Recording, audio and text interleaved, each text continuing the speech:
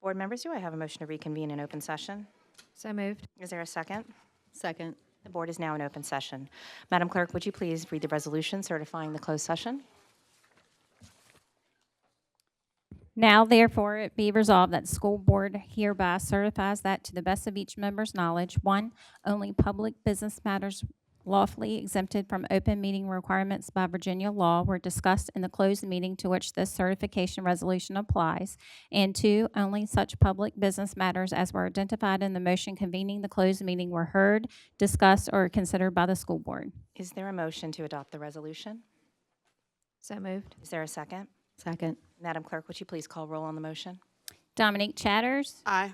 Steve Peranto. Aye. Lisa Hudgens. Aye. Ann Coker. Aye. Dot Heffron. Aye. The motion carries. Is there a motion regarding the first personnel matter? In case number 2024-25/31-HR, it is recommended that the superintendent's recommendation be upheld. Is there a second? I second the motion. Madam Clerk, would you please call roll on the motion? Dominique Chatters. Aye. Stephen Pronto. Aye. Lisa Hudgens. Aye. Ann Coker. Aye. Dot Heffron. Aye. The motion carries. Is there a motion regarding the next personnel matter? In case number 2024-25/32-HR, it is recommended that the superintendent's recommendation be upheld. Is there a second? I second the motion. Madam Clerk, would you please call roll? Dominique Chatters. Aye. Steve Peranto. Aye. Lisa Hudgens. Aye. Ann Coker. Aye. Dot Heffron. Aye. The motion carries. Is there a motion regarding the next personnel matter? In case number 2024-25/33-HR, it is recommended that the superintendent's recommendation be upheld. Is there a second? I second the motion. Madam Clerk, would you call roll? Dominique Chatters. Aye. Steve Peranto. Aye. Lisa Hudgens. Aye. Ann Coker. Aye. Dot Heffron. Aye. The motion carries. Is there a motion regarding the next personnel matter? In case number 2024-25/34-HR, it is recommended that the superintendent's recommendation be upheld. Is there a second? I second the motion. Madam Clerk, would you please call roll? Dominique Chatters. Aye. Stephen Pronto. Aye. Lisa Hudgens. Aye. Ann Coker. Aye. Dot Heffron. Aye. The motion carries. Is there a motion regarding the next personnel matter? In case number 2024-25/35-HR, it is recommended that the superintendent's recommendation be upheld. Is there a second? I second the motion. Madam Clerk, would you please call roll? Dominique Chatters. Aye. Stephen Pronto. Aye. Lisa Hudgens. Aye. Ann Coker. Aye. Dot Heffron. Aye. The motion carries. Good evening, everyone. I'd like to call the December 10, 2024 School Board Business Meeting to order. Before we begin the meeting this evening, I would like to thank everyone for attending and remind the audience that comments to this board may only be made at the podium during public comment period. Comments from the audience are prohibited and are in violation of Section 18.2-415 of the Code of Virginia, Disorderly Conduct in Public Places, and School Board Policy 6141. I appreciate that everyone's patience and understanding so we can conduct the business meeting in an orderly fashion. We will now have an invocation by Mrs. Coker, followed by the flag salute led by Mr. Peranto.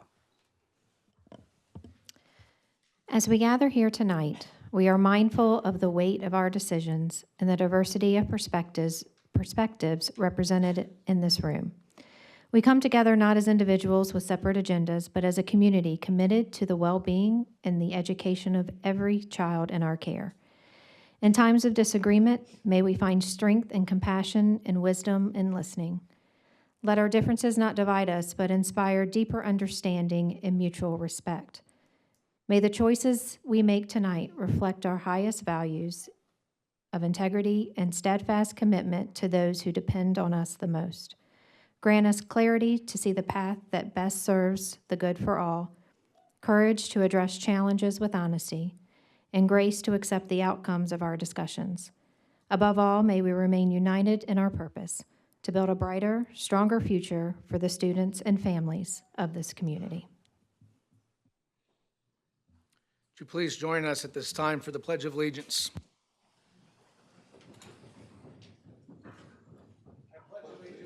the flag of the United States of America and to the republic for which it stands, one nation, under God, indivisible, with liberty and justice for all.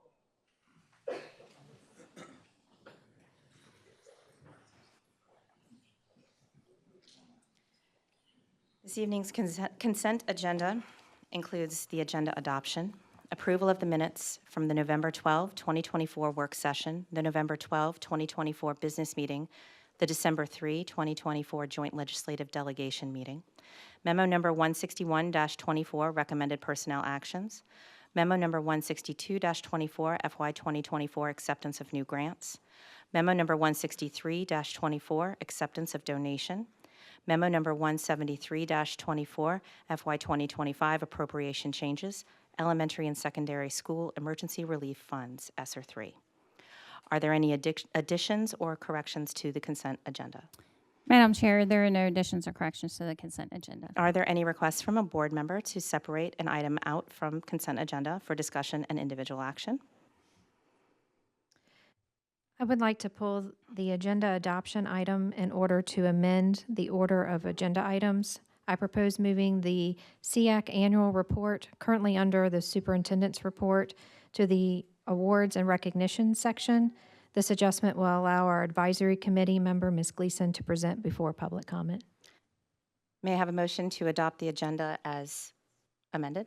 I make a motion to approve the consent agenda as amended. Is there a second? Second. Madam Clerk, would you please call roll on the motion? Dominique Chatters. Aye. Stephen Pronto. Aye. Lisa Hudgens. Aye. Ann Coker. Aye. Dot Heffron. Aye, the motion carries. Mr. Smith, would you please announce our new administrators?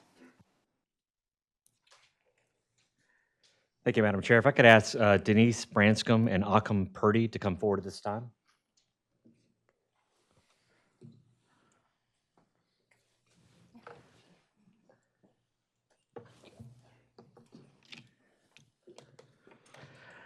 With the board's, if you guys turn around.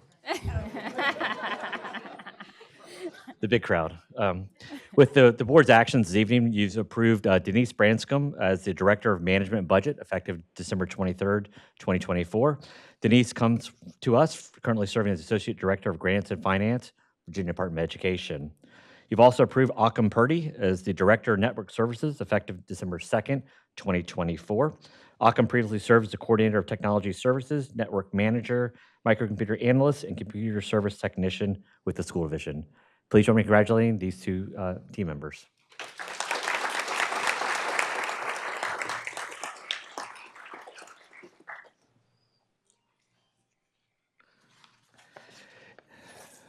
Madam Chair, board members, now we're going to head into our recognitions. And I want to kind of preface this by saying I know we have folks in the room outside the hallway.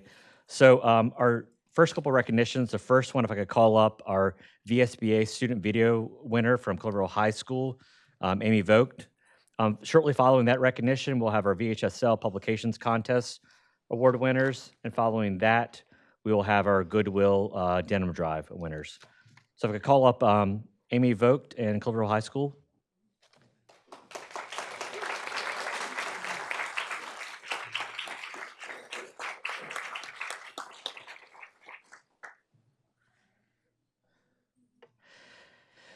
Amy won a top award in the 2024 Student Video Contest sponsored by the Virginia School Board Association. Kindness was the theme of this year's contest, which invited high school students to submit 30-second videos in 3 categories. Amy's video, titled Signs of Kindness, won the top award in the Random Acts of Kindness category. Amy's a senior at Cloverville High School, and Amanda Bernecke is her art teacher. Please join me in congratulating Amy.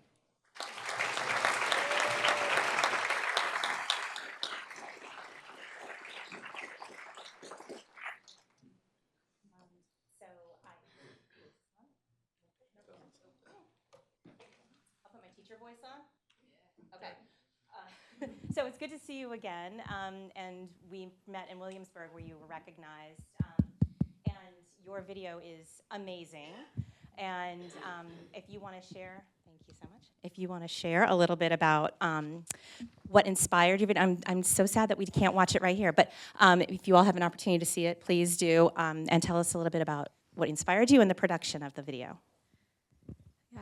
Hello. My video was mainly about kindness towards people who are hard of hearing in school. My school recently just kickstarted an ASL club for American Sign Language, and I'm very passionate about it. I love the community. I love the deaf community. It's a very It's a very wonderful, wonderful community, and I have a personal connection. My dad is deaf in one ear, and I one night we were just like, isn't ASL kind of awesome? And I just kind of like, that's my idea. That's what I want to do with this project, and I'm really happy that it made it all the way to where it is. And don't forget your swag. Congratulations, Amy. If I could call up our VHSL Publications Contest Award winners. Cloverdale High, Midlothian High, Matoaka High.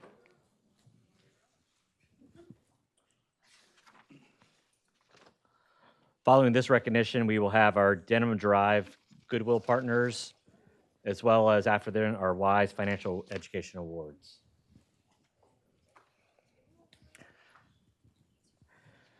The results of the 23-24 VHSL Publications Contest are in, and high schools in Chesterfield County Public Schools won 4 trophy class designations. Cloverdale High won trophy class designation in the magazine division for Passive Cloverdale Literary Magazine. Dan Wallach is the faculty advisor. Midlothian High School won trophy class designation in the magazine division for the Canary Literary Magazine. Jennifer Fisher is the faculty advisor. Midlothian High also won the trophy class designation in the yearbook design for Trojan. Tim Johnson is the faculty advisor. And Matoaka High won trophy class designation in the yearbook division for the Arrow. Nicole Eschman is the faculty advisor. Please join me in congratulating these students.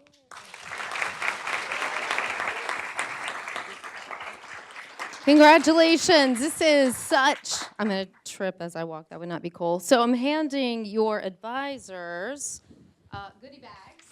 Congratulations. This is a massive big deal, guys. I don't know. Trophy class, unbelievable. It's like states, like winning states. Okay, yeah, congratulations. You did a yearbook and woo, it's, or a magazine, news magazine.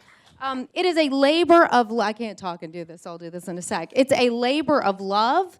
And you all see the students blossom, and you see what students can do. And congratulations to you all. I was a yearbook advisor in my past life. I can do this. I'm a grown person. There you go. Congrats. And so I do know what it takes to put on a yearbook. I never won trophy class. I'm sure if I kept going, I could have. Kidding. But I really appreciate the effort that everyone here has put into this, and you all make us proud. It is a big, big, big deal. And I have one. Oh, yeah, I know you wanted it. It looks good. You can wear it, sir. Does anyone have a little something to say? Did we want to say, I don't know, just how great this was, what you've learned, how you've grown, how proud you are? We'll just start here. We'll say pass. Do you want to? Sure. There you go. Well, I'm personally proud of everybody else in the Arrow staff because we did this with only 15 students covering 1,600 kids in the school and 125 faculty. So I am very happy that other people are able to be here with us tonight. And yeah, I'm really happy and proud of everybody.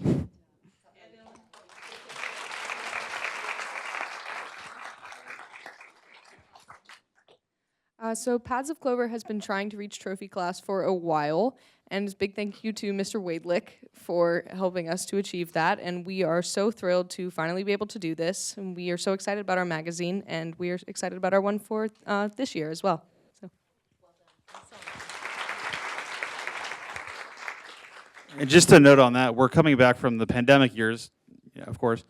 We didn't publish for 2 years, so this is 3 years in a run, and really, like Abby said, trying our hardest, but hats off to all of you. You did all the work, and I'm amazed by you every day. Thank you all. And congratulations to everybody else, too. We all know how hard it is for you guys to get your publications out as well. So well done all around.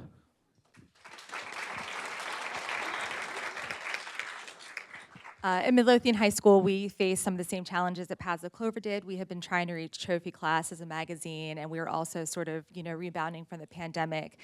We had an overwhelming number of student submissions, and I'm really just so proud of my staff and all of the people that helped to make this possible. So thank you.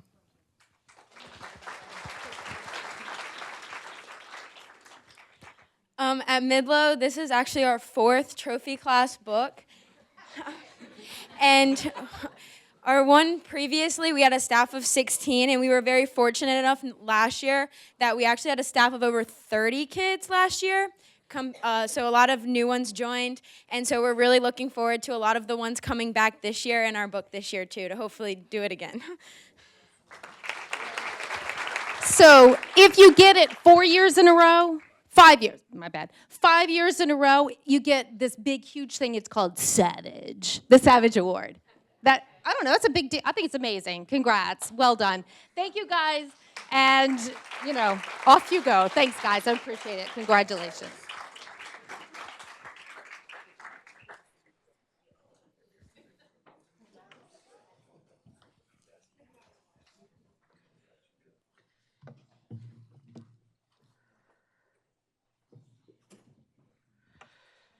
If I could call up now our Denim Drive award winners from the schools, as well as Goodwill and Chesterfield County Council of PTAs. Followed by this recognition will be the WISE Financial Education Awards, and then our art teachers, and then Learning with You.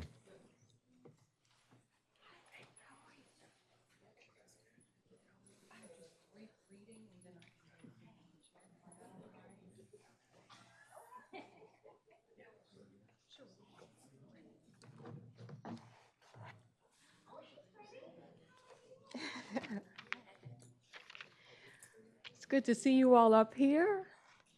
Good evening, everyone. My name is Ilana Sims, and I am the Marketing Project Specialist at Goodwill of Central and Coastal Virginia. We are so excited to be back in this forum to present the winners of the 2024 Chesterfield County Schools Denim Drive. This amazing partnership has been in existence for 16 years, and through Chesterfield County Schools' spirited participation in the Denim Drive and your shopping and donating as a community, Goodwill as a nonprofit is quite literally able to turn jeans into jobs. The funds raised from donation sales are reinvested in our community, supporting local schools and helping individuals who need jobs secure a job immediately and then learn while they earn through Goodwill Academy of Virginia and our life-changing workforce development changing programs. This evening, we'll be recognizing the top 3 donating elementary, middle, and high schools for a total of 9 cash prizes. First, second, and third place prizes were $1,000, $750, and $500. So I'm going to come around and present the checks. But I'd like to thank all the participating schools in Chesterfield County for your participation this year, and we'll be so glad to do it again next year. So I'm going to come around. And while she's making check presentations, I sit on the County Council PTA board. You can do that. I'll just keep talking while you do that. And I just want to say, as a PTA president for about 5 years or so at a couple of schools, I never made it to this level, so I'm envious, but I understand the work that went into being able to even compete. And it's very competitive. If you don't know, Chesterfield is very competitive. If you didn't know that, I'm sure you do. So bragging rights goes to Old 100 Elementary PTA for $1,000 in first place. Let's give them a hand.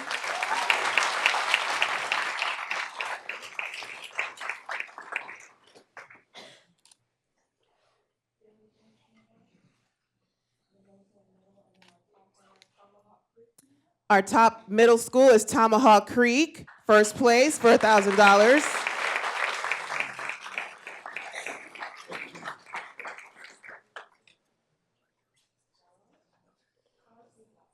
And then first place in the high school division is Cosby High School with $1,000.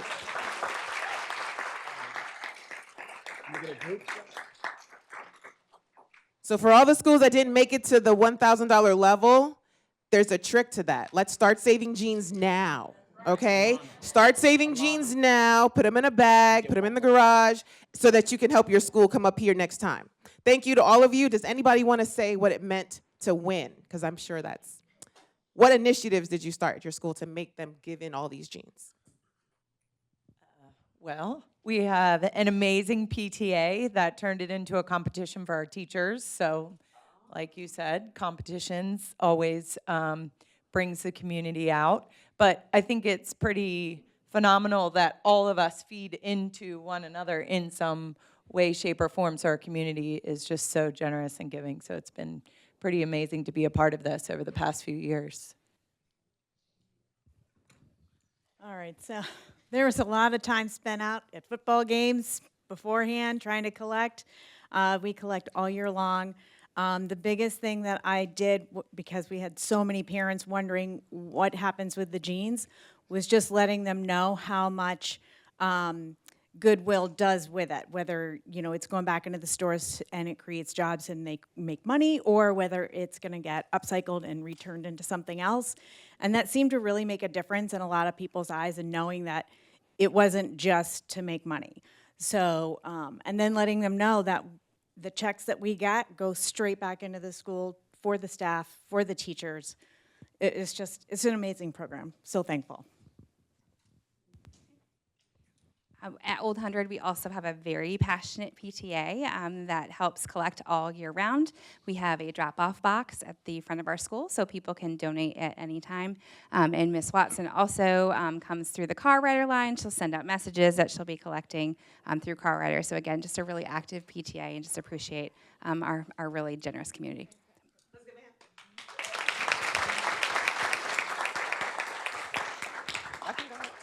Whichever way you want to. You can give me the check if you like. I can take Just out. kidding.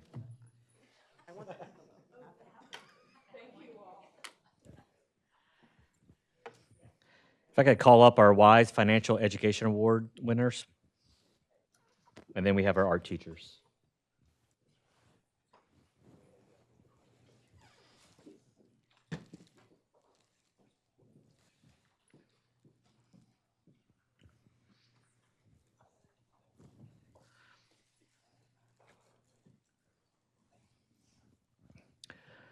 Three Chesterfield County high schools were recently honored at WISE Blue Star Schools: Cosby High, Midlothian High, and Monacan High.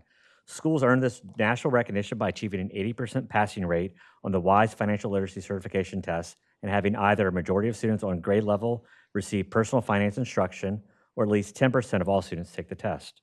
In addition, almost 30 Chesterfield County Public Schools teachers were named WISE Gold Star teachers.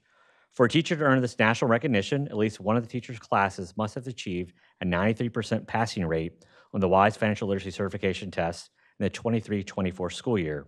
Congratulations to the economics and personal finance literacy teachers who were named WISE Gold Star teachers. From Bird High, Toby Campbell and Brent Diener. From CCPS Online, Letiza Bragg Bullock and Samantha Uzzle. Cloverhill High, Michael Bell, Kyle Miller, and Rebecca Necessary. Cosby High, Jillian Dietrich, Otis Jarvis, Nicola Wozni. Thomasdale High, Felicia Campbell, Patrick Sweet, and Bill Wright. From James River High, Juliana Beatty and Jeffrey Braza. From Manchester High, Brian Graham and Paul Klein. From Matoka High, William De Salvatore and Kendra Paul. From Midlothian High, Thane Bruce, Trish Reese, Brett Ryden, and Gabrielle Taylor. And from Monacan High, Carolyn Mannheim, Meredith Schumann, and Daniel Ziamia. Please join me in congratulating these WISE financial teachers.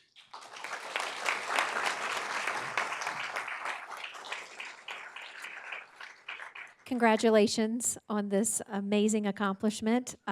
Teaching our students personal finance and econ is a life skill that they need to learn, and for y'all to be able to engage your class in order to teach them this wonderful skill is to be admired, and we thank you very much for that. If you wouldn't mind sharing your name and the school that you represent, and then what's your trick? What's your trick to keep those kids engaged? Well, thanks. I'm Brent Diener, Bird High School, and really, it's the students who worked really hard to get me this award. So the credit goes to them. They took the test, I didn't. I prepared them for it, but it's their hard work that gave me this, so this goes out to them.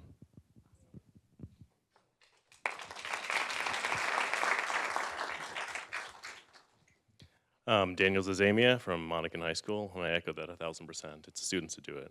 It's a fun subject to teach. It's pretty easy to engage them in it because it's real life practical application, and they can get passionate about it in the classroom. We can do lots of things with it, but really it's the students that do it.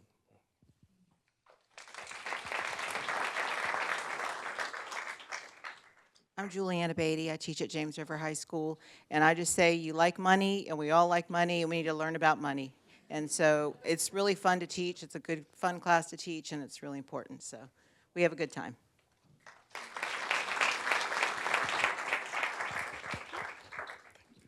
Thank you again, and congratulations.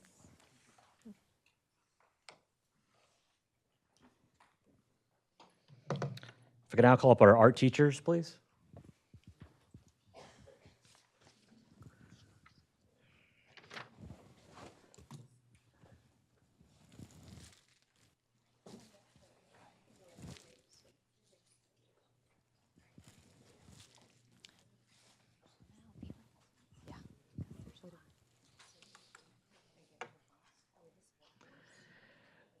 Art teachers from Chesterfield County Public Schools swept the top regional honors from the Virginia Art Education Association.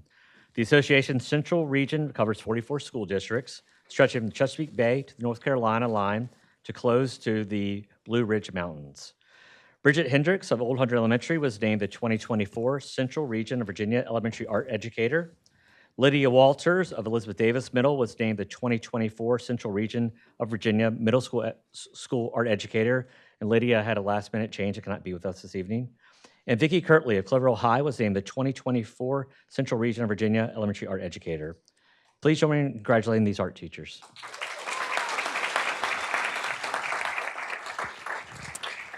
Congratulations. This is unbelievable. Apparently we swept it. Yeah. I mean, I just say it as it is, and look, I handed it out as it. So amazing what we do with the arts that's giving kids that are expanding another part of their brain. We are allowing them in between classroom time to be creative, do all kinds of things. And I would just love, I don't know, whatever you want. If you want a crazy story, if you want what you love about it the most, just tell me how you are doing the best and making us so proud.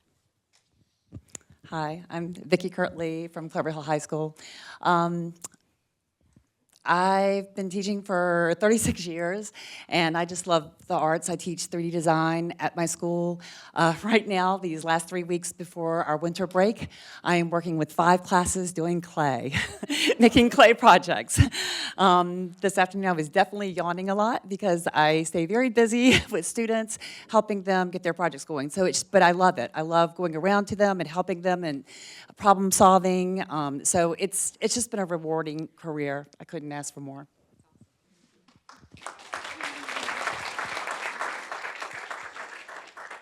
I'm Bridget Hendricks at Old Hundred Elementary School, and I'm just so thankful for my administration and our PTA who are so supportive of everything I do in my classroom and everything I go to them for. They are gung-ho and support me, which some of my ideas are slightly over the top and probably crazy.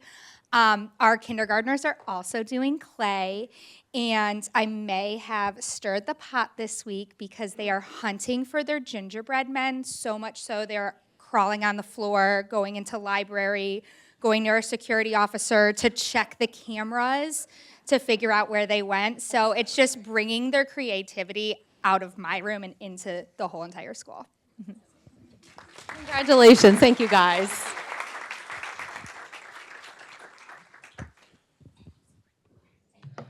If I could now call up our Learning with You participants. And after this recognition, we'll recognize the Greater Richmond YMCA.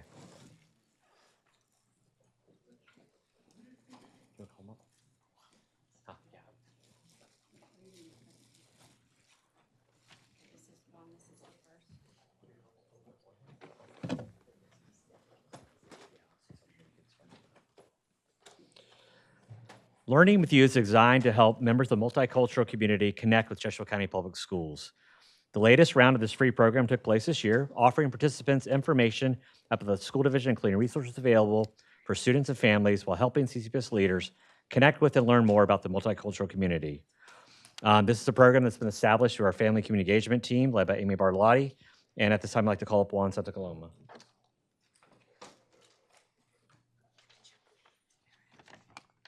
Good evening.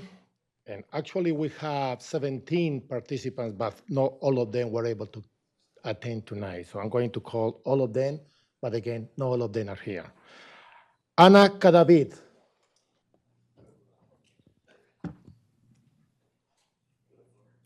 Ana Luna. Hugo Amador. Dalia Yasmín Tejada. Elizabeth Castellanos Romero. Laura Barrios. Amy de la Cruz. Juanita Morgan.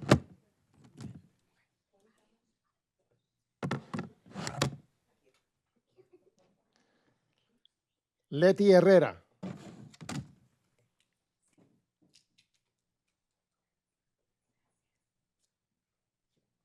María Paulina Rodríguez. Yuleni Murillo.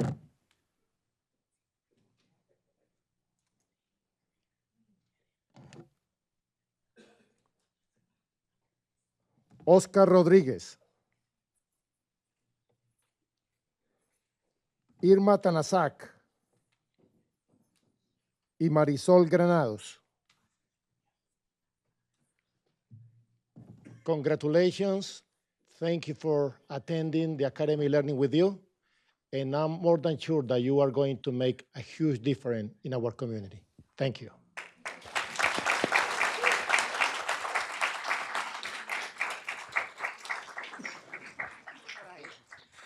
I just want to say that the dedication that it takes, that you've taken to do Learning with You shows your commitment to the county, to learning more and bringing it back to your communities.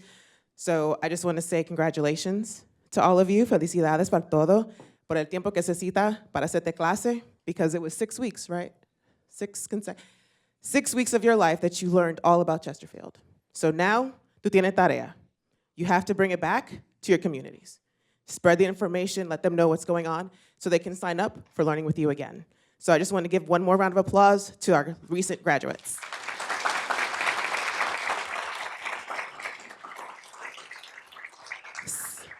Si alguien quiere decir algo, una persona, vamos a ver. We have one person who's going to speak for the group. Hello, I would like to say thank you to, Learning with You program. I would like to say thank you to the presenters, to the schools, because of the valuable opportunity. And also to Juan for the opportunity. I'm from Colombia too, and I always admire his humility, his leadership, organization, and preparation. I'm very proud of him. Thank you so much. Thank you. Tú puedes citar. De nada. Siéntate.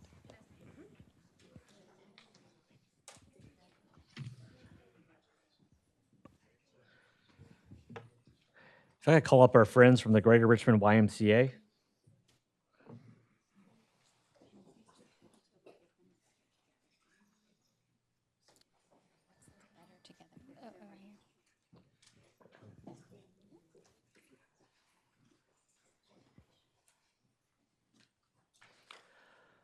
Public education is the foundation of American democracy, and the work of Chesterfield Public Schools teachers and staff members demonstrates the transformative and uplifting power of education in our community. But our school division doesn't operate in isolation as we work to educate 64,000 students and help them find their path to success. Tonight, we recognize the Greater Richmond YMCA, which is a strong champion making a difference in our school division. Several YMCA representatives are here tonight as we celebrate their support through initiatives such as before and after school care, Bright Beginnings, teen leadership programs, second grade Learn to Swim classes, and other impactful efforts. Please join me in congratulating these community partners.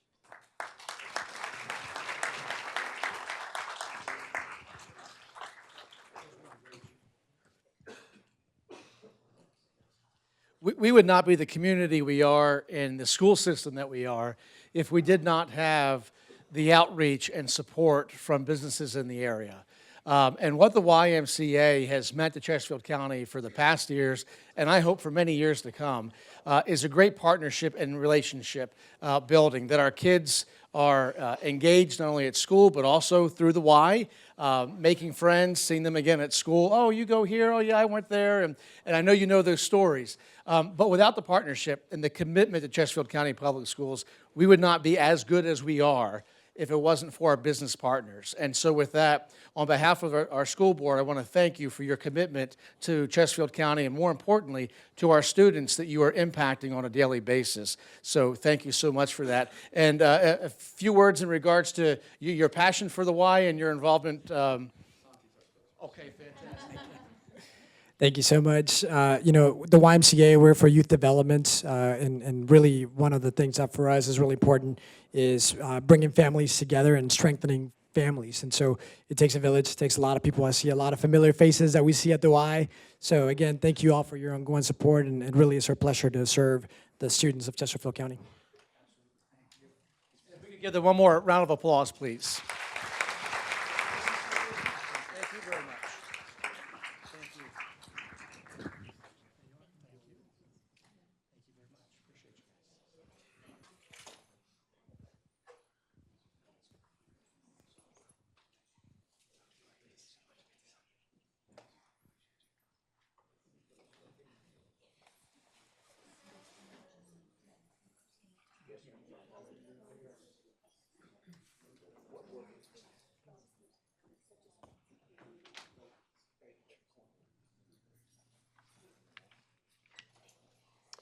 Good evening, Madam Chair, board members, Mr. Roberts. It's my pleasure this evening to present to you our Outstanding Drivers of the Month.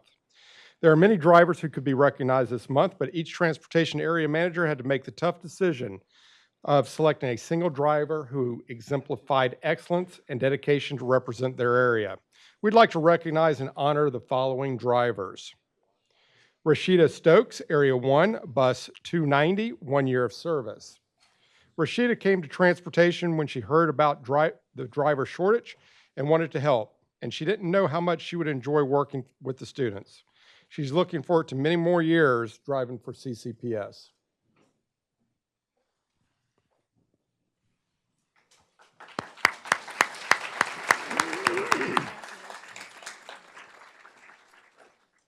David Luzzy, Area 2, Bus 732, 2 years of service.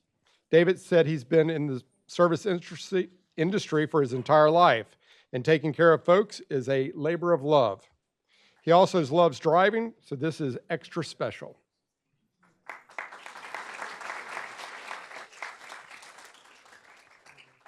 Marianne Mikowski, Area 3, Bus 510, 2 years of service. Marianne says she loves being a bus driver because she's gotten to see her kids grow up over the past 2 years.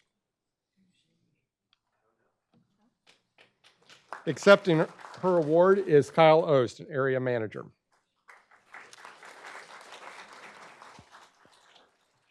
Patty Floyd, Area 4, Bus 718, 9 years of service. Patty says she loves being a CCPS school bus driver. It gives her the opportunity to give back to her community by providing our students safe transportation to and from school. Patty hopes to leave an impression on her students like her bus driver did for her years ago.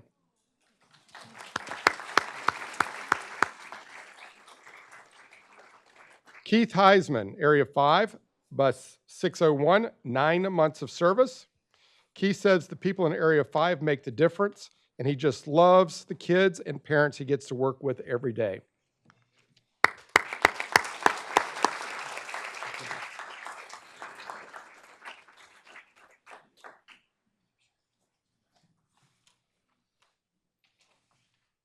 I just want to say on behalf of the Chesterfield County School Board, congratulations. This is quite the honor to be representative of your area as being recognized as being fabulous bus drivers. You have a very important job to get our children to and from school very safely, and you do it very well. And your comment about your bus driver making an impact on you, I know each one of you make an impact on all the students that you drive to and from school. I can speak a little personally that my children have come home with wonderful stories about conversations that they have with their bus drivers and how you make them smile as they get on the bus and then they get off the bus in the afternoon. So thank you very much for all that you do. Do you have any family in the audience? Anybody want to recognize them? Stand up if they're, or wave your hand. Thank you for supporting our bus drivers. Thank you very much.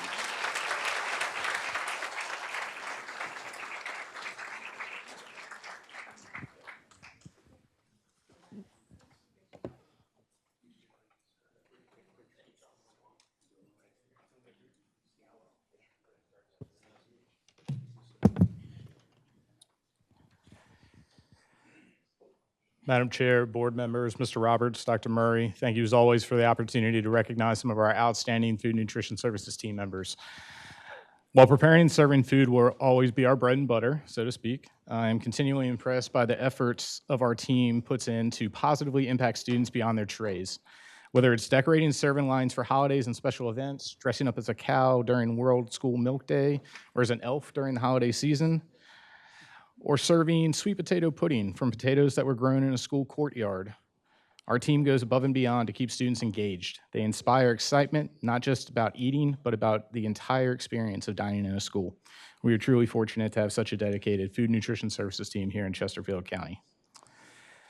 We have 5 nominees with us this evening. Our first, who's not able to join us, is Ellen Basham. Ms. Basham is a food service associate at Thomasdale High School. She's been with the county for 3 months. She says, I like that everyone works together as a team. I think the best part of my job is the kids, being able to serve them and get to know them. So very thankful. Next we have,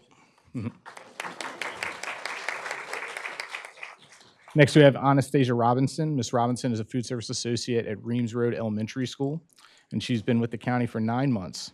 She says, what I love about my job is seeing the smiles on their faces and saying thank you after they receive every meal. It really makes my day.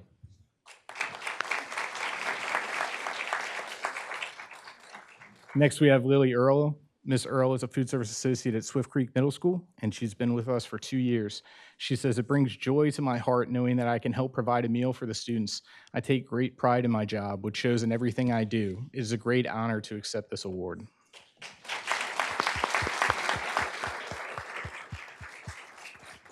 Next, we have Linda Eggleston. Ms. Eggleston is a food service associate at Marguerite Christian Elementary School, and she's been with the county for 4 years. She says, the best part of my job is seeing the children get excited about what's for lunch and making sure it's served to the best of our abilities.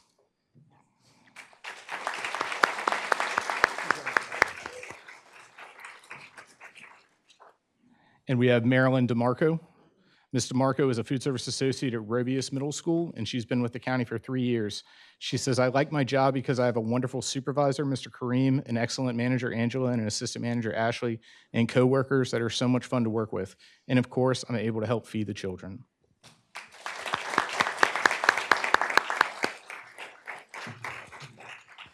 Now, I don't know about anyone sitting in the audience who has kids that attend Chesterfield County Public Schools. I can only speak for my son.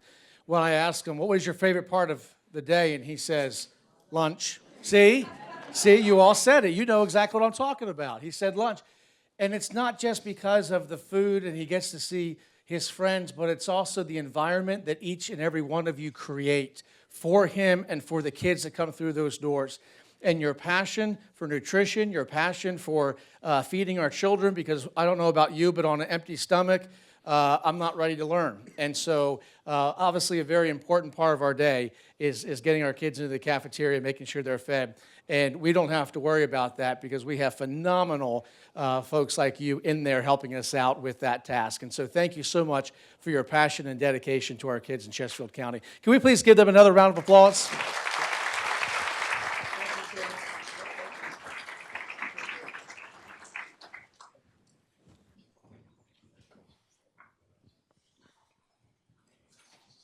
Next, we have a report from the Special Education Advisory Committee with Ms. Gleason.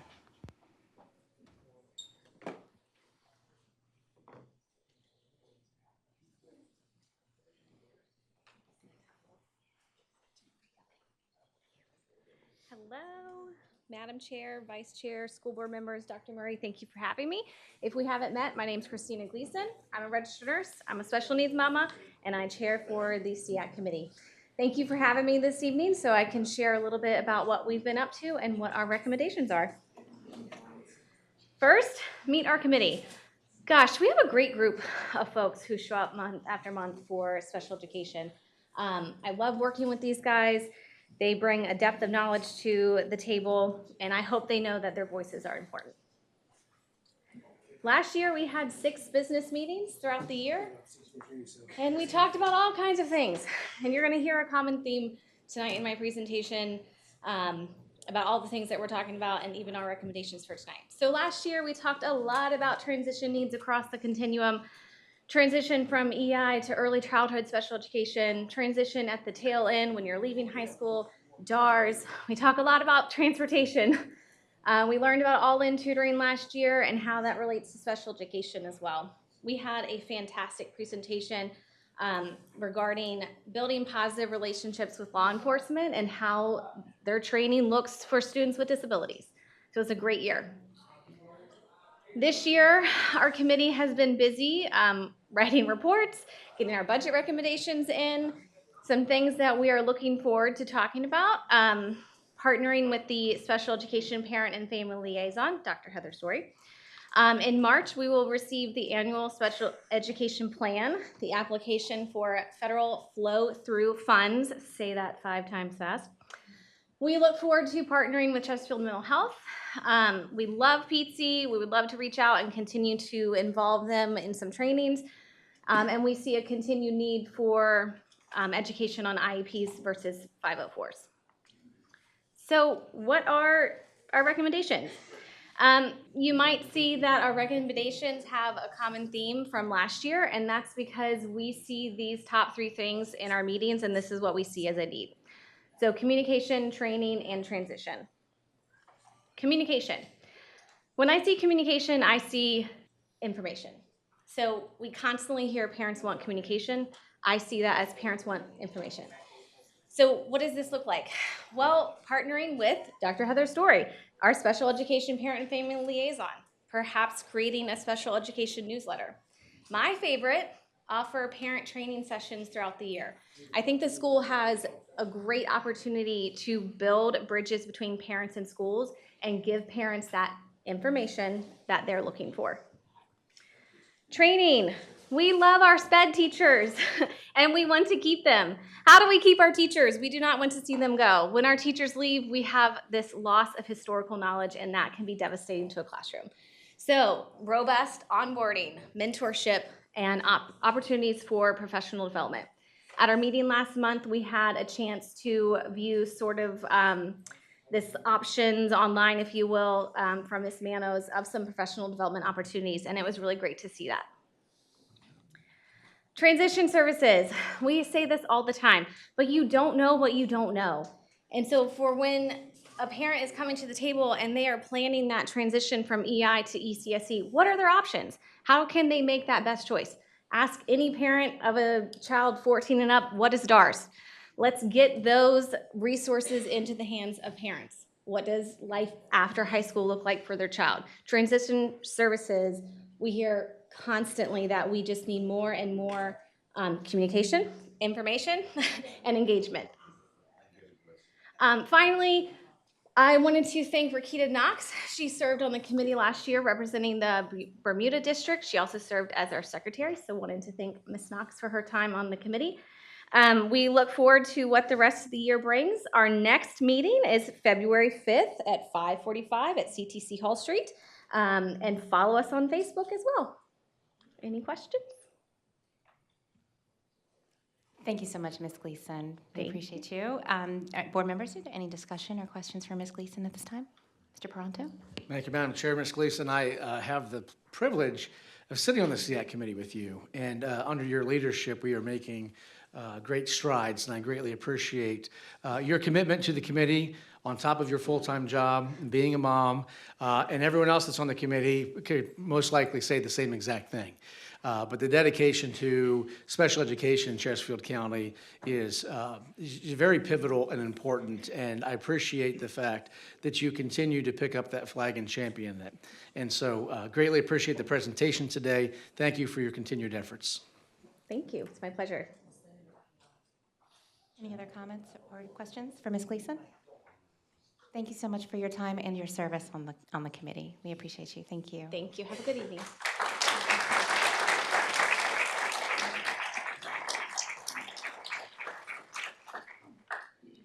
Next, we have public comment.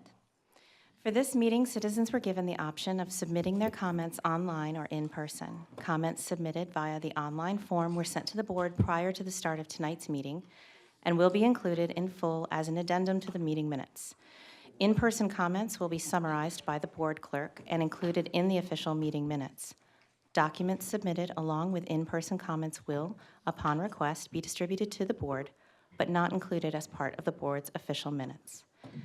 This evening, in the interest of time, and to ensure that each registered speaker has an opportunity to address the board, this evening's speakers will be limited to 2 minutes each. We also ask the audience to refrain from applause. Madam Clerk, would you please announce the first 5 speakers for this evening's in-person comment? Madam Chair, this evening we have 136 speakers. I will call speakers up in groups of 10. Kindly line up in a single file line along the side of the wall to prepare for your turn to speak. Each speaker will have 2 minutes to address the board.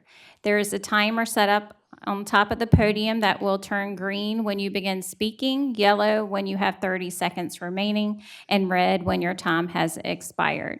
As a reminder, no personal belongings other than a cell phone and speaker notes are allowed at the podium. Please have your materials organized in a manner that as you arrive at the podium, you are prepared to start speaking. Please note that comments equivalent to campaigning for any public office are violation of School Board Policy 1110 and are prohibited.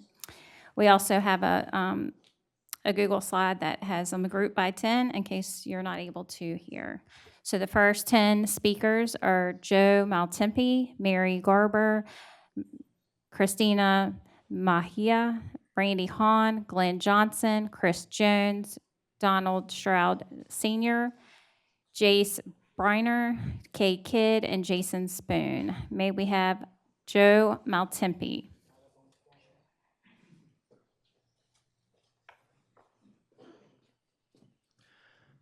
Good evening. I'm proud to open up tonight's discussion. First, my name is Jim Altempe. I am a 2005 graduate of Thomasdale High School. I went on to college and received a chemical engineering degree and have since gotten my professional engineering license. I have 3 kids that live with me and my wife, and they're 9, 6, and 3.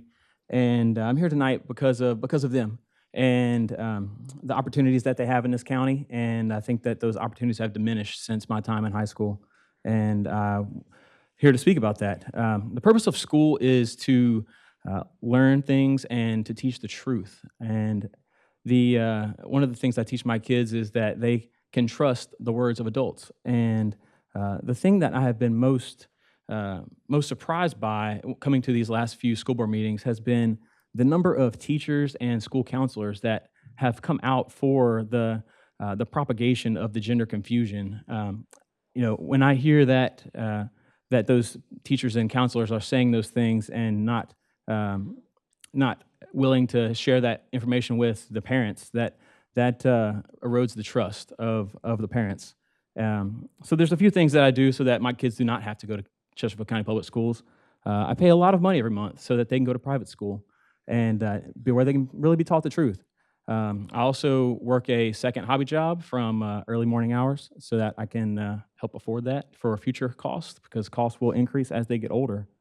One of the things that I didn't need any education to know was that over 6,000 years of human history, men and women do not switch genders. All of human history, there's never been one. Not one has switched. And the current model policy, you school board members are propagating that confusion that can be said. So to that point, my kids will not darken the door of Thank Chesterfield you, County Joe Public Schools. Maltempe. Your time And has please support expired. the November policy 1015. Thank you. Thank you. Mary Garber. Please refrain from your applause. Okay, first I want to say this isn't an us against them thing here. I think everyone in here agrees that children are valuable, important, and worth protecting. And parent involvement is vital to this mission. My name's Mary Garber. I'm a longtime resident of Chesterfield, 30-year employee with the Chesterfield Police Department as the child safety coordinator. I work so closely with the school system. I am sorry for what the gentleman said before me, because he should feel good about sending his children to Chesterfield County Schools, but it has changed. And I'm here tonight because I'm concerned. I work closely with the schools. My job description as child safety coordinator was clear. Policies that I had to follow. It was understood that while I was in uniform or working, I represented the police department. School staff need to have the same clear policies concerning parents' involvement in child's education. Over the years, I've worked both privately and professionally on boards, task force, community groups, helping to protect the children. And working with the schools, social services, mental health, we never doubted the importance of keeping parents informed. That's why I was concerned when I saw how the language had changed from November to this December draft that was made.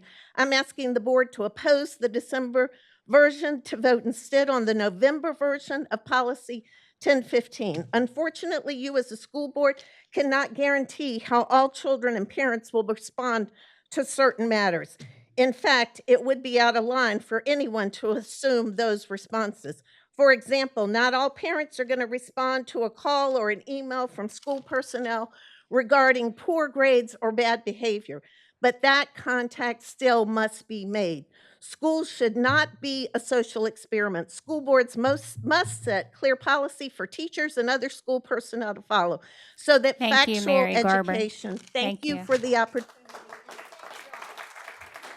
Please hold your applause so we can have the meeting in a timely manner. Christina Mejia. Hi, I am a school counselor as well as a mother of 2 students here in Chesterfield.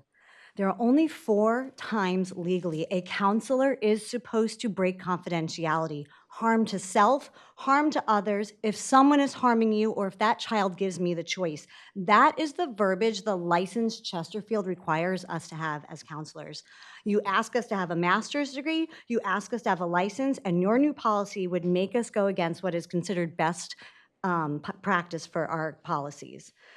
The false narrative that we as counselors are pushing some sort of agenda is just not true. School counselors are not therapists that see children individually all day. Many of us are putting out fires in your buildings, going to 504, IEP meetings, teaching lessons, trying to deal with conflict resolution. We are supposed to be the safe voice for our students so that they can tell their story when they are ready to. This baseless new policy with its false agenda risks isolating students who need the support. Are you aware that there have been over 1,200 threat assessments done for self-harm this year alone in Chesterfield? I don't know if you've sat and heard children tell you that they hate their lives. I have. With your new policy, I'm afraid that this number is just going to increase. If your child doesn't feel safe telling you about their sexual orientation or gender, that is a home issue. That is not a school issue. Counselors do not want to be mandated by the school board to be put in the middle. Our job is to teach children how to effectively communicate their feelings in school and home so that they can be regulated enough to be educated. It is now a fear that these students feel like they can't trust me. And trust me, they will feel more alone, more isolated, and more disconnected. Counselors are not this Band-Aid for some problem you're creating. If your current policy is going to work and you're okay with one child trying to commit suicide, that is on your hands. Please, when is this going to end? The job of the school counselor is to protect the child. Please care more about children than your votes. Right.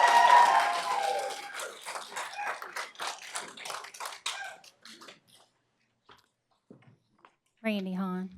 My name is Randy Hahn. I've worked and lived in Chesterfield County for over 20 years, pastor at the Heights Baptist, father of 4 kids raised in Chesterfield County Public Schools. Thank you for revisiting the model policy. Thank you for the version presented in November. I understand my view is not the only view. I respect that you're trying to acknowledge and serve more views than just mine. And to be clear, my view is not about gender issues. Obviously, that's the issue on the table. My concern is policy that allows the school to leave parents out of the process on any issue for any amount of time. If we can come to the conclusion on one issue that parents should be left out, then we will come to that conclusion on other issues in the future. That is a reality, and that view does not represent the large majority of parents in Chesterfield County. I've yet to meet a parent who understood the policy we are currently under and wasn't shocked to find out. Let's not turn right and wrong into a circus of who can get the most people here on a Tuesday night in December. If you're doing a good thing, then let parents know. Write a simple, clear, one-page letter home, letting them know the school board does not believe it's necessary to have clear language and policy guiding teachers and administrators on what a parent has a right to know about their children. The November version of the model policy is common sense. It's what's already been accepted through most Virginia school districts. Please join them. Thank you.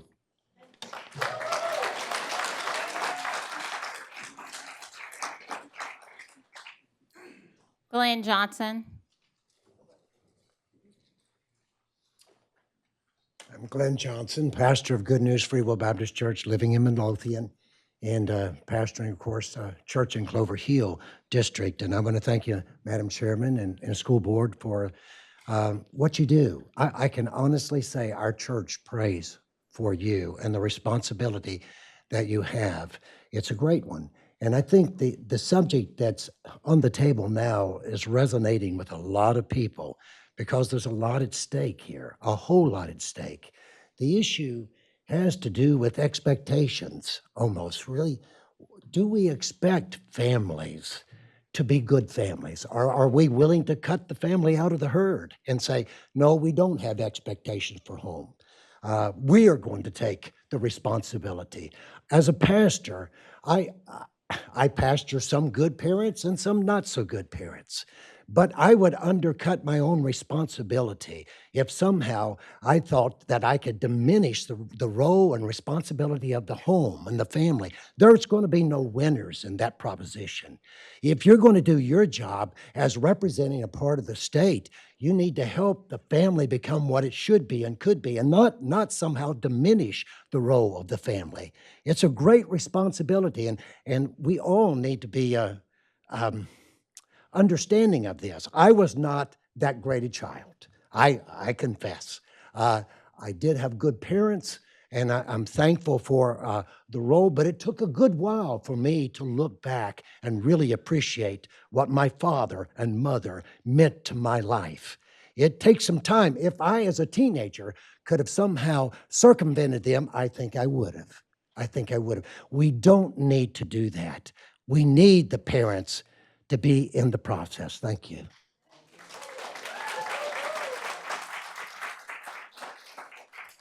Chris Jones. Madam Chair, Madam Vice Chair, other members of the board, Dr. Murray, and CCPS staff members, good evening. My name is Chris Jones, and I am a Matoaka District resident with 4 children, the youngest of which is a 6th grader at Swift Creek Middle. I am grateful for the opportunity to stand before you and share my position on Deep Creek zoning. To begin, I want to ensure you have my point of view on why option 1 is the appropriate option for all students in our district of the county and for the positive ripple effect it will have in other areas of the county as well. Capacity, CBG programming, transportation, feeder pattern integrity, and quite frankly, all the planning objectives outlined by Josh Davis in the presentation are clear reasons why option 1 is the best and right choice. In addition to the objective measures, I'd like to speak to the double split the children of Hampton Park currently endure. They are first split from their friends from Winter Park when they go to Swift Creek, and then split from those friends when they go to Cosby. You have the power to fix that with your vote this evening. There are 2 questions I'm hoping you will take time to address during your discussion on the agenda item for the Deep Creek zoning decision. The public deserves to hear that dialogue. First, I'm struggling to reconcile how the presentation was released to the public with 3 options, all including Hampton Park, and option 1 labeled as recommended, only to be changed to include an option 5 that deleted Hampton Park families and students in favor of adding the Foxes. Your public discussion would be helpful for all of us to address why the change was made. And second, Mr. Peranto, at the last school board meeting, you stated you had a 4th grader at Woolridge. Do you live in one of the Fox Creek neighborhoods or one of the Fox neighborhoods? If so, does this constitute a personal interest as defined in both School Board Policy 1050 and in the CCPS School Board Member Code of Conduct, the one that states, I will refrain from using the board position for personal or partisan gain and avoid any conflict of interest or the appearance of impropriety? It would be helpful for the Matoaka District to hear you make the case for why option 1 is the best option for Chesterfield. To be Thank you, clear, Mr. Jones. Thank you. Donald Stroud, Sr. Yes, how you doing? Good evening. Good evening tonight. My name is Donald Stroud. I have been in Chesterfield since 1981. I've had 3 children to go through the school system. Now I have 5 grandchildren. 2 of them are school age. But I don't trust, and we don't trust this county to educate them. I'm sorry to tell you that. But one step you can make, I would like to see that change, that I can trust. The one step that you can do is go to the original Youngkin Plan, Policy 1015, and adopt it. Not the watered-down version that is offered tonight. It took this board, and I know that you weren't on there, some of you, but it only took this board 30 days to approve the Governor Norkin's plan, and you know what that is. I don't have time to go into it. But we've been waiting a year and a half, and all of you have been on this board, to adopt our governor's plan, Youngkin's plan right now. Kids can't buy alcohol or tobacco. They can't vote. They can't even get a tattoo without a parent's guidance. But this county thinks they can decide that they can change their gender and keep the parents in the dark. That has got to end, and it's got to end tonight.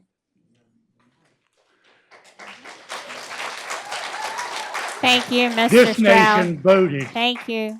Your time has expired. Thank you.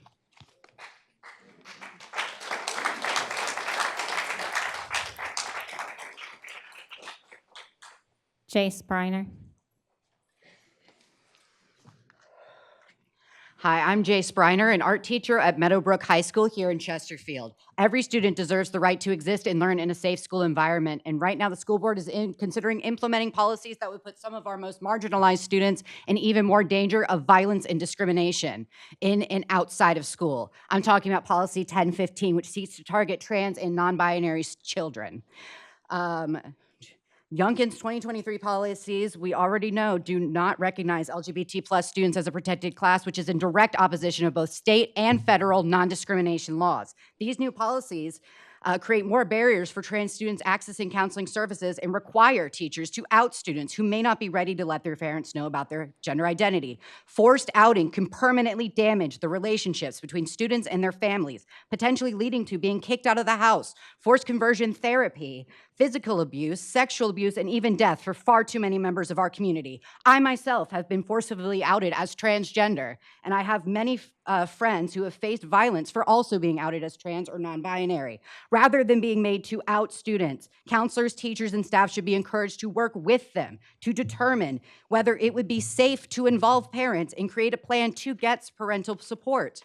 Most of our current conversations around the safety of students and the acknowledgement of trans and non-binary identities have been focused solely on the so-called danger that trans students pose to other students, and rarely the safety of trans students themselves. A recent study by Nature and Human shows that these discriminatory policies increase suicide attempts by up to 72% in trans and non-binary children, ages 13 to 17. Please, please do not put our students' safety and lives in danger by implementing discriminatory policies. I'm gonna use the rest of my time to read a few comments from trans students that I teach. I go to a school where it's possible to get jumped for being outed as trans. This is harmful and it could cost lives. I would be kicked out if I was outed to my family. Thank you, Jay. Thank you. Okay, kid.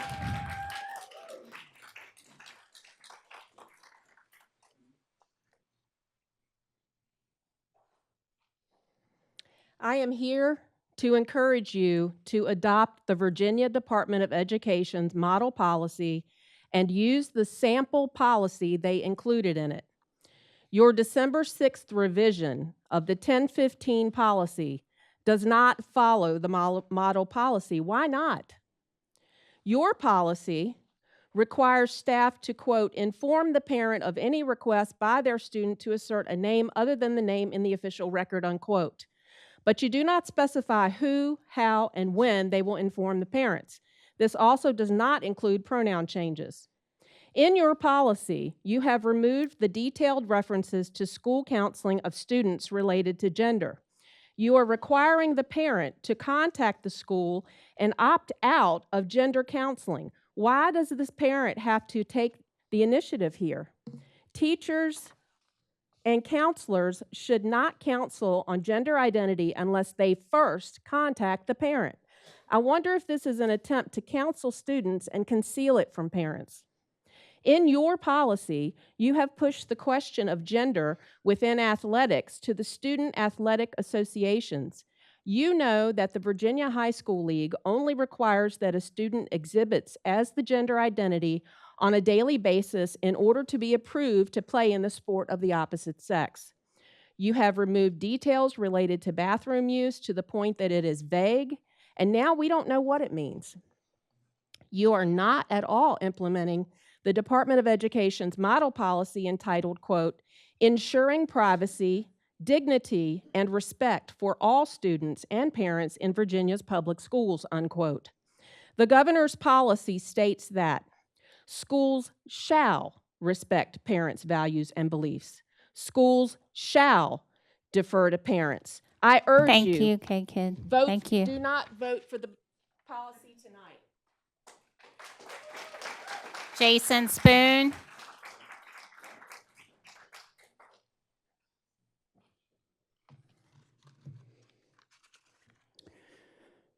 My name is Jason Spoon. I'm the director of Speak Up Chesterfield with all the Protect Every Kid signs back here.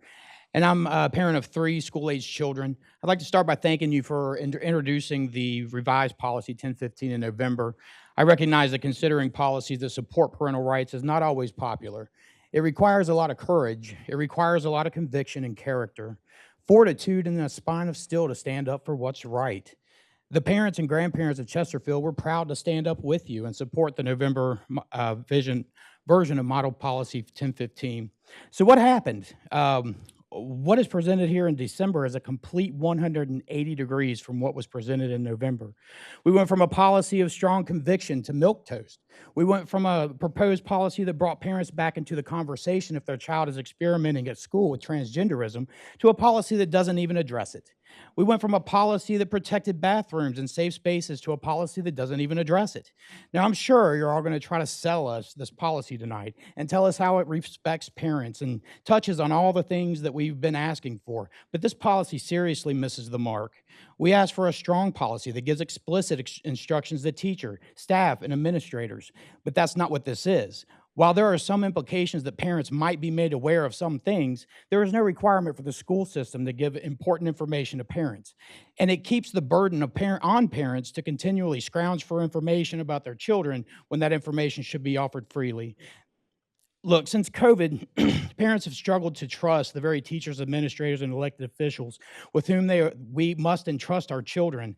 Parents were hoping that Policy 1015 might help to repair that trust, but this body might finally extend a hand of partnership to parents of Chesterfield. It's as if we're to assume that you know better than us about how best to treat our children.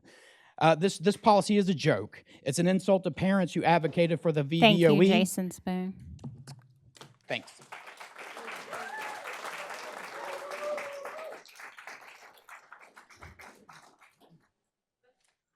Madam Chair, we'll call up the next group of speakers of 10. Allison Creary, if you could line up to the right or along the side of the walls. Allison Creary, Deanna Lewson, David Gorman, Catherine Patterson, Robert Matos, Jaheda Madalid, Mary Harvey, Gina Pommering, Jackie Slamaker, and Josh Hetzler. Allison Creary.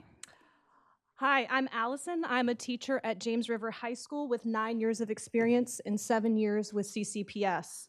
I've come here tonight to make clear some issues with the current drafted policy 1015 and how it will negatively impact the functioning of staff and students and how it contradicts itself in problematic ways that will cause other problems. Realistically, many teachers are not going to follow this policy. Either they will rather spend their time actually instructing students and planning lessons and grading student work, or because they fundamentally disagree with the policy's discriminatory foundation that ultimately harms their students. Administrators will then be faced with potentially hundreds of teachers not following school board policy. What are these administrators to do? They will have to decide on how to consequence these teachers. This will take time, probably many meetings. Whatever consequence they decide will take time, probably many meetings, probably many disagreements. Is this the best use of administrator time? Before you pass this updated policy, you should deeply consider, how would you like for us to spend our time? Second, I'd like to address a glaring contradiction that will cause confusion and more problems, that will distract from the actual work of teaching. This policy at once prohibits harassment and bullying and then creates the very conditions that give rise to harassment and bullying. The revision of Section 3 states that school personnel who do not use a student's preferred name will not be found to have discriminated or harassed a student.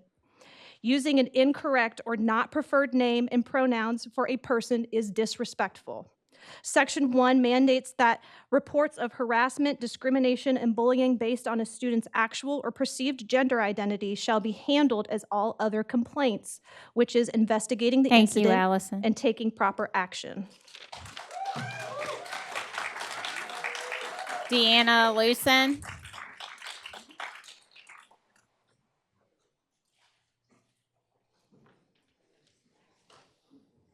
Deanna Lewson.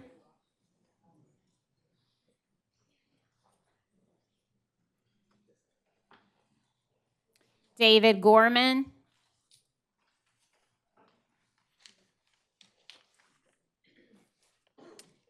Hello again. I'm David Gorman. I'm a school counselor here in Chesterfield, here to speak again about draft policy 1015. So first, I want to thank the school board for some of the recent changes compared to the November policy, that you removed some aspects that would harm transgender students and disrupt the counseling services of all students. I appreciate also that you put back in the required training for mental health professionals regarding safety and support of LGBTQ students. Thank you for being receptive to our feedback and our concerns.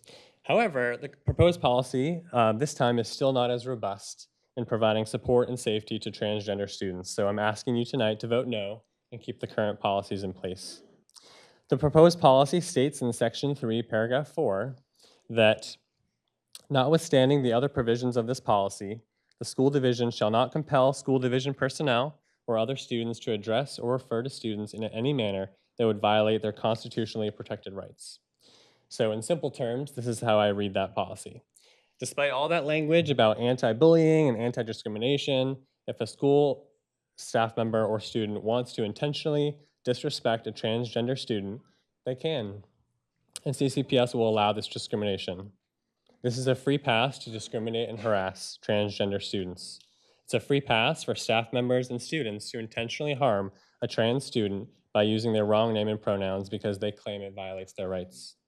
Here are 2 scenarios of how this could play out for a trans kid. Let's call him Jason. Jason's science teacher refuses to call him Jason. He refers to Jason as Judy and uses she/her pronouns. Jason hates going to science and facing daily disrespect and harassment from his teacher. His science grade could drop because he's distracted and disengaged.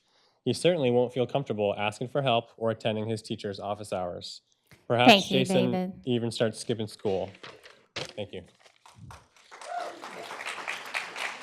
Catherine Patterson.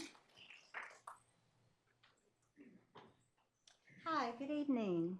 My name is Catherine Patterson, and first, I'm very thankful for all of you for the time you spend in service to our students, and I know you wouldn't be on this board if you did not love our students and want the best for them. That's why I'm very concerned and actually in shock that you have revised the policy of 1015 you have made since the November meeting. Key steps regarding parental rights and how to handle transgender issues have been taken out and substituted with language that is vague and unclear. I'm asking for tangible, concrete steps making it clear no policy or guidance from the school can encourage or instruct teachers to conceal relevant information from parents about their kids, especially regarding gender experimentation at school.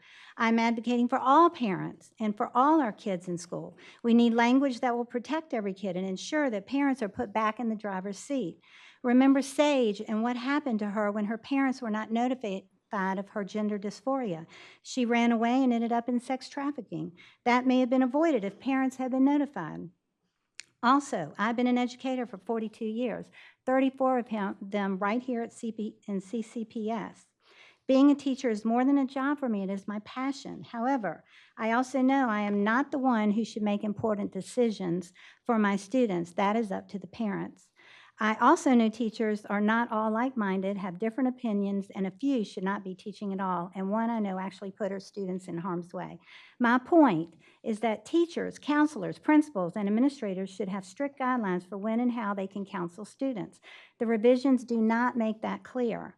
Finally, regarding bathrooms and locker rooms, it's just plain common sense that students use them according to their biological sex.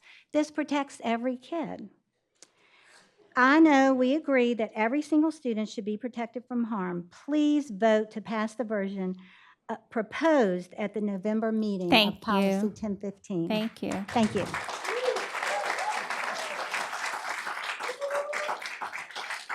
Robert Matos.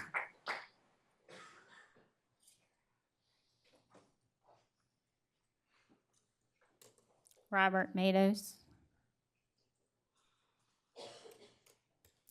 Jahaden Madalid.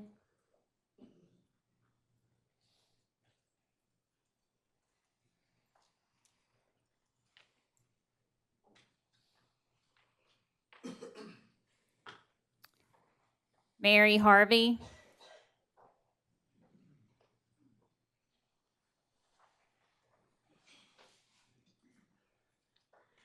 My name is Mary, and I've been a resident of Chesterfield County for over 45 years. My 2 children went to Chesterfield, and I had a grandchild that also went. I am here to support the rights of parents to raise their children. It is wrong for the school system or school counselors to assume that parents will be against their child's new transgender identity. The parents love, care for, and support their children more than anyone at the school ever could. And let's acknowledge that in most cases, the mom who carried the child for 9 months and gave birth to the student is right here in her child's life. Stop trying to replace the parents. You do not have a right to hide information from parents, nor should parents have to request information from you in writing. Anytime teachers or staff observe any medical, psychological type changes in a student, the parent should be notified immediately. Whether it's a broken leg, trouble breathing, suicidal comments, or experimentation with gender identity. Chesterfield County is opening itself to lawsuits from parents if and when something happens to a student because of the lack of timely communication to parents, or because a child is assaulted by another student. We've already had that. Who was in a bathroom or locker room that does not match biological sex? Biological boys should not be in a girl's restroom. Would either of you women like to have that in a bathroom that you were going to? If you let this, Thank you, Mary. if you let Your them- time has expired. Wait.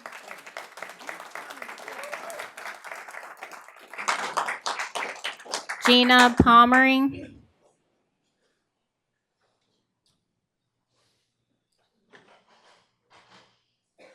Gina Palmering.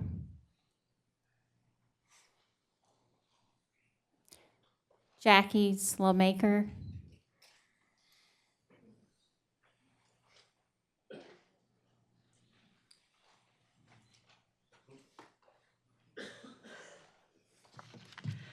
Good evening. My name is Jackie Sleemaker. This is my 16th year as a school counselor for Chesterfield County. I'm also a Chesterfield County parent.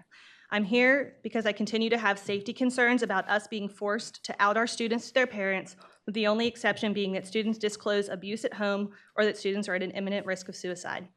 I've had great working relationships with parents in my career. We might not always agree, but we always find common ground in wanting what's best for a child.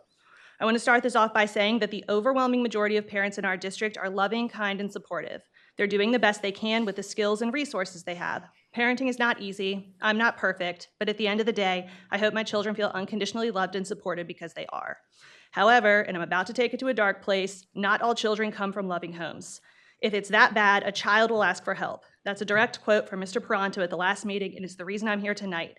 Some of you have never looked a child in the eyes who is terrified to go home and it shows. I've been in that position more times than I've ever wanted to be. We don't know what goes on behind closed doors, and I'm not talking about kids who say my parents are going to kill me hyperbolically. I'm talking about the kids who genuinely fear their parents. I've seen marks on children and heard stories of abuse that will haunt me for the rest of my life. The kind of horrific things that make me come home at the end of the day, hold my own children close with tears streaming down my face. Even in the most extreme cases of abuse that I've reported, it took those children months or years to tell an adult.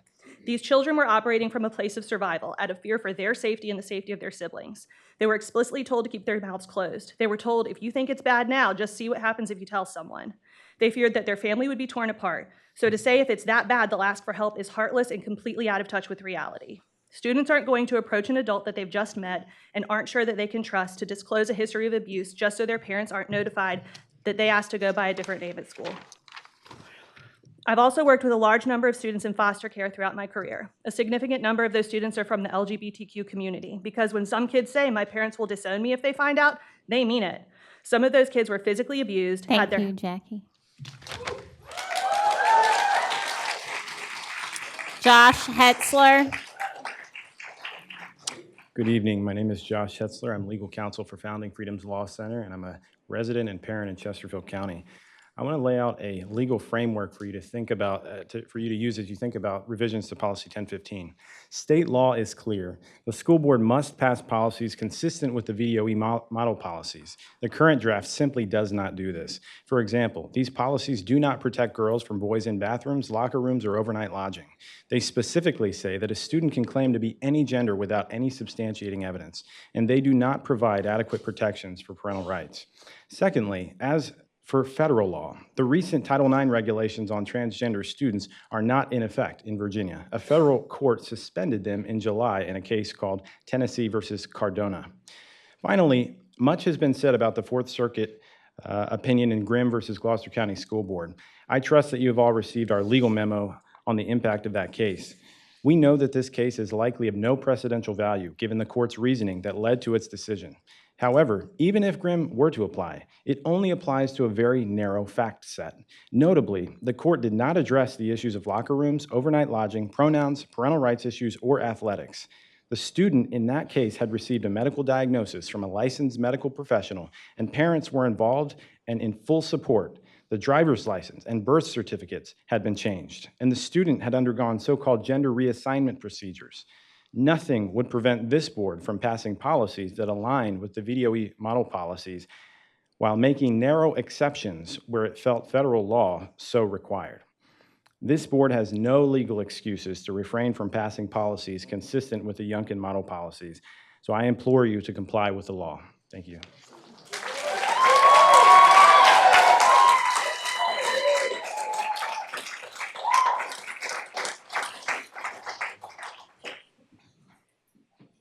The next 10 speakers are Virginia Lafser, Peter Pazarek, Chris Bosola, Andrea Torres, George Burdine, Olivia Gunter, Margot Spiegelthal, Sarah Abraham, and Adam Mansfield.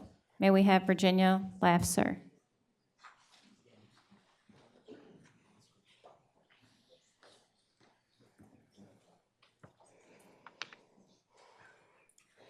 Thank you all for being here tonight. It's wonderful to see so many people come out to support trans students. I am a mom of 3 children living in the Clover Hill district. I am also a member of the LGBTQ community, if you could not tell already. Over the weekend, my spouse called to me from the other room in a panic. He was scared and didn't know what to do or say. One of his friends, a trans woman, was chatting with him online, and she said that she wanted to end her life. The results of the recent election made her life that much harder. She is receiving threats and harassment due to her identity. She is scared and does not see a path forward. Now, I have some training from my previous job on how to talk to people who are suicidal, so I hopped on and helped him figure out what to say. We shared some hotlines and some other resources with her too. The chat ended on her deciding to stick around for her spouse's sake, but she is still very much depressed and struggling. I do not want this to be the future for my kids, their friends, or any other kids who are developing their own gender expression. I don't want them to feel so unsupported that they consider ending their lives. You may think that I am being dramatic or hyperbolic, and I assure you I am not. Research from the Trevor Project reports that kids attending schools with even one anti-LGBTQ policy, of which the current draft of 1015 has several, are experiencing much higher rates of anxiety, depression, and serious thoughts of considering suicide. And up to a quarter of these kids reported actual suicide attempts. You have a choice here tonight to make a real and lasting difference on these students' mental health. Their lives are depending on it. Are you ready to show that you care?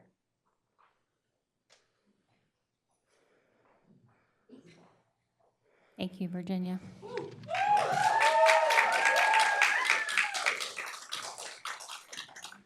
Peter Pazarek.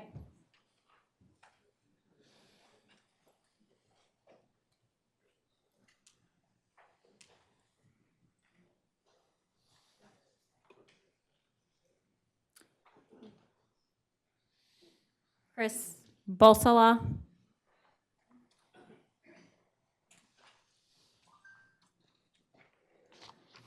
Good evening, members of the board. My name is Chris Basola, and I am the co-founder of the Endowment Project Foundation.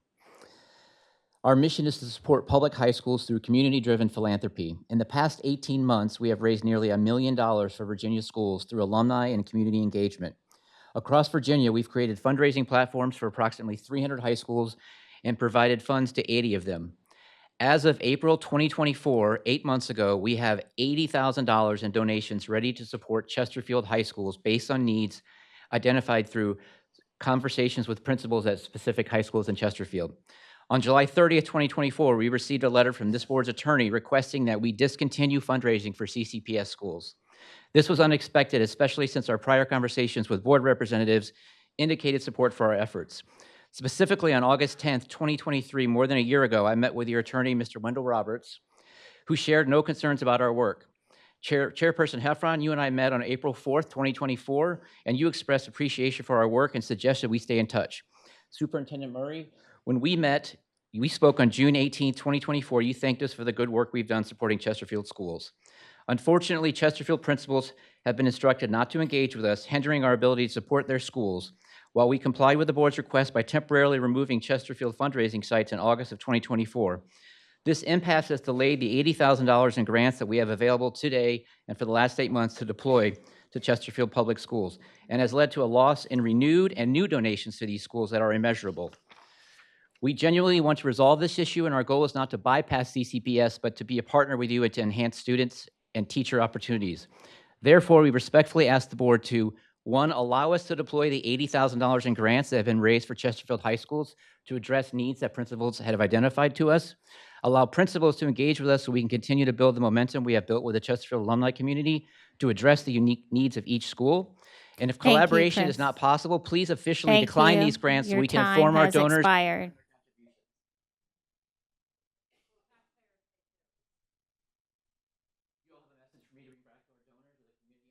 Thank you. Your time has expired. We'll be in touch.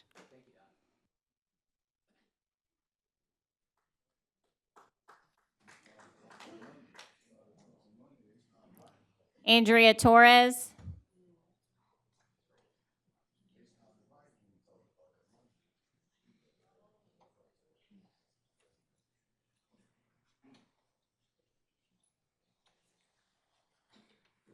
Good evening. My name is Andrea. I'm part of the Matoka district, and I was here last month speaking about the policy in support of the 10-15 November policy that Governor Youngkin issued for Chesterfield County. One of the things that I wanted to say is, and there's conflict that we've been experiencing in all of us. The importance to include the parents in every single matter that relates to schools is imperative. And we hear a lot of these things, but gender pronouns have been used for over 5 years already, because my children have been for that long hearing about the gender pronouns. There's no discrimination. There's no that. Now, what I understand is the political motivation in all of this that nobody says, but this is important to know. Gender ideology or gender equity or gender affirming care, these policies have a lot of support from the federal government. You go to the usaid.gov. A release that happened in 2022 that says, U.S. government announces largest ever budget request, $2.6 billion, to advance gender equity and equality around the world. How much of that money goes to the nonprofit organizations across the United States? Nobody speaks about this. I have worked in the legal field. I have seen organizations, Thank you, nonprofit Andrea. organizations. Thank you. Sorry. Thank you so much.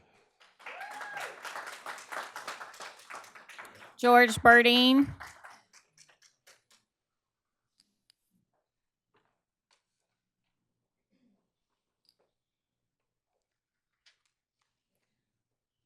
George Burdine.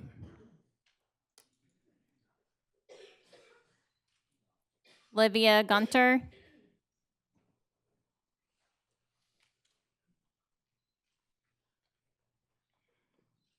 Hello, my name is Olivia Gunter. I am 18 years old and currently a student at Bright Point Community College.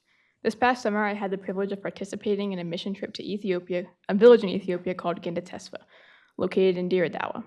Gendatesfa, which means place of hope, was and still is one of the most impoverished villages in Ethiopia.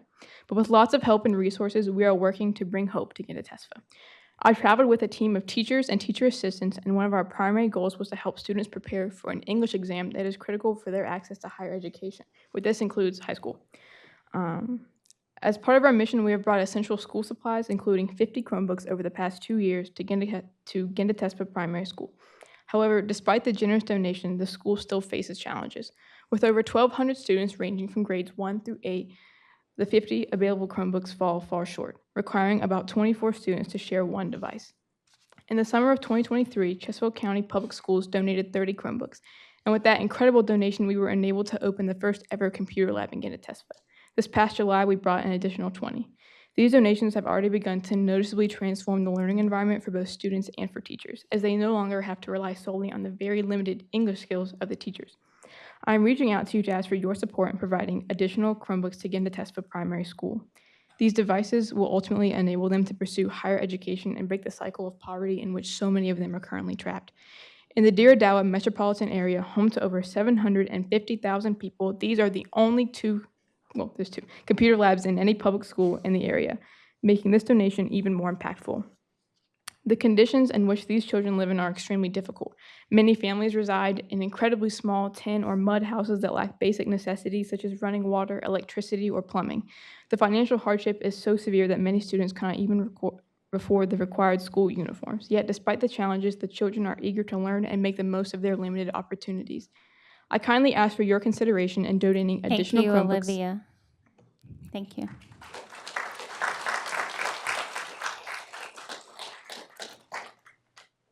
Margot Spiegelthal.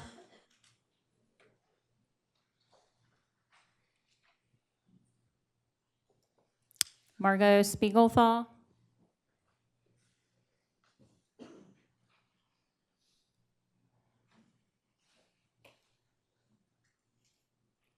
Sarah Abraham.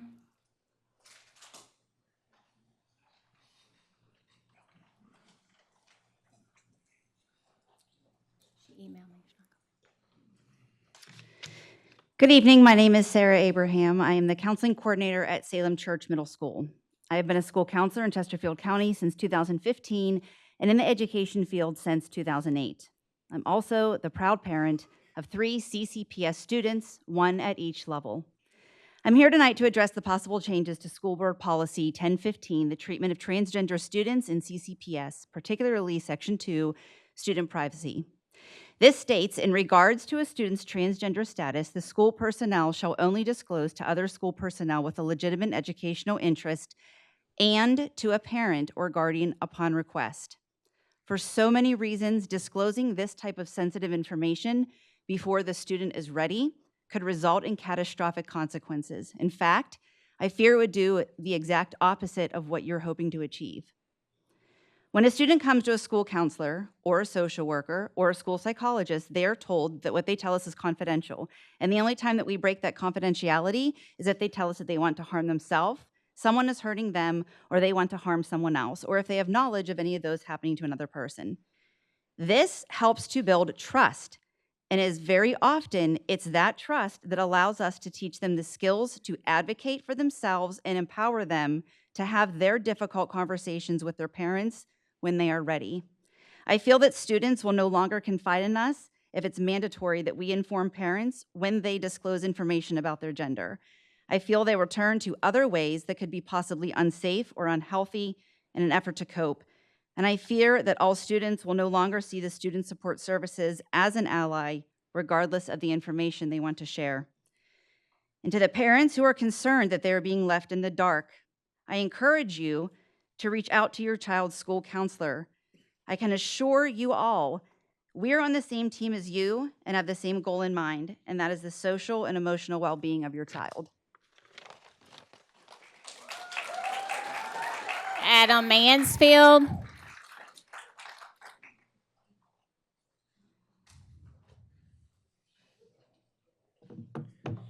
Hello.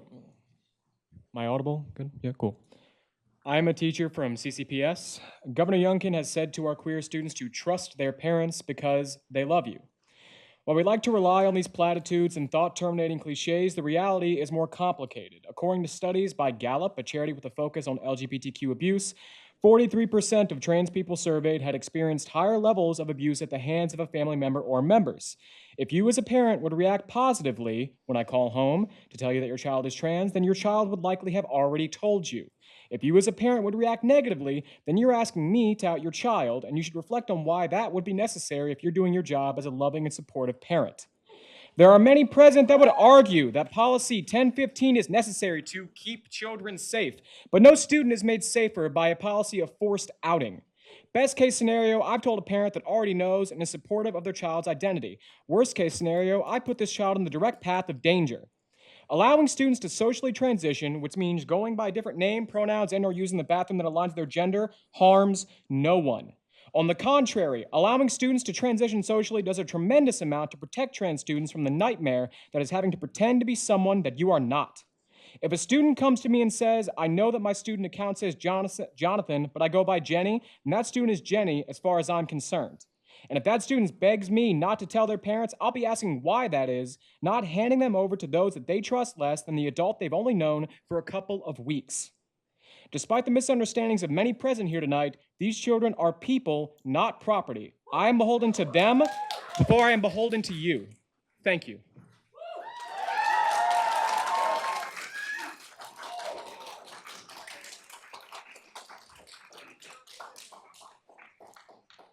The next group of speakers, Blue Aguchi, Josh Walker, Caroline Sarakis, Eva Corner, Andres Agruk, Lisa Mansfield, Sam Prather, Aaron Jenkins, Jerry Cohen. Okay, we have Blue Aguchi.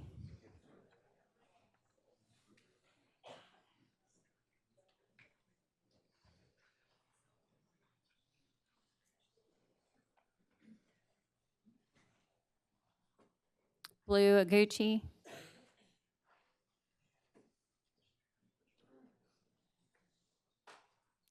Josh Walker.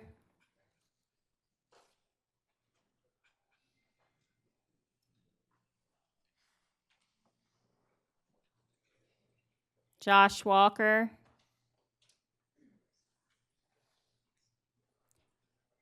Caroline Sarkaris. Sorry.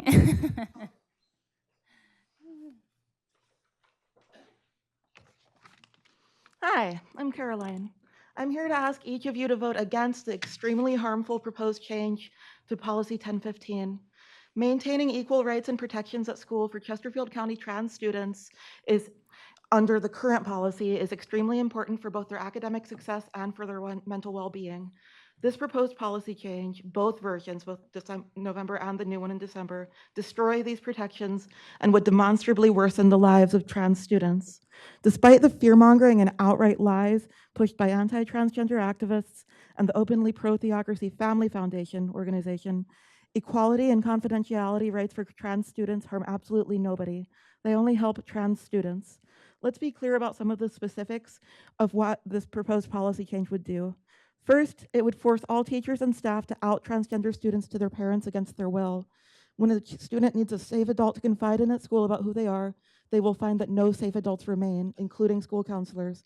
All will be mandated to report students who ask to be called by their chosen name to their parents, regardless of the student's situation at home, which in many cases school staff would very likely not even be aware of.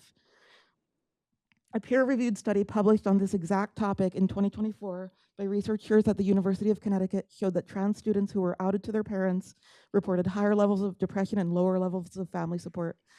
That constitutes measurable and significant harm to those students that you would be directly causing if you pass this policy. Many students have parents who are accepting of them after they come out as trans, but others unfortunately have parents who are not accepting at all. This proposed policy change actively endangers those students and puts them at high risk of abuse, being kicked out, and a hostile home environment. It also exposes these students to the risk of being sent to harmful conversion therapy programs out of state. We know that this could happen because it already happens to many trans kids. And forcing kids into those kinds of situations with this new policy is the polar opposite of Caroline.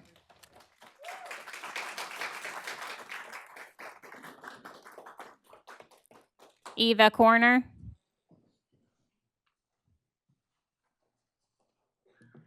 One proposed change to Policy 1015 is the restriction of people to bathrooms that match their biological sex. It is a common belief that allowing transgender people to use the bathroom gendered to the identity that they identify with will result in violence inflicted on cisgender students. In reality, this is perfidy to any kind of significant empirical truth hitherto gleaned from the excess of records we have. A peer-reviewed study conducted by Amir Hazenbush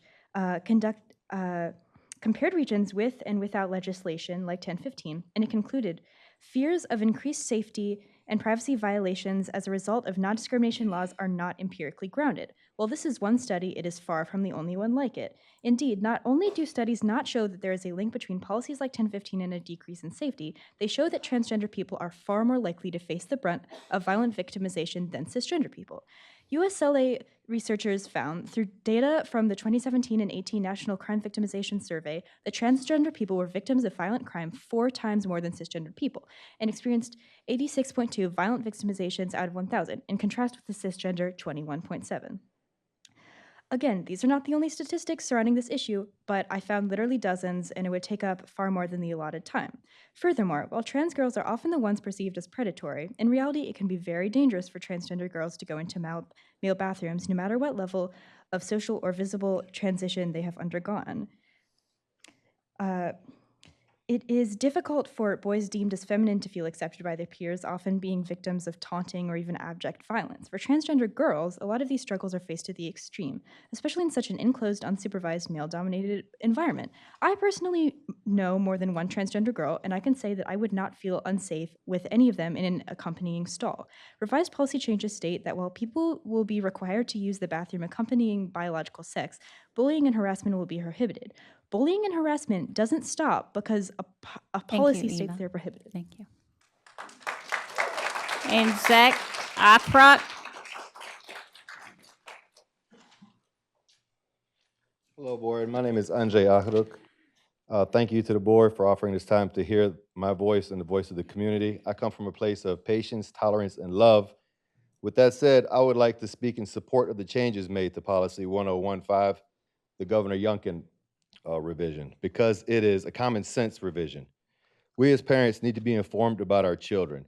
Much like if my child was squinting in class, I would expect the teacher to let me know he might need to have some glasses. If a kid chooses a different gender, gender confusion is correlated to many mental neuroses, depression, self-harm, suicide, and addiction. It is imperative that we inform parents quickly to ensure proper support. We need to think about the welfare of children, not ideology, theology, or politics, but welfare of children.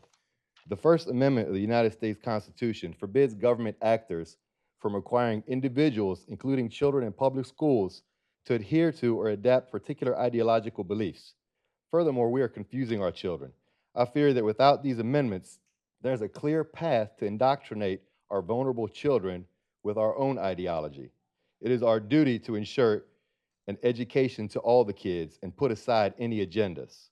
I volunteer at my children's school, and I've seen some very glaring issues. It is obvious to me that the academic standards are declining. Second graders, they can't count past 15. I've also seen, we claim we're big on diet, nutrition, and exercise. Unfortunately, I don't see any signs campaigning for our kids to improve academics, fitness, or nutrition. As it pertains to these subjects, I fear we cannot see the forest through the trees. Thank you for your time, and please vote for the common sense amendments to 1015.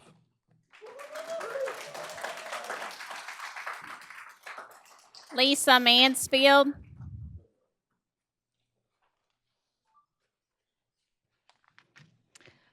Good evening. My name is Lisa Mansfield. I'm the parent of 4 current CCPS students, a CCPS graduate myself, and a citizen of the Bermuda District.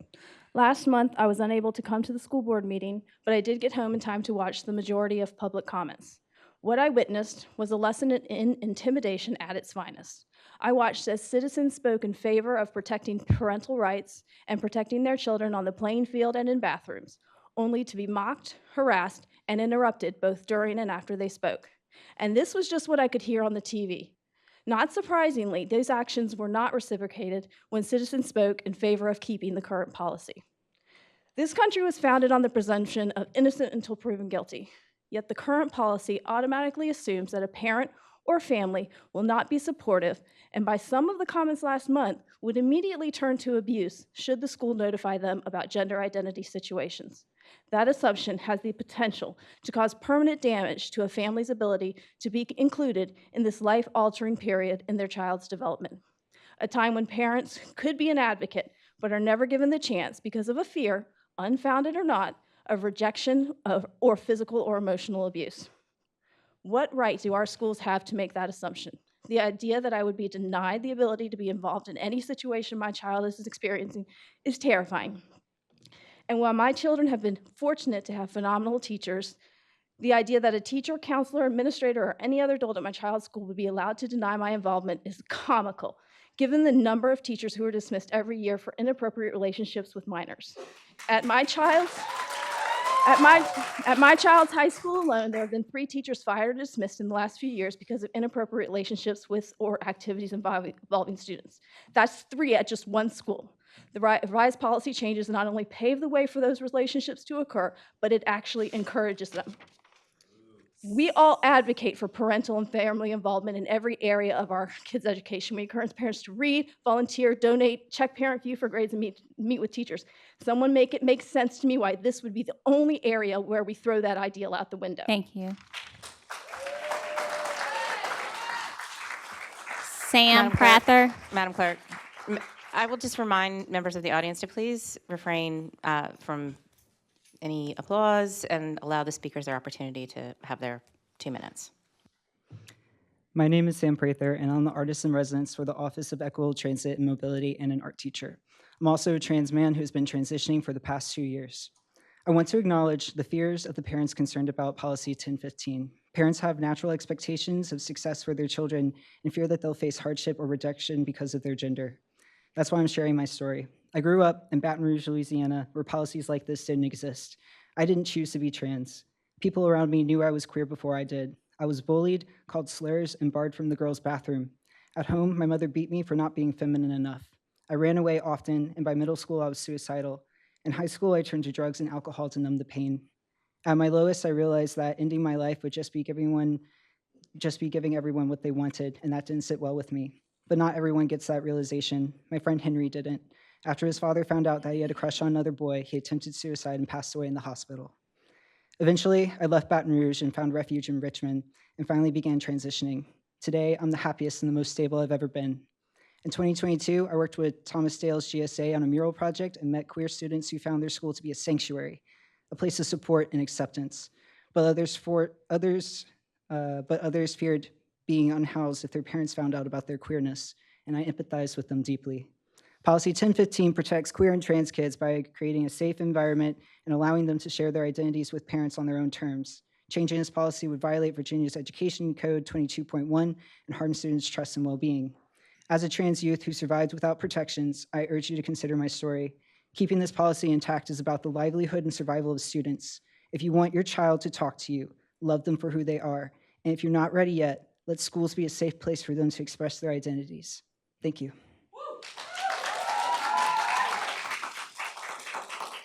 Aaron Jenkins.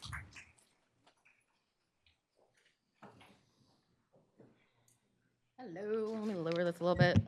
I am not a woke advocate. I am, as that foundation right there might call me, I am a tired foster mom, and I adopted 2 children through Chesterfield's DSS. And I gotta say that policies that you have in place save lives, and they've saved my child's life. Since becoming a foster parent, I have learned a lot about family culture, as well as religion. And you know, everything can create a culture for a child. That can be neighborhoods, that can be church if they go or they don't go, it could be their family. For instance, where we are right now is Monacan tribal land. And I don't know if you guys knew this, but indigenous cultures have been providing gender-affirming care for a very long time because they believe that their creator made the moon and the sun, but they also made sunsets and moonrises. And they also believed that while their creator made land and water, they also made beaches. There's not just a binary. They believed in the beauty of it. Other cultures have not been so accepting. Ours for now, but hopefully that will change. You can also go to South Asia and look at the Hijra people who modern times have not been good to. They are generally ostracized, kicked out of families, and are having to be protected by gurus. To be born into my community, in my family, you are loved, you are affirmed, and you are supported. We also base our opinion on what our doctors and teachers and professionals have provided my children, whether they're gay, trans, or not. My question, I guess, is this. how are you guys going to know what kind of community that child has? How are you going to support those kids that are being kicked out of their homes for being gay? Because it happens. I had so many calls for that as a foster parent, and it broke my heart I couldn't take them. So call 804-717-6212 to adopt. Thank you.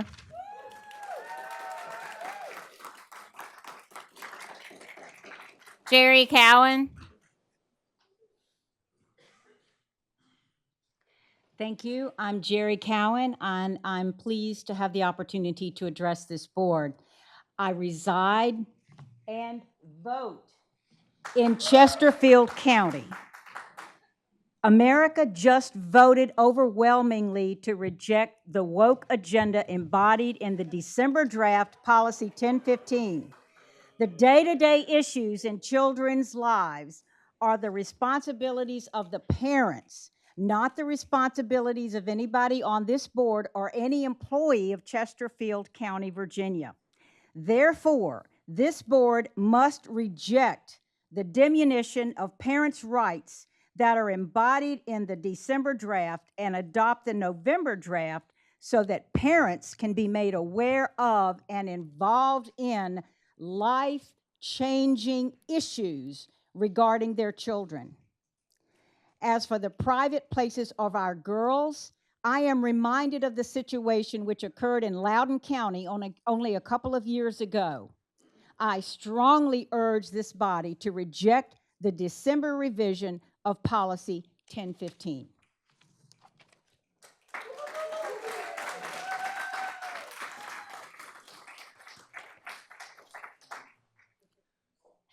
The next group of 10 speakers: Daniel Copenhaver, Sky Whitcomb, Kim Marble, Hayden Hopper, Sandra Shell, Todd Gaithy, Grayson Arthurs, Kevin Gallagher, Daisy Lutz, and Tim Fisher. May we have Daniel Copenhaver.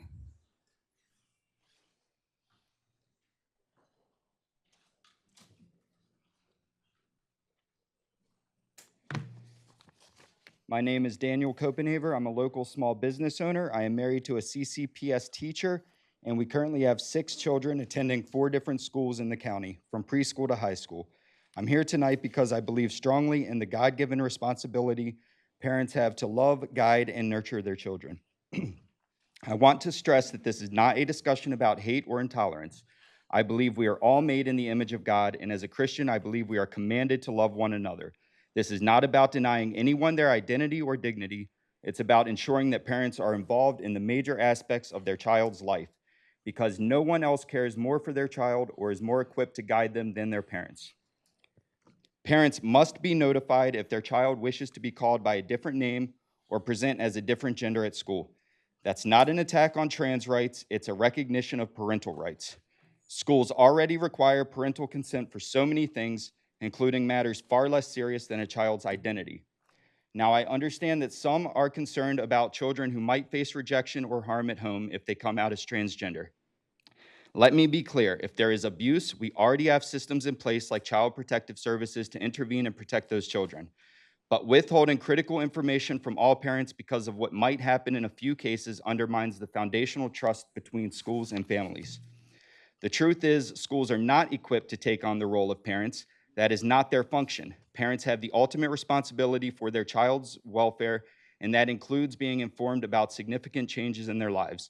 Imagine if we started hiding other things from parents. Some parents might respond poorly to bad grades. Are we going to stop sending report cards home?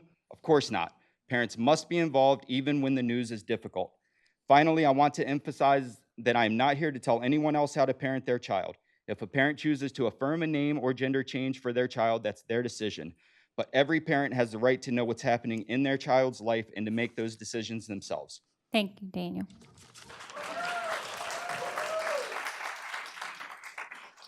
Sky Whitcomb.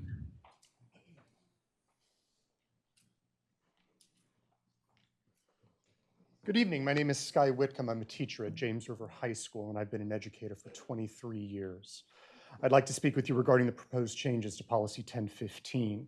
First, I'd like to acknowledge the changes which have been made since the proposed changes were first read last month. Unfortunately, though, there are still problematic directives within the proposed policy changes.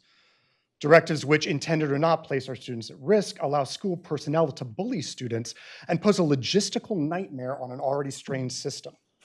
Under Section 3, student identification, the policy states that school personnel shall inform the parent of any request by their student to assert a name other than the name in the official record. I have 120 students. Over a quarter of them go by names other than what's in their official record. That goes from diminutive nicknames to middle names to names that they've chosen for their own. According to the language in this bill, I now have to contact every one of those parents and ask for permission to use a nickname. To ask us to contact up to 1/4 of our parents is an unreasonable use of our limited planning time when we should be preparing our lessons to educate young people. More importantly, students who are transgender or gender nonconforming often face the very real possibility of ridicule, abuse, and rejection at home. We should not be expected to out these children to their parents. There is no possible way for us to know the consequences of what that child will go through. The requirement that school personnel contact parents to inform them of alternate pronouns and names will, and I do not exaggerate here, put children in physical and emotional danger. The proposed policy also states that school personnel will be under no compunction to use a student's preferred names or pronouns under the cover. Thank you, Sky. Thank you. Kim Marble.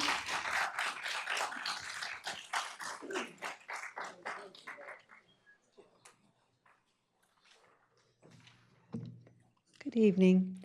The question before us tonight is not about whether we value those who are LGBT, trans, or who are struggling with gender identity issues.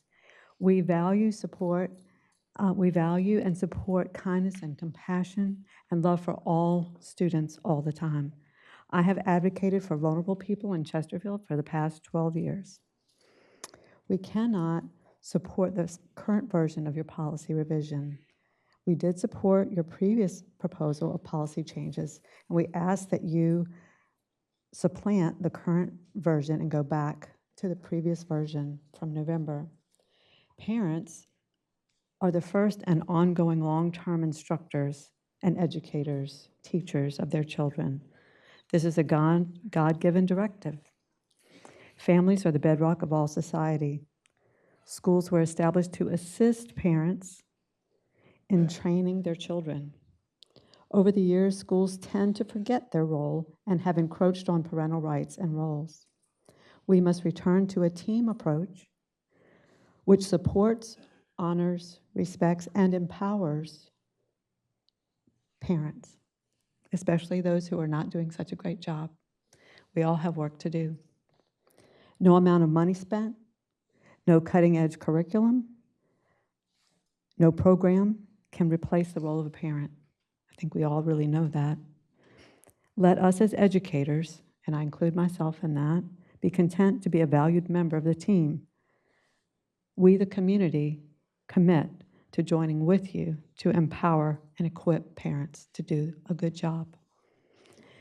We know that people struggle, and we need to do a better job as a community of helping struggling parents. You must add back wording that insists that parents must be given Kim. permission for gender identity training or Thank you. counseling.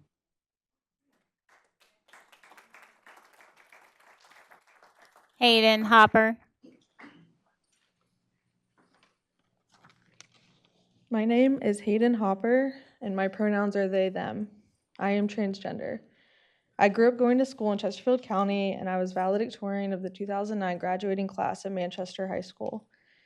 My parents would not have supported my name change and pronouns. These newly proposed policies would have outed me to my family and put me in a dangerous situation. As a kid, I did not have the support or stability that I needed at home. I didn't receive the unconditional love that every kid should find within their family. School was my safe haven. My teachers and guidance counselor made me feel seen and cared for, which motivated me to do my very best at school. I was in 10th grade when my math teacher, Mrs. Murray, asked me what I planned to do after high school. I said I didn't know and I would probably just become a stay-at-home parent. She was shocked and shared that I was at the top of my class asking why I didn't plan to go to college. I had no idea that higher education could be possible for me. That interaction changed the trajectory of my life. My guidance counselor helped me decide what I wanted to major in and made sure I knew about every scholarship and grant available. I was then able to afford college because I received all the financial assistance that I applied for. None of this would have happened without the safe and nurturing environment that I experienced at Chesterfield County Public Schools. Because I felt so supported, I could focus on my academic performance, and I wanted to be at school every day. I had almost perfect attendance. If I had not felt welcome at school, I would not have felt welcome anywhere. This isolation would surely have kept me from leaving an abusive home and having the stability that I have today, maybe from even continuing to live. Every kid should feel this sense of safety and belonging at school. I'm a success story, one of a kid who didn't feel safe at home but did find safety at school. And because of that, I found my way. Please don't implement policies that'll make any kid feel scared and unsafe at school. Their lives depend on it. Thank you for your time.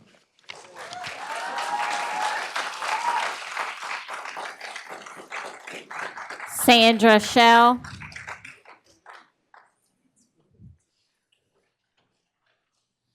Good evening, Chesterfield County School Board.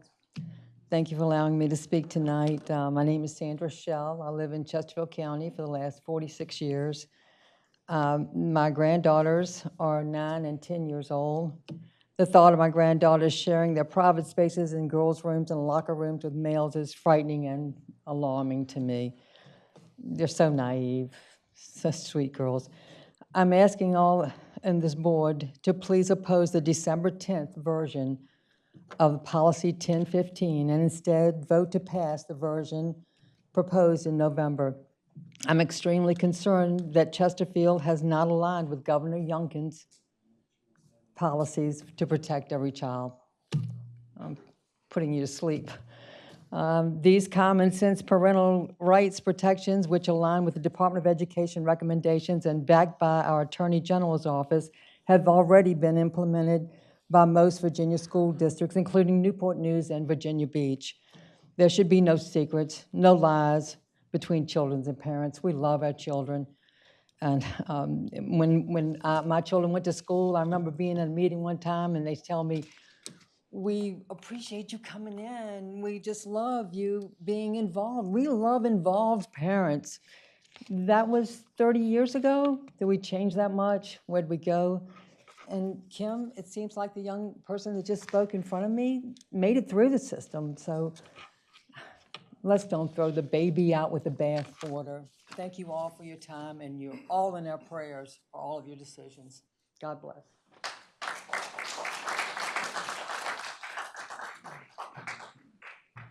Todd Gaithy.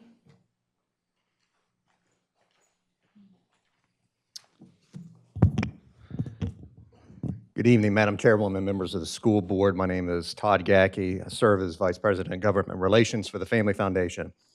Every student, without exception, should be protected from harm. And we can accomplish this with policies that don't undermine parental involvement and provide much-needed direction for schools. But that requires specific policies, not vague directions. Loudoun County School Board's misguided policies allowed a boy presenting as a girl to sexually abuse a young girl in a girl's bathroom. Sage, a young girl from Virginia, was counseled on gender identity without parental involvement. That eventually contributed to her getting involved with the wrong group and eventually being led into sex trafficking. Both of these incidents occurred because of a lack of clear guidelines. School policies are meant to provide direction to teachers and administrators. It doesn't work if in these policies you say that a school should notify a parent about a student's request to use a different name, while at the same time say that schools shall allow students to assert a name and gender pronouns that reflect their gender identity without any substantiating evidence. It also doesn't work to say in these policies that parents may contact the school at any time to share parental input regarding counseling for the counseling services for their students. That's not parental permission. While at the same time also say in another policy, parental permission is not required for short duration personal or social counseling. School policies must be clear and consistent, not conflicting. Last month, CCPS was on the path to adopting policies which upheld parental involvement. and required parental permission for counseling on gender. But the December draft eliminated all of those provisions and more. So we urge you to change course and to approve the November draft policies instead. Thank you. Grayson Arthurs. Hi, my name is Grayson Arthurs. My pronouns are they, he, and I'm transgender. I understand that some of you have some concerns regarding the current 1015 policies regarding transgender students. You say they don't include the parents, but that just isn't true. If you implement these newly proposed policies, bypass the students, and out them to their parents, you have no idea what damage you could be causing. You can't guarantee a child's safety when they leave school. You may love and accept your own kids no matter what, but you can't expect that from every parent. If a child hasn't come out to their parents, there's probably a good reason why. According to the Trevor Project, 41% of LGBTQ+ young people have seriously considered attempting suicide in the past year, and nearly 1 in 5 trans or non-binary young people have actually attempted suicide within the past year. Think about why that may be. Could it be because they are being outed to their unsupportive or abusive families by their teachers?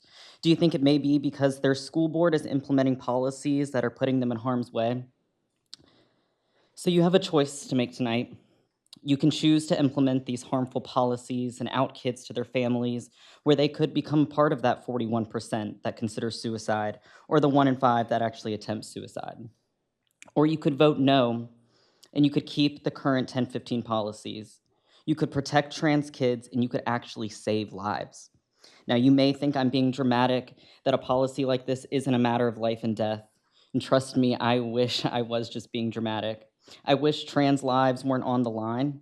I wish that kids could live freely without fear of rejection or hate. I wish kids in Chesterfield County had a school board that protected them, but here we are. All I want, and all any of us wants, is for our kids to thrive. We want our kids to be happy and loved and celebrated for who they are. So just let them be and let them live. Grayson. Thank you.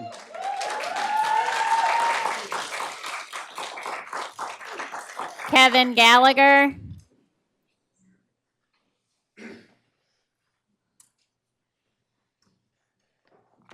Hello, everyone. I'm Kevin, and I work at one of Virginia's many juvenile and domestic relations courts.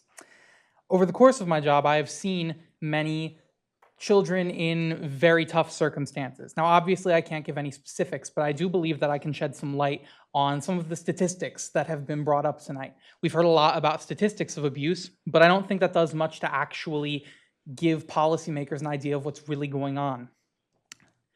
I have seen abused trans children in my work. Not a few of them, many of them. I have seen children beaten. I have seen children verbally harassed. I have seen children kicked out of their own homes by their parents. Yes, we do have social safety net systems designed to help these children, but I think we can all agree that it would be better if those systems never needed to be invoked in the first place. If any of that sounds like activist fear-mongering to you, congratulations, you're probably a good parent who would never consider doing something like that to one of your children. But not all parents are good parents, and I have to deal with the handiwork of the bad parents on a daily basis. The simple, brute fact of the matter is that it is not safe for some trans children to come out to their parents. That has nothing to do with what you think about parental rights or transgender identities in the first place. It just isn't safe.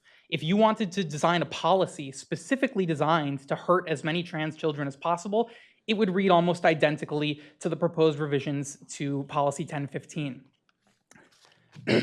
Now, I understand the concerns of many parents who want to be involved with their children. I really do, but the simple fact of the matter is that if you adopt these policies as they are currently written, it will end with more of your students in a JDR courthouse.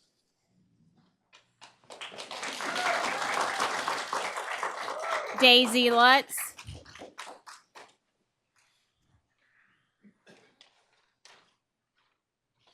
Hello, my name is Daisy Lutz, and I'd like to thank the board for this opportunity to speak. So as we all know, the board will soon be voting on a proposed revision of Policy 1015. The changes in this revision pose a direct threat to the vulnerable trans population of children at Chesterfield County Public Schools. The concern over parents' rights to control the upbringing of their child, brought forward primarily by the Family Foundation of Virginia, is a half-baked false front, masking an anti-intellectual, hateful, and un-American agenda to suppress individual expression protected by the U.S. Constitution. The recent changes to the proposal, the Family Foundation of Virginia, who is spearheading the effort to make these changes, is in an open association with the groups Focus on the Family and the Family Policy Alliance, which are multi-million-dollar entities based out of state that have been pushing hateful anti-American rhetoric surrounding the LGBTQ plus community across the United States since the 70s, spreading dangerous misinformation and labeling acceptance of our rights as a particularly evil lie of Satan. In an email I have sent to all members of the board, I have included a link to a profile of these groups and their founders from the Southern Poverty Law Center, highlighting their hateful agenda. This proposition is a bald-faced furtherment of this agenda that places our community members at risk. And the recent changes to the proposal have removed some of the more shameless attempts at discrimination against trans children that have no relation to parental rights whatsoever, such as changes to bathroom policies and participation in athletics. However, these changes do nothing to address the core issue of the proposed revision, which is that it forces teachers to breach the students' privacy, potentially endangering them, and only allowing for the child's rights to be protected under, quote, imminent risk of suicide related to parental abuse or neglect, end quote. Evidence of such risk is often very difficult to spot until it is far too late. Measures like those proposed for Policy 1015 implemented elsewhere have been studied, as others have said, and there's been links made between them at higher rates of depression, suicide, and suicide attempts among LGBTQ youths. To be clear, this is an intended effect. Daisy. Tim Fisher.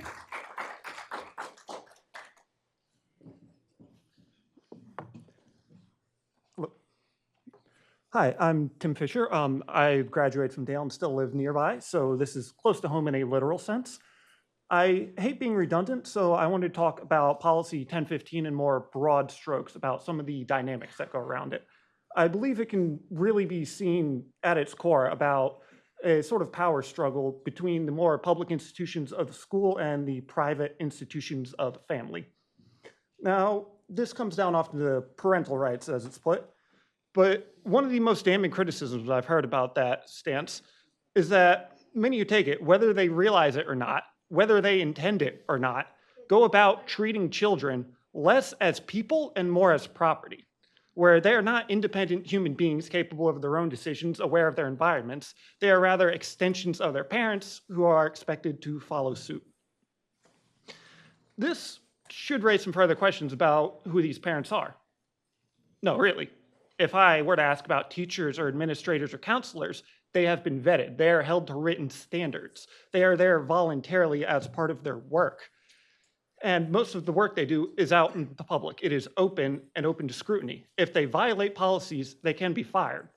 Parents, meanwhile, there is virtually no barrier of entry. Much of what they do goes on behind closed doors. And they're not easily removed. Any sort of interference from social services is often a very troublesome process for children. And so this mentality that more power should be placed into unaccountable hands is a recipe for danger. I think that it is ultimately a mentality that enables a million petty tyrants. Thank you.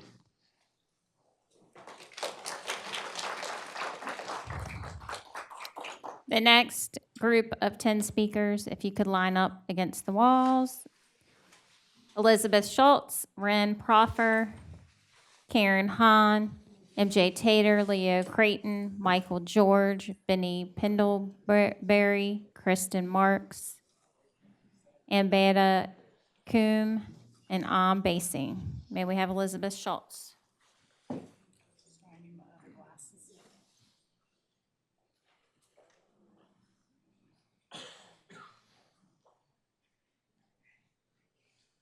Elizabeth Schultz. Yeah, I'm here. I just need my grown-up glasses. First, let me note for the record that I am speaking in my individual capacity as a Chesterfield parent and taxpayer and not in any capacity on behalf of the governor's administration. I am keenly aware of the matters which are before this board this evening as a former Fairfax County School Board member in the spotlight of the then emerging adoption of gender ideology in the schools during my 8 years on the board. The Peter Vlaming case A legal victory for a teacher against the school board in West Point, Virginia should give this board pause. The board's effort to compel speech, to strip an employee's rights of their constitutional rights under the First Amendment cost that school division $575,000. With a budget of just $2.5 million, that was a substantial court judgment and case law on the very issues and guidance issued in the model policies. Please note that the use of Chesterfield resources to fight best practices set forth in the model policies, which ensure the privacy, dignity, and respect for all students, deserve serious scrutiny. Of 131 school divisions, Chesterfield ranks 62nd in chronic absenteeism, 72nd in math SOLs, passage at grades 3 through 8, and 71st in reading SOLs. Black students are 25 points behind their Asian and white peers in reading. Hispanic students are 30 points behind. Math is even more bleak, with just 55% of Black and 54% of Hispanic students passing. All this matters because student outcomes should be your mission. Your focus should not be on altering statewide guidance prepared for all school boards. This should be a unanimous vote to protect girls in the bathroom, locker rooms, and hotel rooms, and not to repeat the lessons learned in Loudoun County. This board has got to get back to promoting student outcomes that are successful.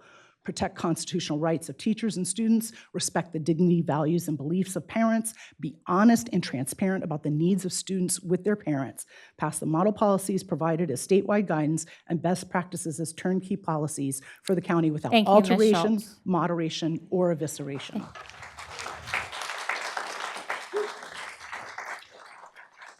Ren Proffer.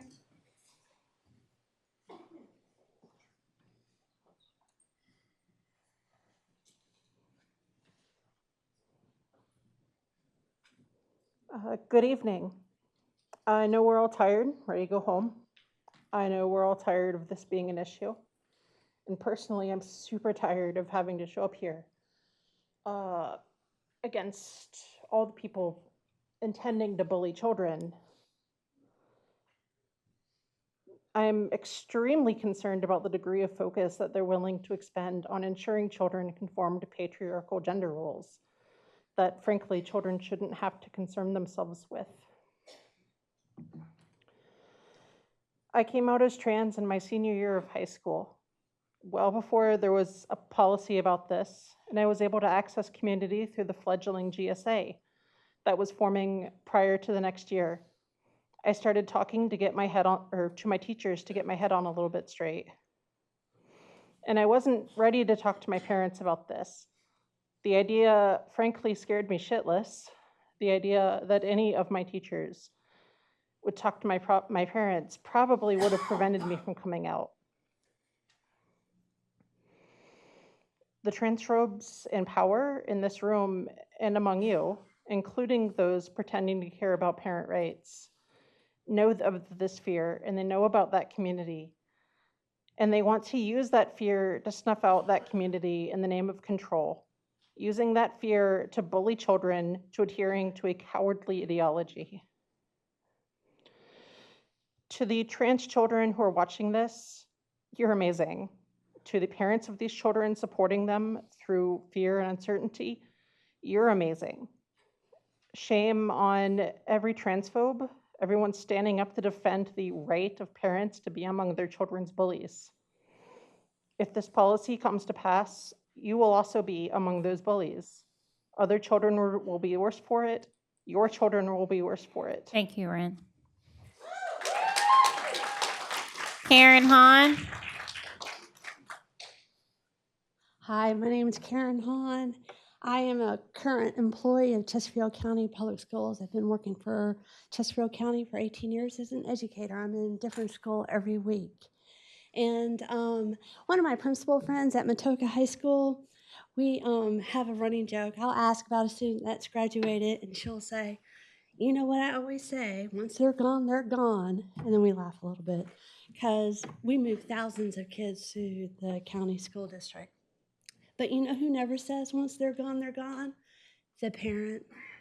The parent who loves that child, who thinks of that child and wants that child the very best until their dying breath.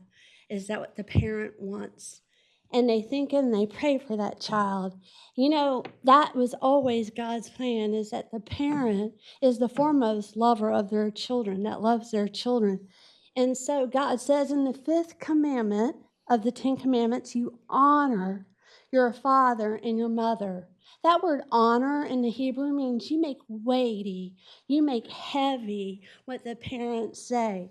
So it's very important for us to remember that we don't do anything without asking the parents first. That's God's command.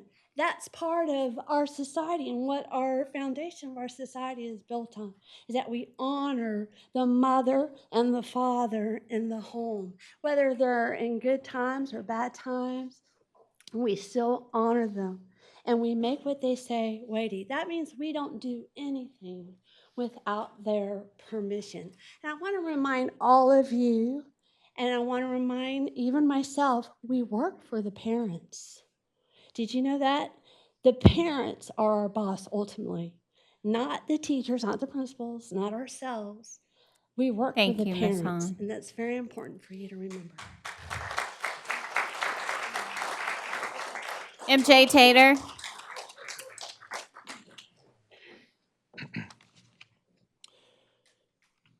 If a student is coming out to their peers and their teachers or other school faculty and not their parents, that's usually because they don't feel safe to express themselves freely at home.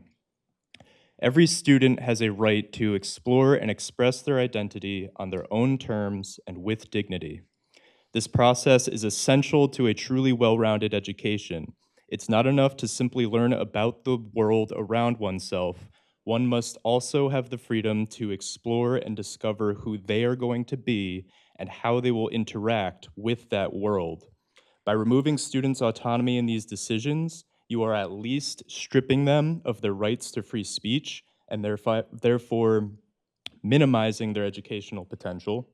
And at worst, you are actively endangering them in their own homes. The most important consideration in any decision in any school district is the health and well-being of the students. Every study that has endeavored to identify the root cause of the alarming rates of self-harm among trans teens has agreed that the differentiating factor is the presence or absence of adverse social events. In other words, does your community embrace you and love you for all of who you are, or does it belittle you, reject you, and alienate you for one piece of who you are?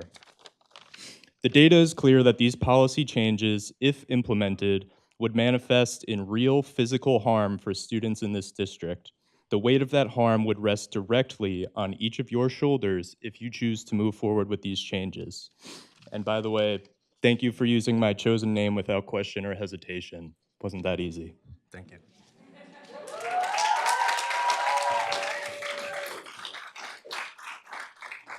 Leo Creighton.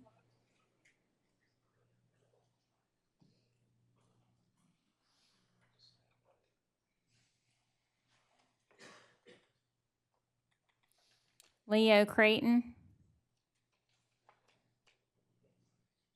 Michael George.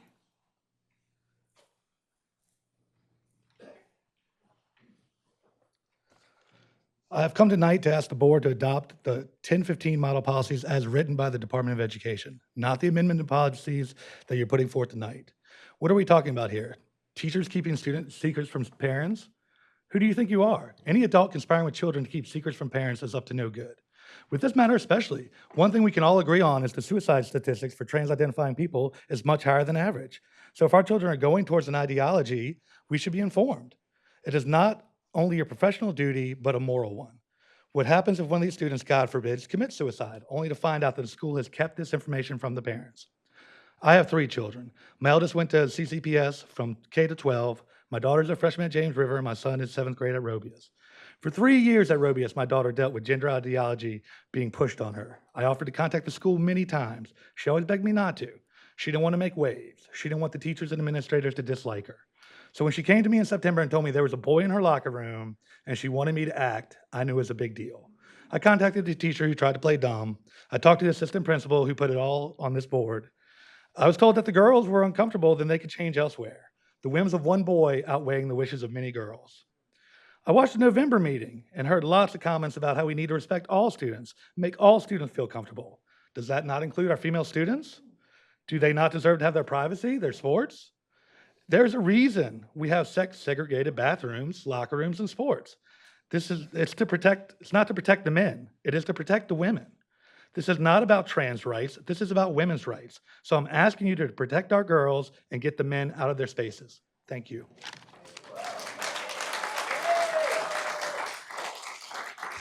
Benny Pendlebury.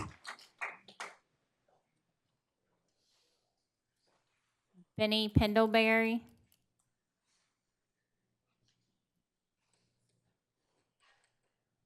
Kristen Marks.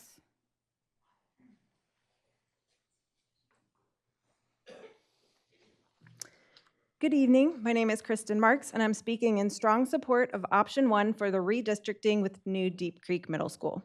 Thanks to each of you for your commitment to all students impacted by this redistricting decision.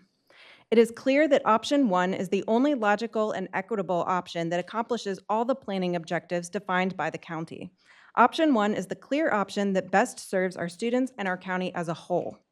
Your recent parent survey results illustrate my point.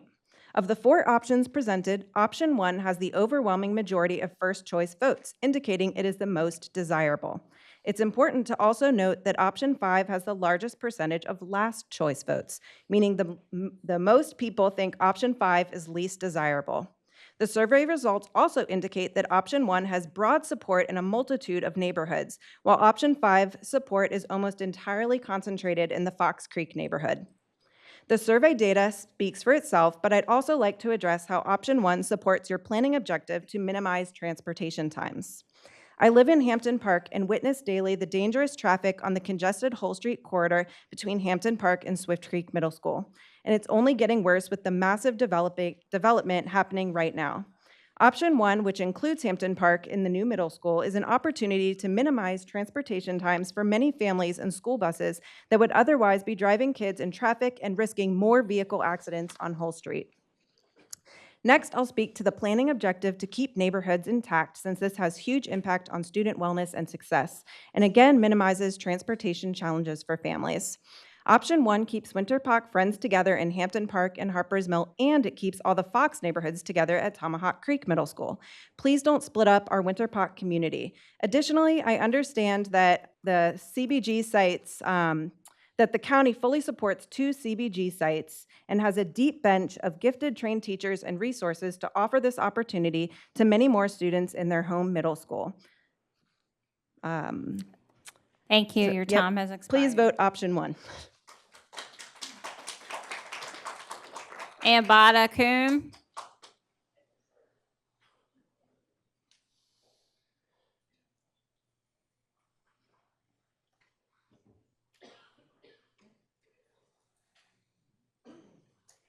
Basing.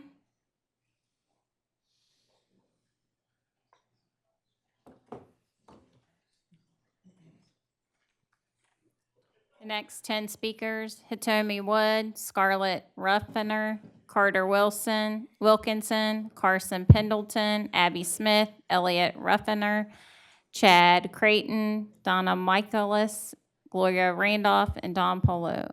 Hitomi Wood. Madam Clerk, we'll be calling a short recess after this set of 10 speakers. Hi, my name is Hitomi Wood. I live in Chesterfield.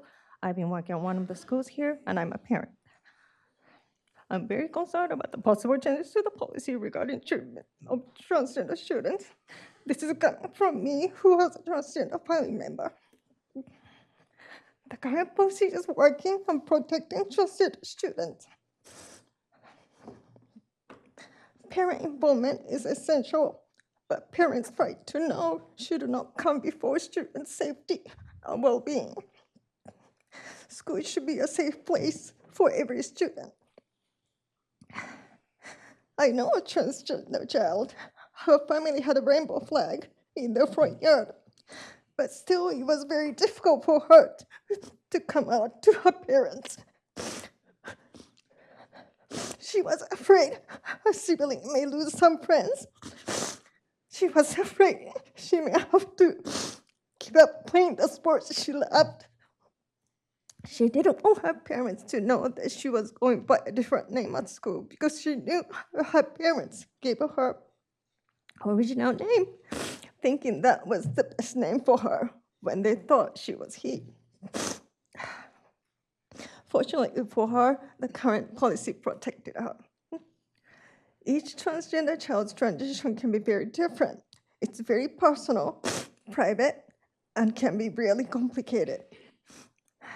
If they come out or not, when to do so, to whom, and how.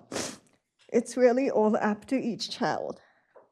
It is best if they can do it at their own timing, when they are ready. And preferred names and pronouns mean a lot for them, so do not make it any more difficult for them to go by their preferred names and pronouns at school. Thank you.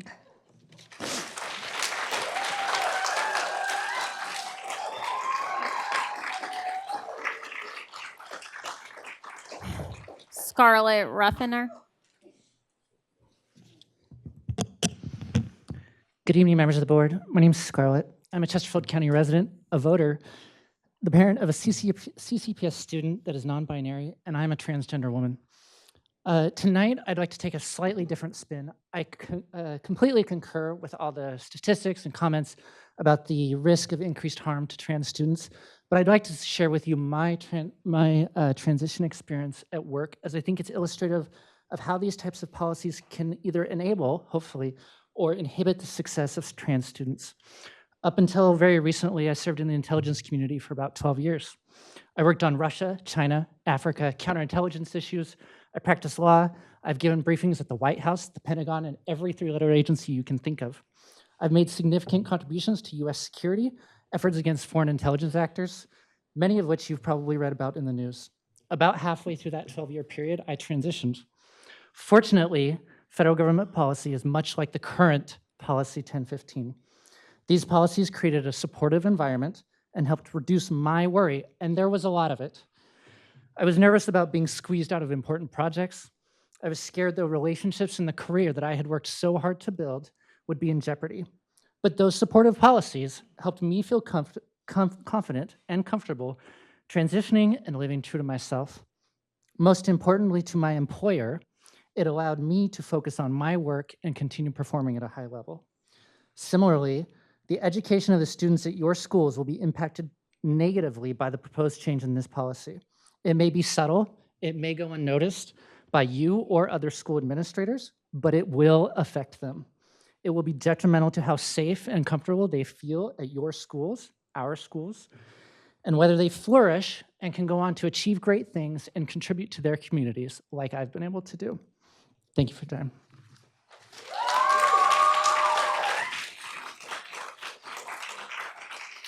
Carter Wilkinson.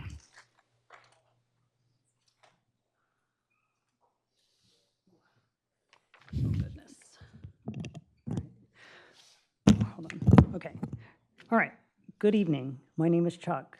I attended Chesterfield County Public Schools from kindergarten through high school. I am also transgender. I came out in adulthood, but would have been one of these students if I had been more aware of the source of my feelings at the time. Being transgender is not self-harm or self-hate. Expression of gender nonconformity or considering the possibility of being transgender isn't an event worthy of these hysterics. The anguish being expressed here is overblown to a disingenuous degree. You cannot construct a panopticon that will insulate society from the reality of transgender existence. The severe cultural anxieties certain parents have are not conducive to a healthy social environment or to the development of an independent, free-thinking adult. Education is not only about the content taught, it is also about exposure to different types of people and ideas, experiences that result in a well-adjusted mind capable of grasping that differences are inevitable and tolerable. It's the responsibility of these parents to manage their mental health struggles surrounding their child's independence. It shouldn't be the job of the school and its staff to waste time and money counseling them. Even if it were, coddling them with assurance that their child will never be exposed to a transgender peer isn't a replacement for therapeutic intervention. Ideally, a list of local counseling services should be provided to parents making these overreaching requests so that they can access the help they need. These policy changes will only lessen trust in teachers and staff and make education a depersonalized and unfriendly chore for many students and parents, while simultaneously exacerbating the root problem. Parents whose unaddressed neuroses lead them to believe that they should have control over the minds and bodies of every child in their school district. I urge you to reconsider the changes to Policy 1015. Thank you.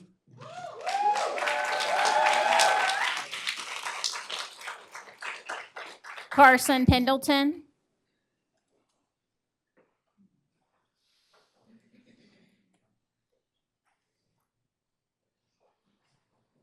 Carson Pendleton.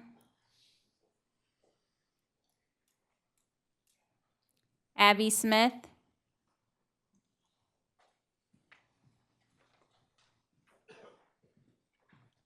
Hello, my name is Abby Smith. I am a Chesterfield County resident. I am the mother of a transgender student who attends Chesterfield County Public Schools, and I am also a psychiatric nurse practitioner who works in the Richmond area with patients, including those who are trans and non-binary. As both a mother and a psychiatric provider, I ask you to please keep the working policy in place, as proposed changes to the policy increase the risk of harm to our transgender youth. In my work as a nurse practitioner, my hardest days are the ones spent protecting my patients from suicide. I treat transgender patients. I treat non-binary patients.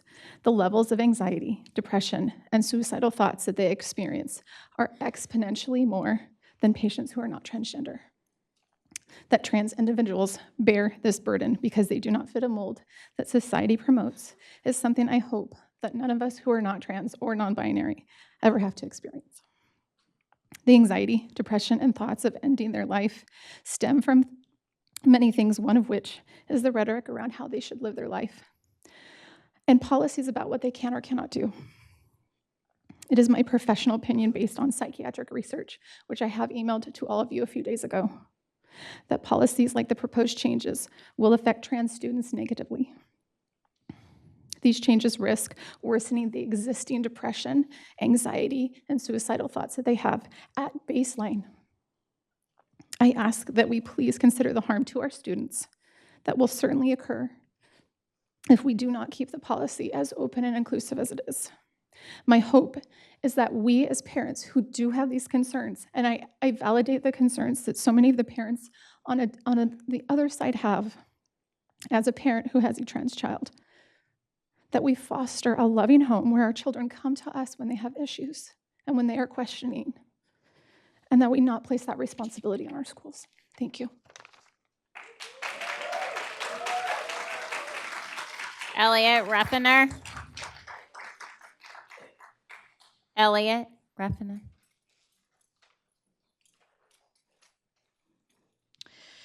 Good evening, board members. My name is Elliot Ruffiner, and I am a student of both James River High School and the Chesterfield Technical Center's EMT program. I also happen to be transgender, and I have known this for as long as I can remember. During my sophomore year, I was both sexually and verbally harassed by a group of boys whom I had known since elementary school. This included purposely and loudly misgendering me, touching me in inappropriate and sexual manners, screaming my birth name at me, both on the bus and out the window as I got off the bus. These were people who I had grown up with. They knew I was transgender. By this point, I had been going by my name, Elliot, for 4 years, and I had legally changed my name for 2 years by that time.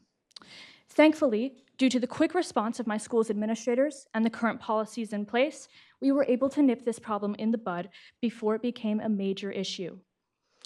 While all proposed changes to Policy 1015 concern me, the proposed addition to the new Section 3 worries me the most. The school division shall not compel school division personnel or other students to address or refer to students in any manner that would violate their constitutionally protected rights. This is a vague and confusing amendment to the current policy and will protect people like the boys who harassed me. Had these changes been in place during my sophomore year, it would have meant that these boys would have the right to continue harassing me by misgendering me and potentially dead-naming me, as the policy is unclear in this aspect. These changes will shield and empower bullies. If the school board's reasoning for the changing of these policies is the safety and support of its students, I would like them to know that that will only do the opposite. As both a student of CCPS and a transgender person, I am asking the school board to keep the policies as written. Thank you for your time.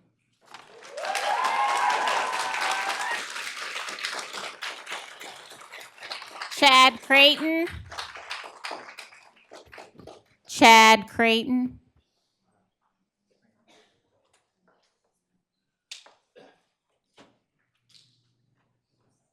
Donna Michaelis.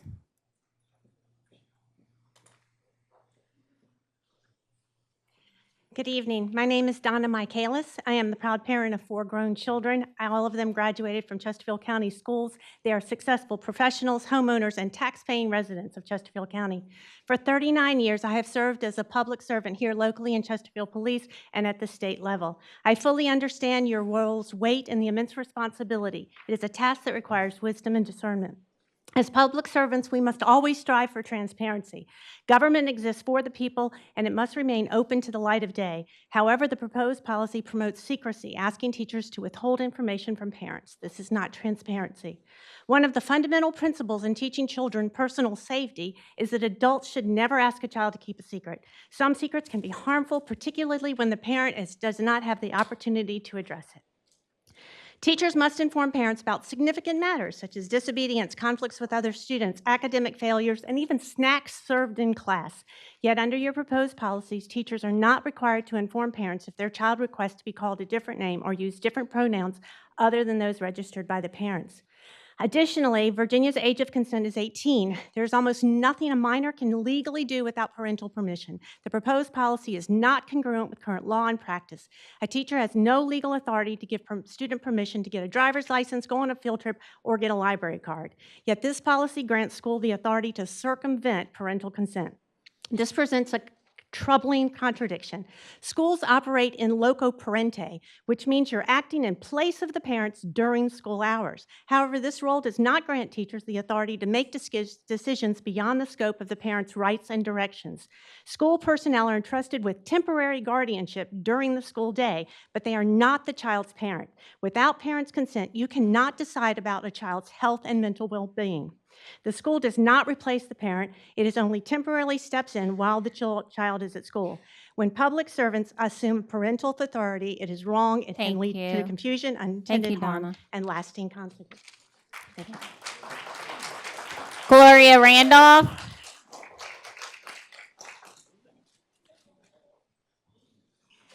Good evening. Praise God. I've been coming here speaking to you all for a few months. And my name is Gloria Randolph. I live in the Dale District. I'm standing here as a mother, a grandmother, and a great-grandmother. I'm asking each of you as school board members on the behalf of parents, moms and dads, and to include and inform parents in all matters concerning their children. We have to include our parents. I'm asking you to act and adopt Governor Youngkin's parental rights policies. The adoption of the November Governor Youngkin's policies for parents. I've stated this before, and it's just so real to me because God has given us a command as parents to train up our children in the way they should go. And when they're old, they will not depart from it. We as parents should teach what is true, what is just, what is righteous, and what is of a good report. This will cause all of our children to thrive. Let the children see us as parents, administrators, and school board members working together. I truly believe as the children see us working together, they will feel protected. They will feel that they're in a safe place and that they are loved, cared for, and protected. Let us work together for the success of all of our children.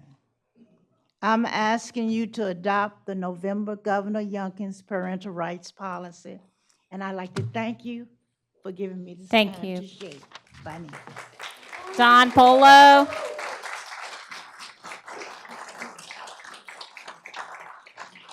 Don Polo.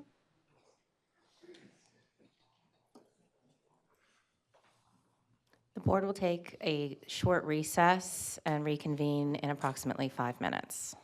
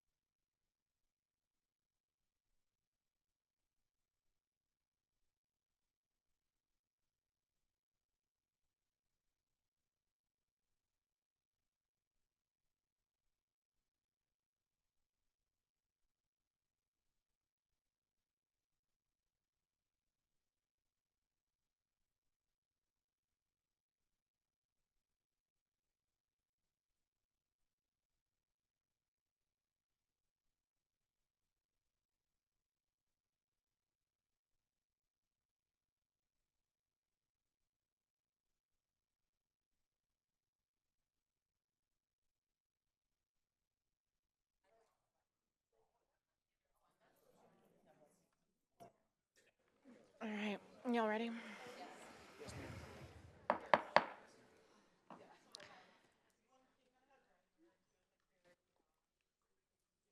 The board meeting will resume. Madam Clerk, would you please announce the next 10 speakers for public comment? Madam Chair, the next 10 speakers, if you could line up along the wall. The next 10 speakers are Daniel Tiger, Jeff Lear, Phoebe Bottrell, Sophia Philman, Mish Van Essen, Laura Abbott, Violet Vega, Miles Wright, Saray McRae, and Gail Christie. May we have Daniel Tiger?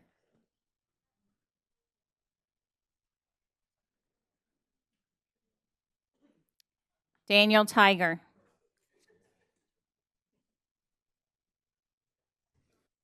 Jeff Lear.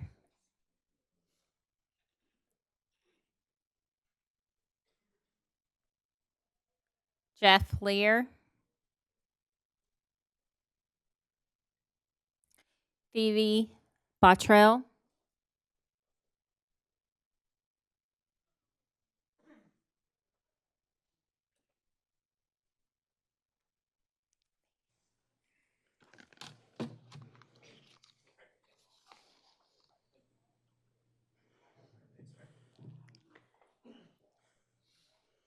Hello. I'm standing here today to speak in defense of a policy that has been working for our kids, our schools, and our community. The proposed changes claim to center on parental rights, but let's be clear, this is fear-mongering, plain and simple. There is no conspiracy, no agenda, no effort by teachers to hide information from parents. These claims are not only false, but they also undermine trust in our schools and hurt the very students who need our protection the most. If you are truly concerned that your child is questioning their gender identity, then that's up to you, the parent, to talk to them.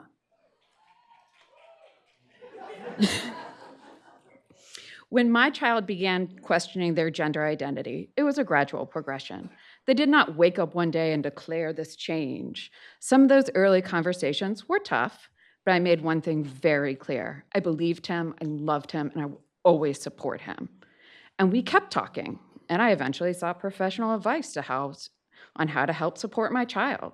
Some of those professionals happened to be our school's guidance counselors and our principal. They shared the current policy for the treatment of transgender students with me, and a huge weight was lifted. I saw how my child was going to be able to use the bathroom that aligned with their identity, that teachers and administration would protect his mental health by using his preferred pronouns and eventually his new name. I was assured that he would be met with love, support, understanding, and affirmation of his true identity at school as well as at home. Over the years, I've had countless conversations with his teachers, sometimes on the phone, sometimes in a conference, sometimes a quick word in the hallway. But we were all talking all of the time because there is no hidden agenda. There is no nefarious plot to keep me in the dark. There's just love and acceptance for my child and his identity. Thank you. Sophia Philman. Sophia Philman. Good evening. My name is Sophia Philman, and I am a sophomore at James River High School. I'm here today to speak about the transgender policy. Firstly, I'd like to thank the board for letting me voice my opinions today. While I myself am not part of the transgender community, many of my acquaintances are, so even though this policy won't affect me directly, I still believe that it is important to speak up. I'm very concerned about the safety of today's transgender youth within our school system. This policy, if you make changes to it, will only be used as a way to control and barricade children from expressing themselves, and it could potentially endanger some. Something I've commonly heard throughout past speakers on this issue is that parents should be involved in major decisions, including their child, but no major decision is being made. Schools cannot offer children gender-reaffirming surgery. They cannot supply your child with testosterone medication. The only thing that schools can do is provide a safe environment and guidance. I'd like to direct this to all of the parents who are here today. If your child comes out to an adult at school and wants to keep it hidden from you, that says something about your relationship with your child. And to the board, isn't it your job to protect the children within this community? I thought it was, but this policy, if you make amends to it, contradicts that fact. Around 34% of LGBTQ plus youth are physically abused at home by a parent due to their gender identity or sexual orientation. Furthermore, 50% of transgender youth attempt suicide. I cannot begin to comprehend these statistics, and to think that our school system could contribute to this is beyond me. Protecting students is one of the most important responsibilities of an educator, and if you change this policy that is currently working, you diminish their ability to do so. When you took this position on the board, you made an oath to discharge all the duties incumbent upon you according to the best of your ability. One of your unwritten duties is to protect the children in your district. Please take this into consideration as you make your decision. Please choose to protect the children that you are sworn to protect. Sophia. Mish Van Essen.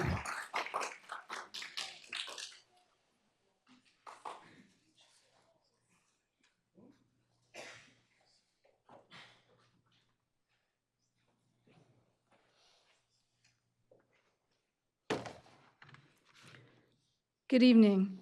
I'm here today as a soon-to-be graduate with a BA in English pursuing a career in secondary education.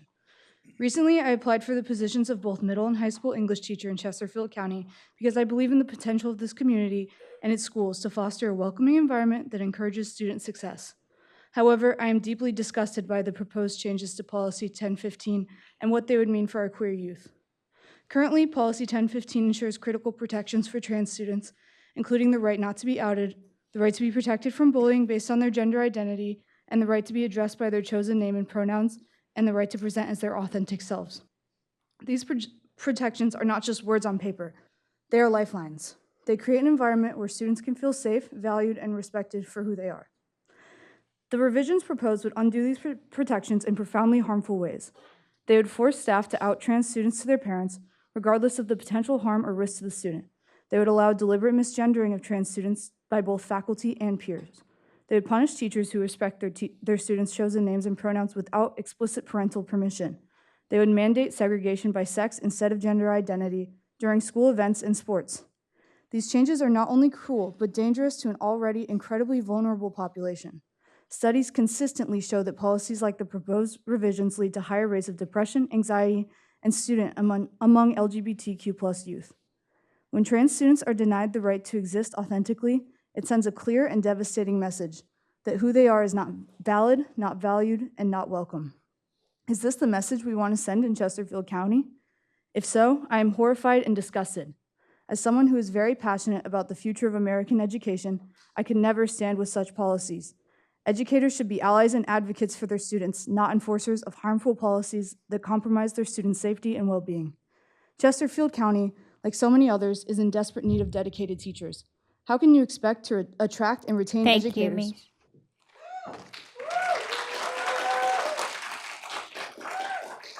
you, Laura Abbott.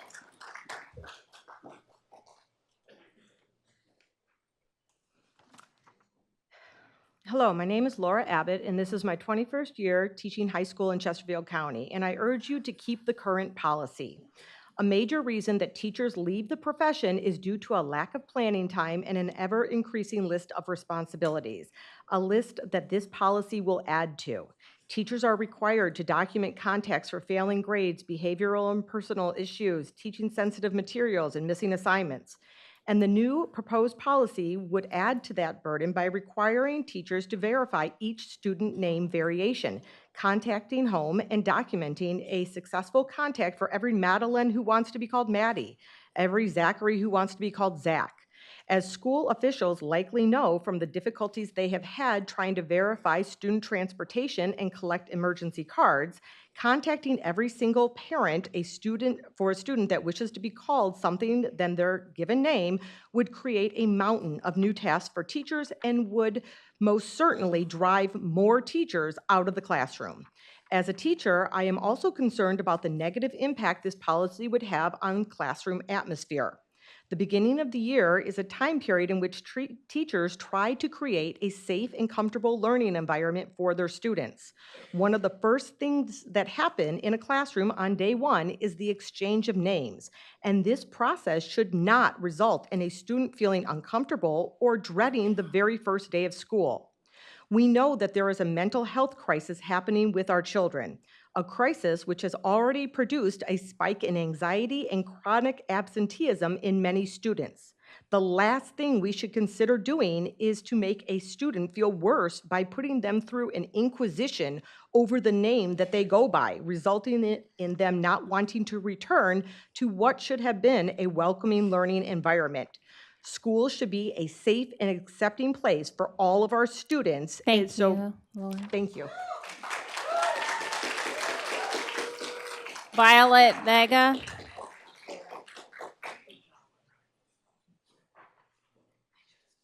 Hello. Good evening. My name is Violet Vega. I am a trans woman. I'm going to start by adding a little bit of background as to how I got here. Growing up, I never felt comfortable in being grouped in with the guys, in my clothes or with my name, but I didn't have the words to put together how I was feeling at that time. There was barely any trans representation, and when there was, it was always just the butt of the joke. Someone says, "That chick is a dude." Someone makes a disgusted face, cue the laugh track. Thankfully, the world around us is becoming more accepting and inclusive. This isn't some ideology. When left-handedness was punished in the US, there seemingly weren't many 3% left-handed people, and now they represent 10% of the population. There isn't a left-handedness ideology, we just stopped punishing it. I myself, everyone here and watching at home care about the well-being of children in our schools. The November and December revisions to Policy 1015 proposed by the Family Foundation of Virginia are draconian and seek to put children in danger. Do unto others as you would have them do unto you. Matthew 7:12, the golden rule. Will we let ourselves forget this basic moral principle today? I surely hope not.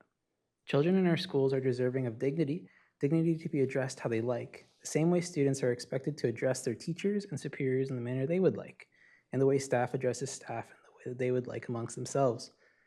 The gain of trans children isn't at the loss of cis children. Inclusion doesn't equal exclusion. The policing of the way children express themselves also affects cis children. Love, acceptance, and understanding is not a finite resource. There's enough to go around for both trans and cis children alike. Please vote to keep 2021 version of 1015. Thank you.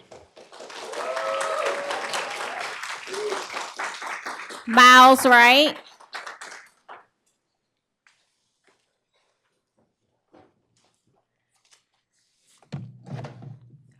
Hi, my name is Miles Wright, and I'm speaking on the proposed revision of School Board Policy 1015. Growing up, I was the perfect example of a student flourishing in Chesterfield County Public Schools. I was recognized by CCPS for my PSAT scores, team captain my junior and senior year, theater club president, student council member, and conference player of the year. In addition, I wasn't publicly gay or trans in any capacity in high school. I was raised in an extremely conservative household, so any private feelings I had were kept as far away from school as possible. The weirdest thing about me was my colored hair, which originally was my mom's idea. Even so, due to some perceived otherness, my high school principal bullied me, berated me, decided I needed to come out to my extremely unsupportive parents, and completely isolated me from the adults that I thought I could trust. In 2016, my principal pulled me out of my AP Physics class junior year to discuss my behavior. Apparently, my parents had gone to her regarding my panic attacks on school property and my struggles with making up missed assignments. My principal's response to this was blaming my mental health on ovulation cycles, telling me that I didn't deserve to be in my school program, and that one of my teachers said that I was having a sexuality crisis. While I was already sobbing, she told me that I would have to come out to my parents waiting in the office lobby. And she didn't listen to me when I told her it wasn't safe. I told her there wasn't any basis for this claim, and instead of listening to me, she insisted that she somehow wouldn't let anything happen to me and forced a deeply closeted child to defend their straightness and gender against their own principal to their parents. This process was a deeply traumatizing hour and a half that cut into my academic learning and lasted long past the last school bell. Even worse, throughout the entire meeting, my guidance counselor of 3 years sat and witnessed everything without stepping in once. The whole original point of the School Board Policy 1015 was to make sure students feel safe in school. The original 2021 policy was written directly in compliance. Thank you, Miles.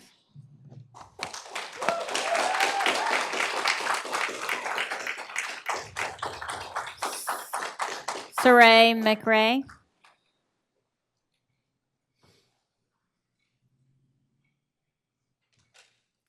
Saray McRae.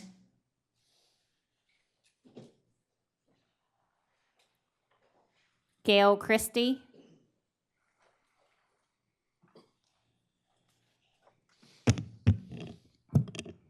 Thank you. My name is Gail Christie. I'm a 40-year resident of Chesterfield County, and my 3 children grew up here going to Chesterfield County Public Schools. I was pleased to see some revisions have been made to the policy that was proposed last month, but it still leaves me wondering what was wrong with the policy that is currently in place.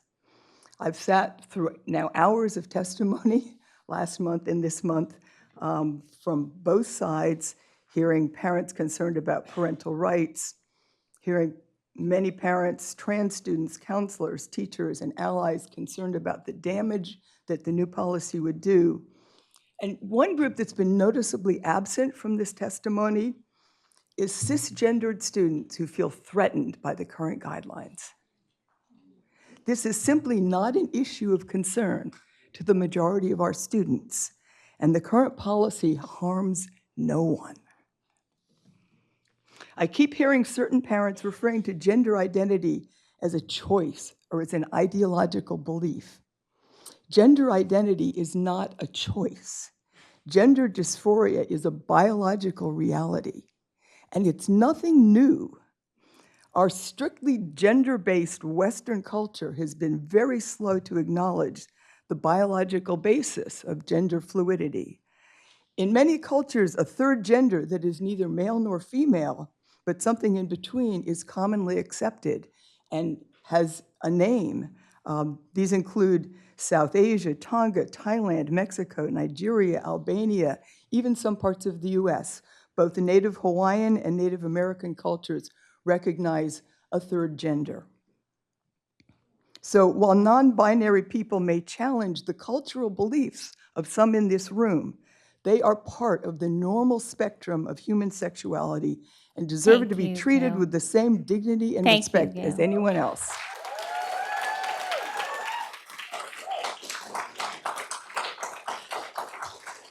The next group of speakers, if you could line up alongside the wall.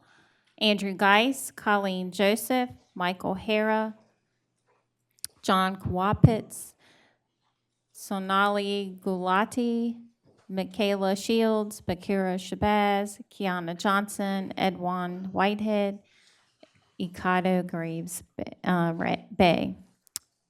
Andrew Geis. Good evening. I'm here to directly oppose option number 1 tonight for redistricting Deep Creek. Starting with the redistricting survey, there was a ton of fluff in it, loud voices from subdivisions that are loosely impacted by this that inflated the numbers. Harpers Mill is the biggest example. Please read the survey data and focus on the numbers from the subdivisions that are directly impacted, such as Hampton Park, which is 6.5% of the student base, and Foxcroft and Cosby, which account for 18.7%. CBG. Let's talk about the CBG program. The parents are loud and have dominated most of the meetings regarding redistricting. The CBG population that would benefit from option 1 is about 138 CBG students, which is about 3% of the overall picture. I want to remind everyone that the CBG program is an elective opt-in program. And if the travel is too difficult for the elective opt-in program, parents still have the option of putting their children in the school-based gifted programs. On top of that, many CBG parents express concerns on the lack of quality teachers that would staff the second program. Let's do one at a time. It's such a loud voice for a personal choice that parents have made. Outside of the CBG benefit, I barely understand how option 1 lives on. Most of the pros that came back on the survey talked about crowd balance in option number 1. Overcrowding is going to be an issue in this area no matter what option you pick. We can't build schools fast enough to keep up with the home builders in the area. The fact remains that option number 1 still excludes around 1,000 students from Foxcroft. That would be about 7 minutes away from Deep Creek versus 15 to 25 minutes one way to Tomahawk. Option number 5 is the choice. At the end of the day, this option results in no change to the current student base of Hampton Park. They go to Swift Creek today and they'll go to Swift Creek tomorrow. Nothing changes. They ain't losing any friends. They weren't going to go to 6th grade with Harpers Mill at Bailey Bridge anyway. I want Hampton Park to have the opportunity to go to Deep Creek, but candidly, they're a quarter of the size of Foxcroft. The subdivisions, they'd literally be driving by on their way to the new middle school every day. So how can we possibly vote for option number 1 in favor of Hampton Park over Foxcroft? Option number 1 also completely disrupts Fox Creek, Wynwood, and Livingston Apartments. Just 2 years ago, these kids were essentially forced to start over and make new friends with Mosley Elementary. We paid $100 million to build this Thank you, awesome school. Andrew. Thank you. Colleen Joseph?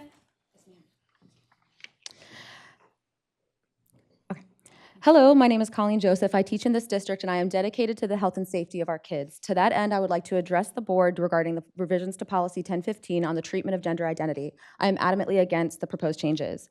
The LGBTQ students in our schools are an already marginalized community, constantly being subjected to hateful speech being spoken to them and about them, some of which we have heard here today. These are children who deserve your kindness and compassion. They are children who are not out to get you because they are children simply trying to get through the best way they can. You are not protecting anyone by taking away their freedom of speech and expression or forcing them to adhere to your idea of what they should look or act like. 75% of LGBTQ youth have been reported as considering suicide in the past year. You've already heard that attending a school with even one anti-LGBTQ policy is associated with higher rates of anxiety, depression, and suicidality. I urge you to consider the impact these changes will have on the health of these youth, let alone their academic success. And this is to all the people in the room who are claiming to be advocating or voting for these changes on religious grounds. We start every meeting with a prayer, and I hope that when we do pray, we consider the needs of all students in the district, not just the ones who agree with our personal values. I'm a devout follower of Christ, and I'm appalled at the hateful speech the trans population, again, some of which we have heard here, is facing. Those who are speaking out against trans students are not following the way of Jesus. You need look no further than his words to know. Primarily Matthew 22, verse 40, Jesus states that the second greatest commandment is to love your neighbor as yourself. You cannot be a follower of Jesus and hate your neighbor. Therefore, advocating or voting for these oppressive changes based on Christian values is fallacious and anti-Christ.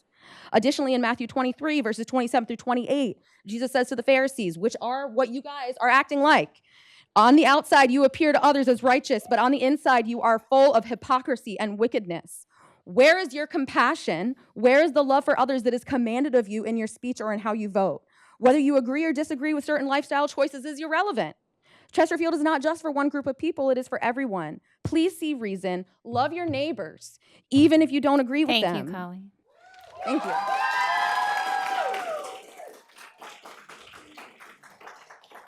Michael Hara?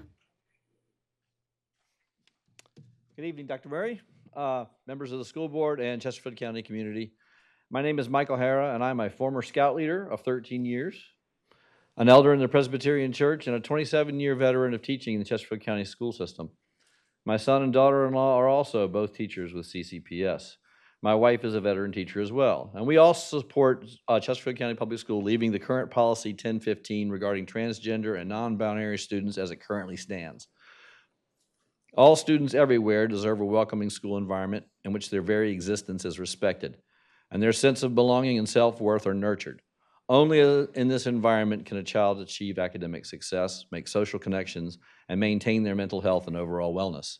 The current policy does these things. Parents are respected and are kept in the loop about every aspect of their child's time while they are entrusted to us with their care. Our administrators and school counselors are professionals with standards and codes of ethics to follow. Let them do their jobs. We are all on the same team in regards to maximizing each and every student's potential.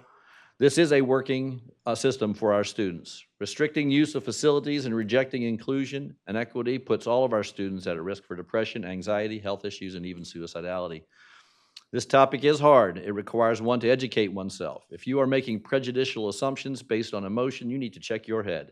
I've had to do some coming to grips with these issues through my own personal experience with students, colleagues, and even my own family. If you have some of this experience, you know what I'm talking about. If you do not, please try to learn what you can. There are many resources available. He, she, ze, and we is a great place to start. Thank you for your time. Please continue to do the right thing by keeping policy 1015 in place. John Kwapitz. John Kwapitz.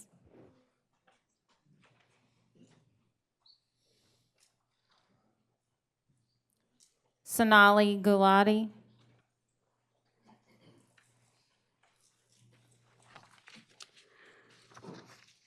I am here today to urge you to vote to keep the original policy 1015 in place. This policy is in line and upholds so many federal laws and civil rights protections. The number one reason to keep the original policy in place is because our children need to feel safe. And it is the school's responsibility to provide a safe learning environment. This policy saves lives. You've heard it repeatedly tonight. This policy works. Since this policy has been in place for more than 3 years, there have been zero incidents in CCPS of transgender students causing harm to anyone else. The people who want to change this policy under the excuse of science to push their sick and hateful agenda is wrong. I call it sick because these people are so utterly obsessed with children's genitalia. This obsession is making them want to not just police their own children, but force and control other people's children into where they can pee and poop and which activity they can participate in. Please stop using science and biology as an excuse to control people's bodies and their activities. The same argument was used to keep mothers at home because they were childbearers. And this same control, it is about control. These parents, under the guise of parental rights, want to control the minds and bodies of all our children. All our children. Children are not our property. They are their own human beings with rights and thoughts and feelings. They know who they are. Listen to the trans people who have spoken tonight, because this policy affects them. Yes, it is about lives. Schools have been lifelines for students. Thank you, Sonali. I'm sorry. Schools have Thank been you, lifelines Sonali. for students. Your time's expired. You serve meals for them. Don't forget that. Michaela Shields.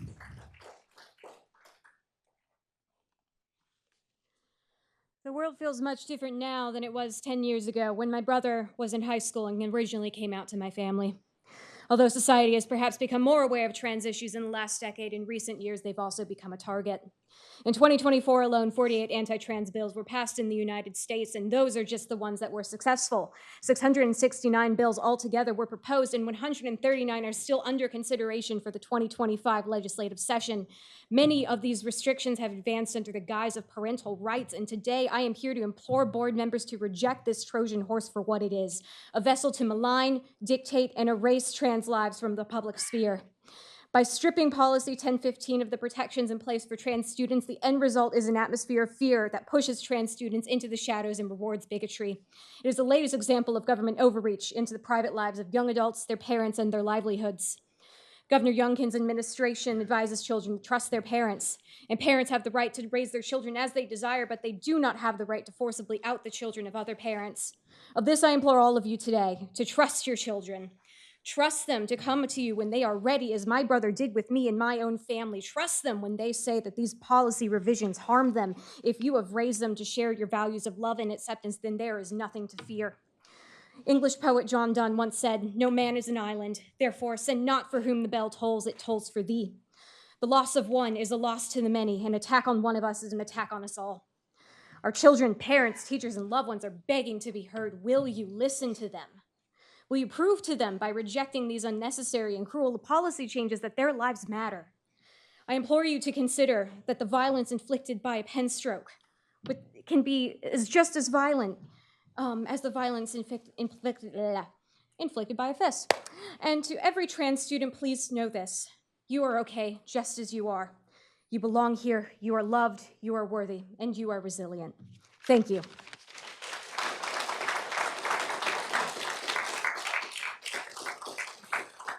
Akira Shabazz.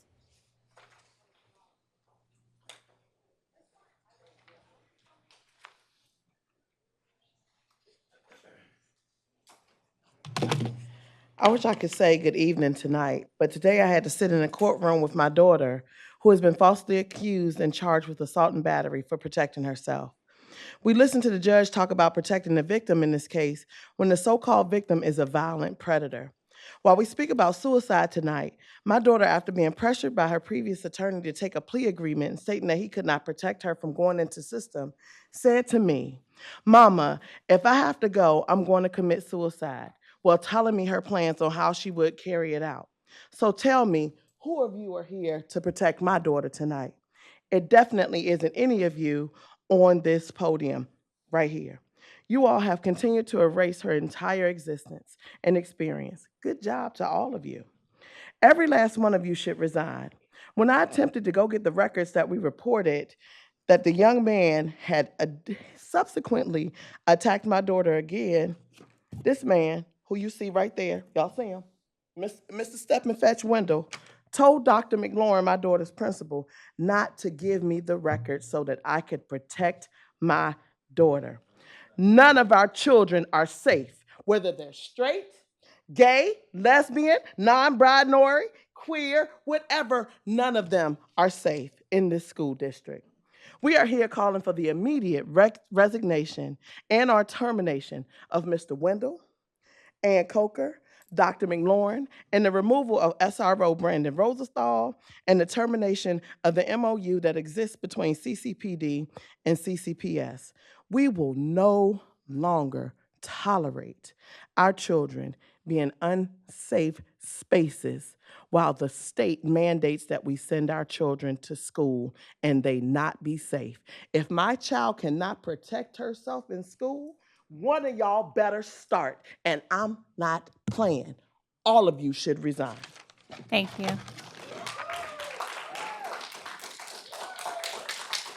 Kiana Johnson.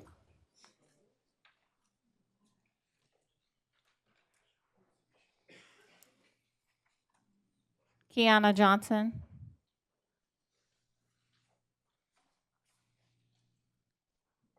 Edwan Whitehead.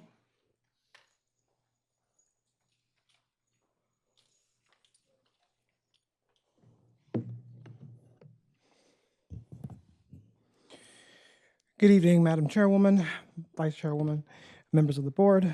My name is Edwan, and I'm here on behalf of the Injustice Reform Network today as an advocate for Miss Erlia Smith. She's a 16-year-old girl and a survivor of gender-based violence who has been grievously failed by this district.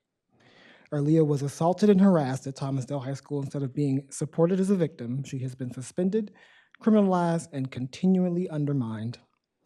This board and its representatives have allowed her lived experience as a survivor to be dismissed while enabling her aggressor to avoid accountability for his actions. The ongoing treatment of Erlia sends a dangerous message that this district will protect aggressors at the expense of its survivors. By failing to hold her aggressor accountable in its fullness, and instead of punishing Erlia for defending herself, you are merely complicit in perpetuating a culture where violence is tolerated and victims are silenced. I respectfully demand of this board to acknowledge Erlia as the victim that she truly is because she was hurt in this process. Hold her aggressor accountable. Please be accountable to the leadership that you're supposed to have. That's why you're sitting where you're sitting. Give immediate support to the family that loves and actually cares for her. And let's figure out some systemic reforms so that this does not happen again. You can't. This is how abusers are literally perpetuated, and that's how they go hiding, and that's how they make more victims. You can't keep relying on it. Madam Chair, Madam Vice Chair, board members, your actions or lack thereof define the culture of this district. Will you stand with your survivors or will you continue to protect the aggressors? Erlia deserves justice, and every student deserves safety, respect, and accountability from the adults entrusted with their care. We are watching you guys very closely, and we are demanding some levels of change. Thank you for your time and taking the necessary steps to address this. Thanks.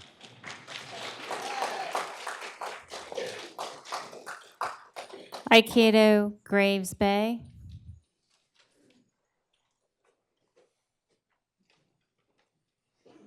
Good evening, everyone. Accountability. As administrators and officials, taking accountability is always the right thing to do. But when it comes to SROs and cops, the system gather behind them regardless how wrong they are. How do you go from telling the student, we got your back, or we will get you whatever you need to succeed, to we can't support you now because the SRO abuses authority and now you're alone, Aaliyah? Because we have to protect the establishment because the SRO retaliated against a mother and her child by filing false charges against Aaliyah. She was brutally attacked and beaten. Now the system who's supposed to protect her has jumped ship to support the SRO and his wrongdoings. Let me tell you what happens to the mental health of a child that is being prosecuted for defending herself or have to fight any legal matters knowing they are innocent and is being retaliated against by the system. I can tell you firsthand because my son was a victim of police brutality and false allegations in school bullying. The case and stress eventually worsened his condition. He had ADHD that eventually brought about severe epilepsy. He was always like, why are they attacking me? Why? What did I do? Why? It started off as shakes, blacking out to full seizures. It eventually claimed his life. He never made it to trial. These types of attacks on children from school men and officials have to end. Next, it could be your child or anyone's child. If we can't rely on schools and police officers to protect our children, then we have to, as parents ourselves, make the necessary changes because the system keep on continuing to fail them. Thank you.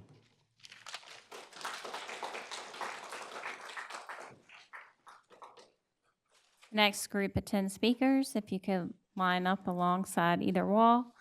Christopher Joyner, Erlia Smith, Anton Richardson Jr., Lauren Wynn, James Gallagher, Jeffrey Hill, Dr. Rodney Williams, Gail Dobbins, Connor Bingham, and Tori Quayles. May we have Christopher Joyner. Good evening, staff, board. My name is Christopher Joyner. I came up here from Norfolk, Virginia, because of the disturbance that is occurring with Aaliyah Smith. And now, after seeing everything that I'm hearing with all this fear in this courtroom, it's a courtroom to me because it feels like it. Y'all totally got control of y'all community. Y'all got them fighting with each other, parents and kids, and that's a disturbance. Y'all supposed to be the masterminds, the educators, and the mass strategic thinkers to help bring better education to a whole family, not part of a family, and force something negative on them. That's a disturbance. And they supposed to ask for all y'all. Y'all supposed to petition this whole panel and get y'all off of here because this hurt to see kids against their own parents and y'all pushing it for this government funding so y'all can have better salaries. Y'all thinking about your own kids and your own future, your own hidden agenda, and it's inappropriate. This is a disturbance when a child fears their parents because they can't be themselves at home. Y'all supposed to have better education strategies where y'all can have these mandatory PTA meetings and bring the families out and teach them how to accept change within the kids, not pointing out that it is their kids, but teach them how to adjust because a lot of parents are still stubborn on the old past. I used to fight homosexuals. I used to fight police officers. I just did 20 years in federal prison. Now I'm the chairman. I'm the chairman of the Youth Reentry Program. That's right. Under the Injustice Reform Network. And I'm gonna lead each and every last one of these families and churches in a better method because y'all failed them and y'all need to get off these seats immediately. I will be pushing for one of y'all seats, whether it's me or it's somebody who desire Thank you, to Christopher take care of these people. Joyner. Thank But you. they shouldn't be in here going against each other. Erlia Smith.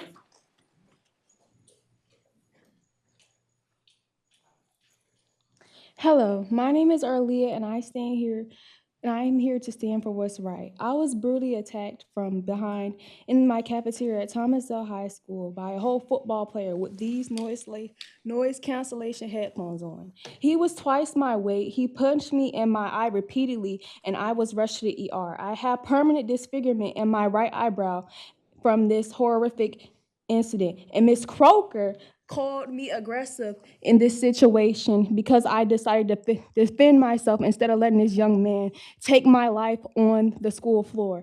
I wasn't nice to call the police.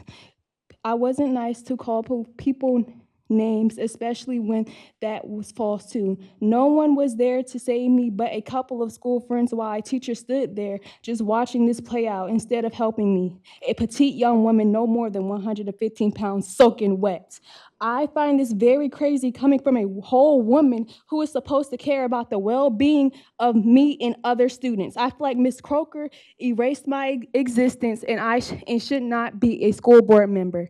If she doesn't see anything wrong with this man causing me trauma, scarring to my face, mental health problems, and I am calling for her resignation along with my mother. It doesn't stop there, though. I'm going to also call for the resignation of my school SRO, Mr. Rosenthal, who decided to take charges out on me due to my mom wanting to get justice served for what this young man wrongfully did to me. I feel the reason behind this is because the SRO has something against my mom for wanting to stand up for what's right. I have assault and battery charge pending against me while the other dude has absolutely nothing. This has caused me serious mental health problems. I feel like I am not appreciated. I am not heard, nor priority to the school board and the police. You all have failed me, and I have to pay for the consequences of a guilty person. Thank you, while being Erlia. innocent.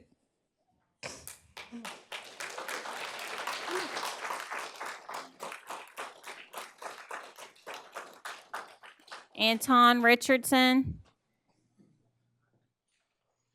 Hello, my name is Anton Richardson, and I'm the older brother of Erlia Smith.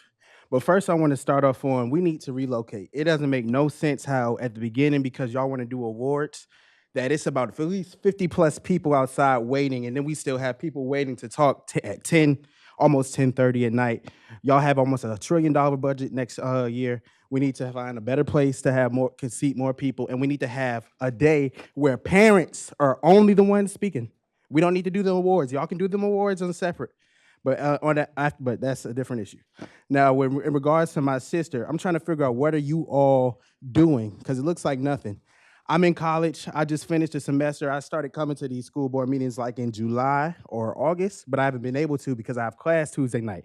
And my mom is still coming here every single month, and it looks like nothing, no progress is being done. And even from those meetings that I came to, you still got people coming for other issues, stay asking you the same questions. What can you get done from them? Because it seems like it's a bunch of ineptness to me. Also, we need to get SROs out of these schools. It is no reason why people children for fighting should be getting arrested, any of that. You just get your 10 days or whatever, or depending on the situation, get your 5 days and you go home. And especially when we have like people like on Coker coming out and thwarting our efforts, telling other members on the board not to be talking to my mom. Also, people like Wendell Bendover Roberts telling Dr. McLaurin not to give my mom the evidence she's been asking for. My mom was asking for that evidence for like 6 weeks, and y'all just kept giving her the runaround. Just say no. If y'all ain't gonna do nothing, just say no and let us stand. Don't give everybody who's coming here for issues the runaround. We just keep coming out here every single month, over and over and over and over. So what is it that y'all do, and what can y'all do? Or y'all just gonna keep looking at? Because I feel like that's what y'all gonna keep looking at. Thank you, Anton. Lauren Nguyen.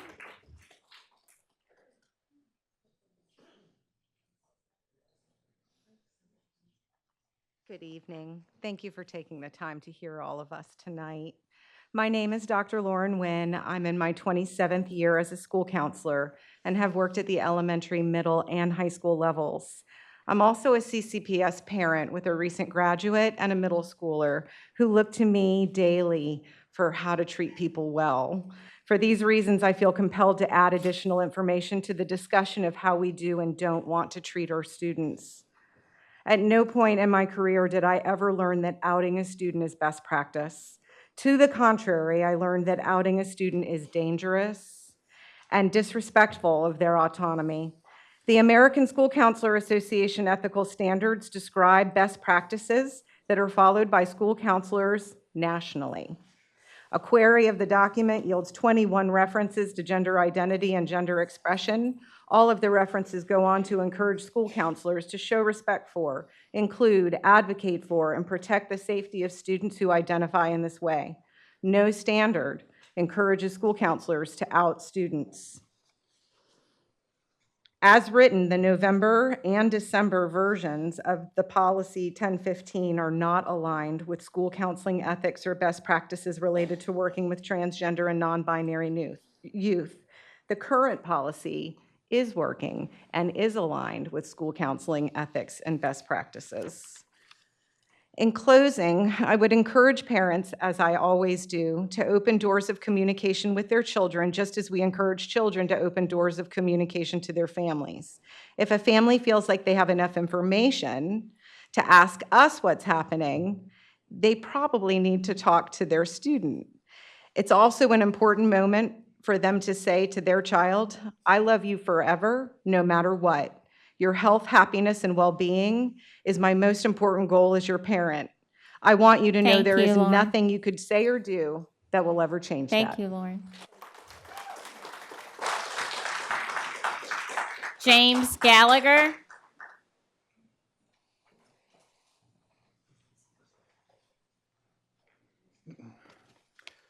Members of the Chesterfield School Board, thank you for your time.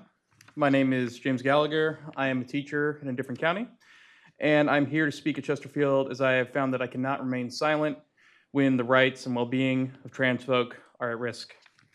I have read the current policy regarding transgender students as well as the proposed changes, and I can only come to one conclusion, that the changes to the policy will promote the bullying of trans youth in Chesterfield County.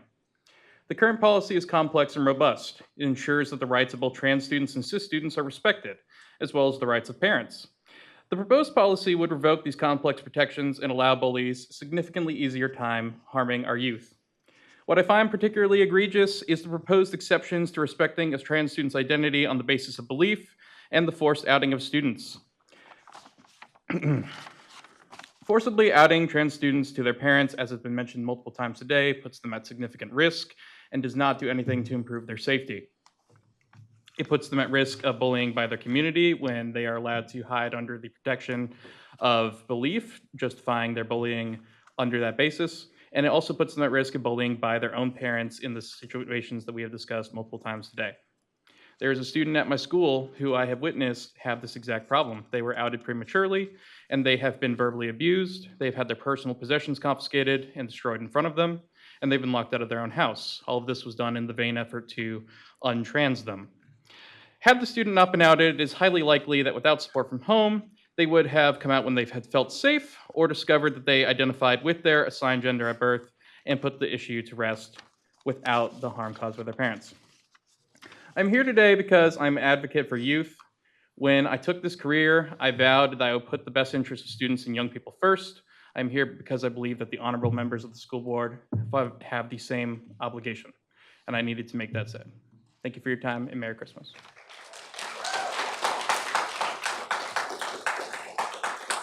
Jeffrey Hill.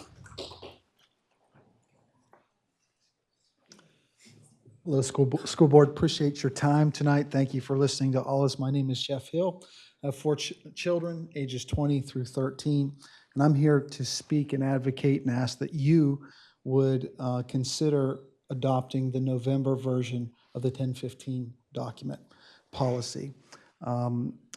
Listening to everyone here in the room, I acknowledge this is a difficult decision requiring wisdom. And that's my prayer for you. My prayer for you is that you would seek God's counsel and God's wisdom. Ultimately, He's the source of all wisdom. And ultimately, what we're taking into consideration, although I disagree with my friends who see it from a different perspective, I totally acknowledge their care and concern for those who are, in their minds, discriminated against. However, I disagree with their logic, because their ladder's leaning against the wrong wall. Eventually, we all give an account to a holy God. And at the end of the day, we must stand for truth. And if we stand for truth, in the end, truth will stand for us.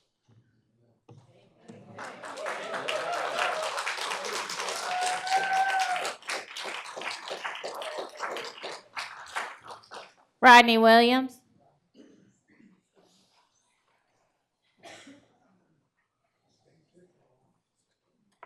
Rodney Williams.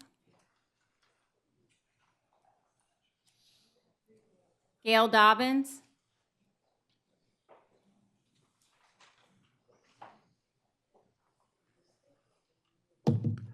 My name is Gail Dobbins, and I'm the physics teacher at Thomas Jefferson High School. I would like to speak out today about the proposed changes to Policy 1015. Unequivocally, the proposed changes are an attack on LGBT students and a rollback of their civil liberties. These changes have no basis in fact, and what is a fact is over half of trans and non-binary youth have thought about suicide in the past year, and 1 in 5 have attempted to take their own life. That number grows as the rights of trans students are under attack. Want to know what the biggest factors are in reducing these statistics? Being accepted at home, followed by being accepted at school. As much as I hope and dream that every trans and non-binary student is accepted at home, a peer-reviewed study in the Pediatric Clinic of North America finds that only 1/3 of youth experience parental acceptance, another third experience parental rejection, and the remaining third do not disclose. Another study from the Trevor Project found that homelessness and housing instability were reported at higher rates among transgender and non-binary youth, including 38% of transgender girls and 39% of transgender boys, and 35% of non-binary youth. This is why outing students against their will is a dangerous precedent. While we can't affect if a student is accepted at home, we can affect if a student is accepted at school. Every student should feel safe and respected at school, and with these changes, none of our trans and non-binary students can feel that way. Attending a school with even one anti-LGBTQ policy is associated with higher rates of anxiety, depression, and suicide attempts from young students. As one of the lucky 1 in 5, I need you to hear me say that the tiny change of just being called the correct name and pronouns makes the world of difference. Ask any educator who has had a trans student, and they will tell you that this policy is simply discriminatory. I implore you to follow the footsteps of other districts in Virginia and refuse to follow these proposed changes. For the safety and security of our students, we must oppose these changes. If you are a parent that is here tonight and is worried about being informed, I ask you this. When was the last time you told your child you love and accept them, no matter their sexual orientation or gender identity? Thank you. I would start there. Connor Bingham.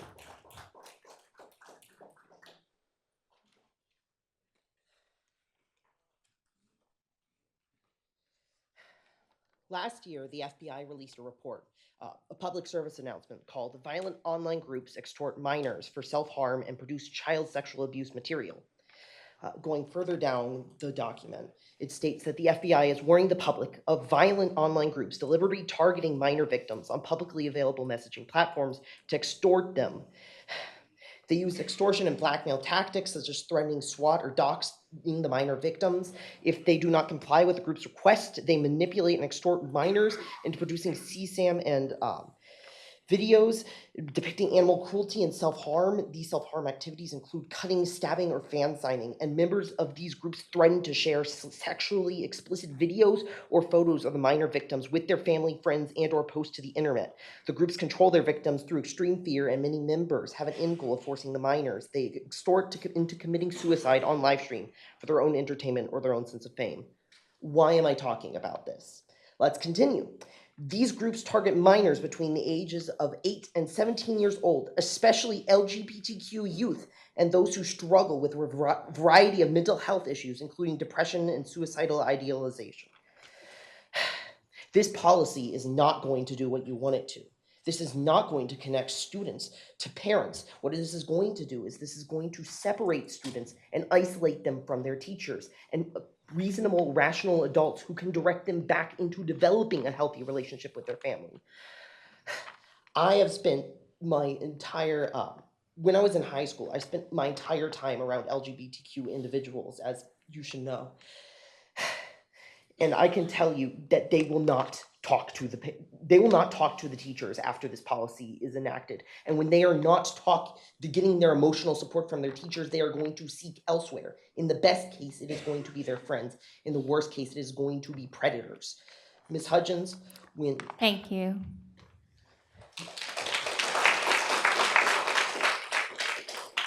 Tori Quayles.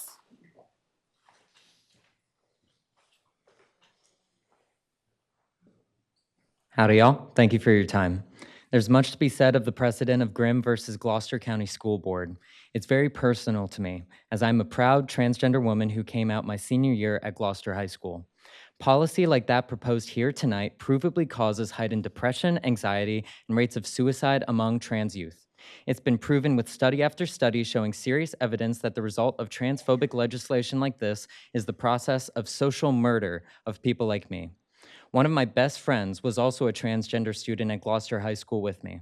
Transphobic policy and leadership led to him attempting to commit suicide on graduation day. This is because he was forcibly outed early in his school career, leading to abuse from his family, forcing him to work 2 jobs to make ends meet while trying to graduate high school. Through immense luck, his life was spared. Your decision tonight will not be a neutral act. You have the power to protect trans children from immense social violence by choosing to keep Policy 1015's 2021 version as it is. Passing the proposed revision will be an act of serious social violence against children. This will not stop at trans people. In the words of Angela Davis, when they come for me in the morning, they will come for you at night.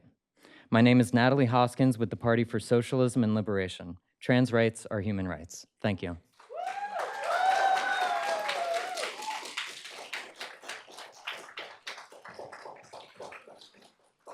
The next group of 10, if you could line up along the side of the walls. Ray Regenstreff Harms, Traso Branson, Nathan Barilla, Carla Pollard, Diana Gainey, Derek Walker, River Olson, Ann Butler, Katie Schaefer, Jan Caldwell. May we have Ray Regenstreff Harms.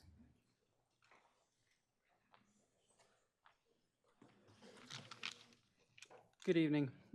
My name is Ray Regenstreff Harms. I live in Chesterfield County, and I'm the parent of 2 children, one who started in CCPS this year and one who will attend in the future. I'm speaking today to urge the board not to accept any changes to Policy 1015 while cloaked in the nebulous, undefined term parental rights. These changes are clearly targeted at the acceptance and safety of LGBT students, and most especially trans students in Chesterfield County schools. I generally agree with comments submitted at previous meetings that kids are harmed when parents are cut out, but no one in this room would agree that this is true 100% of the time. Schools already make exceptions to this on a daily basis by restricting the access of parents who lack custodial rights, by not allowing a child to be picked up by an impaired driver after school, even if their driver is their parent. When parents cannot accept their LGBT child as they are sadly capable of becoming just as dangerous to that child. Studies clearly show that LGBT youth are more vulnerable both to suicide and homelessness than other youth, and that these risks are increased if they are in a family that doesn't accept them and or subject to school policies targeting them. These changes would increase these risks, which I deeply believe makes them unacceptable for this board to even consider. Lastly, as a parent, I want to say that I would not send my children to any school or district with teachers who do not have their best interests at heart, and I trust CCPS employees with my child every day because I believe that about them. I know that all teachers have to undergo background checks and participate in suicide awareness and prevention training each year. I don't think that the teachers in this county are capriciously forcing or encouraging students to lie and deceive their parents. I believe they care deeply for the students under their care, and that the current policy as written gives them appropriate leeway to protect the life and well-being of all their students. Thank you to any teachers from any school in attendance today, and thank you to the board for your time. Tracy Franson. Hi, I'm Tracy Franson, Chesterfield resident and proud graduate. And I just want to point out that there are now more protections in this proposed revision for full-grown adults who dead name kids than kids who are just trying to survive another day. This is now a policy for the protection of those who are determined to hurt kids. And for what benefit? So some of the folks on the school board could curry favor with their political idols in higher office. Why else would you mandate that professional educators take time from their professional duties to instead send a note home every time a kid wants to be called a different nickname? Notice the language too, that gets a shall, but that vulnerable student who just wants to pee in peace only gets at a suitable facility to do so should be offered. I often hear local government officials complain about unfunded mandates coming down from the state, but guess what? A vote in favor of this policy is just adding another unfunded mandate from specific members of this board. You cannot blame it on anybody besides you all. There is no reason to be introducing this right now. I hope everyone here notices on the agenda this wasn't even preceded with a memo number. because staff isn't saying this is legally mandated. Nope. This is a few members of the board just trying to play politics, putting vulnerable children's well-being in the balance. Why force this through unilaterally? Why not send it through a policy review committee first and allow those in the affected community to weigh in? That's actually what the current policy did. And why would you take it away from that? Because you want a license to bully. That's extreme. Deleting the part about not forcing kids to undress in front of you, that's extreme. I know some of you will disagree with anything I say because of where I happen to sit on the political spectrum, but still I must be here to fully urge you to consider the consequences of your actions. Thank you. Nathan Barilla.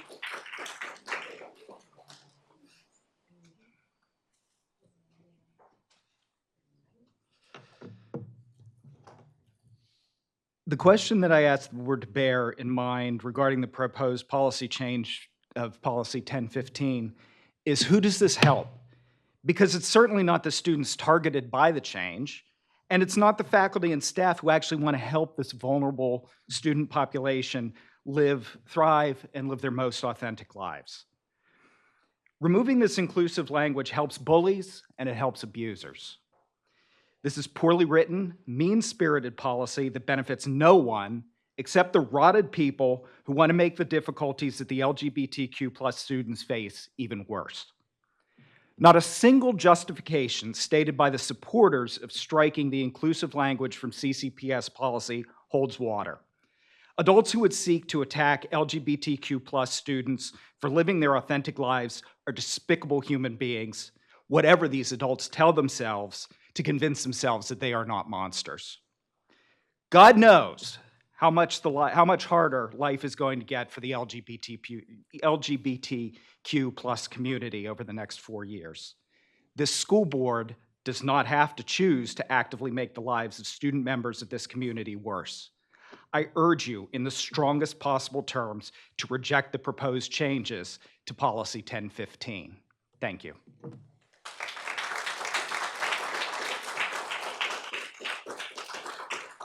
Carla Pollard.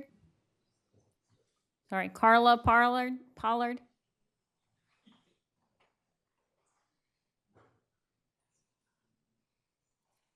Carla Pollard.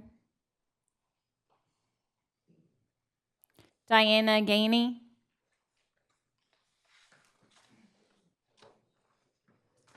Good evening, school board. Hi, my name is Diana. I recognize people I knew before my transition who are here tonight.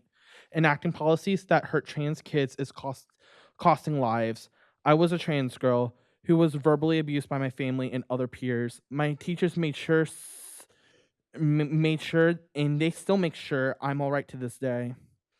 Trans rights are human rights, and we all must build a community we want to live in, as a quote from my friend and comrade Serene Haddad. And I want to elaborate on this. We need to keep the 2021 version of this bill because guess what? It will protect lives. I was one of those trans students who was severely suicidal and ended up attempting suicide and ended up cutting themselves in the school bathroom my senior year of high school. And I remember it so vividly. It was around March 22nd, 2019. I was a senior in high school and skipped English class to cut my wrist because I was constantly harassed for being trans by not only parents but some other peers and facing online bullying. Keeping this bill and not making any changes to it is helping trans kids, is helping trans youth. Imagine, I know people who are in my family, and I know friends who cannot come out because they fear for their safety. And guess what? People don't care about their safety. This is why I'm begging you, as an alumni of CCPS schools, as a proud Clover Hill High School alumni, a proud Swift Creek Middle School alumni, a proud Evergreen Elementary School alumni, that you stand with trans people. Stand for us all, because one day we're not going to have beautiful minds and beautiful ideas and new ideas in different places. And thank you so much for my time, and thank you.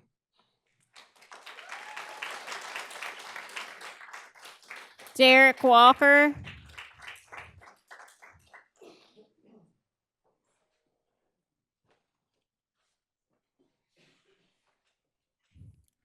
Derek Walker,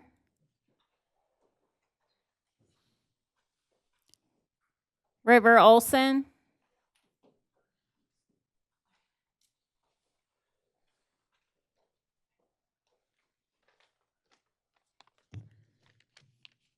Hello, I'm River Olson. I'm a Chesterfield County art teacher, and I drove here straight from working late at my school because I want you to hear from who you are asking to uphold this revised policy if you adopt it.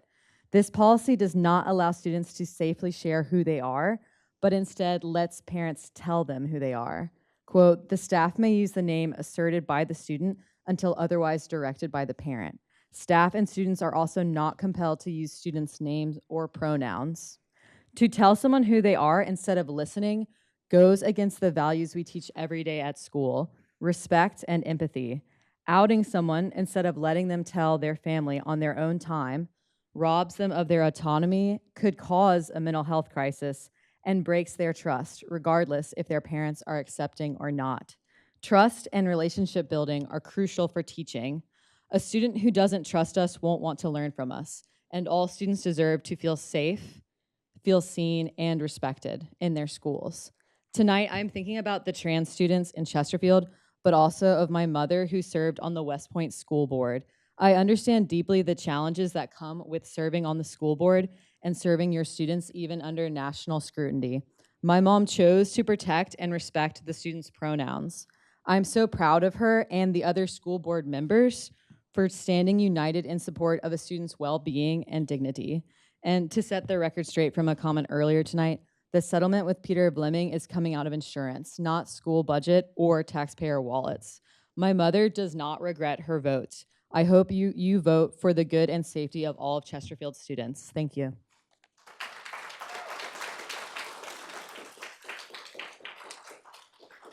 Ann Butler,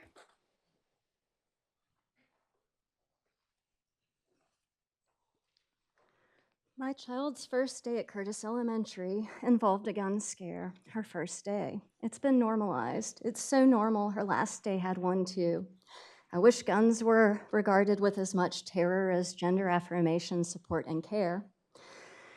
Regarding parents insisting on their child's welfare and having trust returned by you, if a child must rely on school-provided sanctuary, it is because they fear rejection, punishment, and abuse from the hands of parents who want to decide who their child is, even when that harms them, and you are all obligated to not pretend to be ignorant of that reality.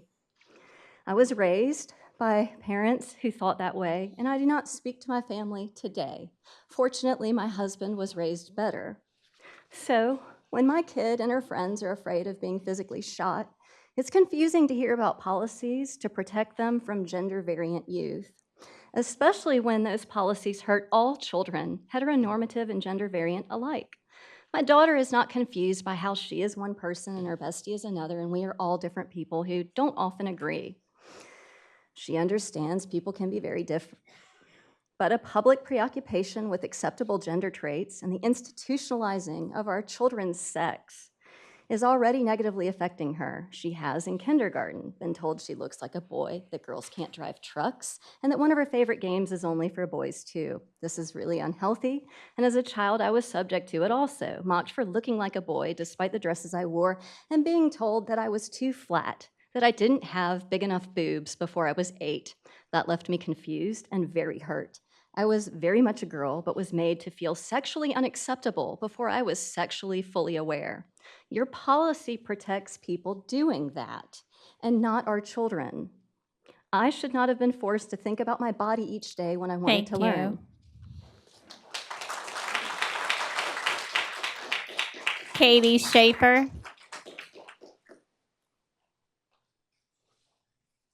Katie Schaefer, Jan Caldwell,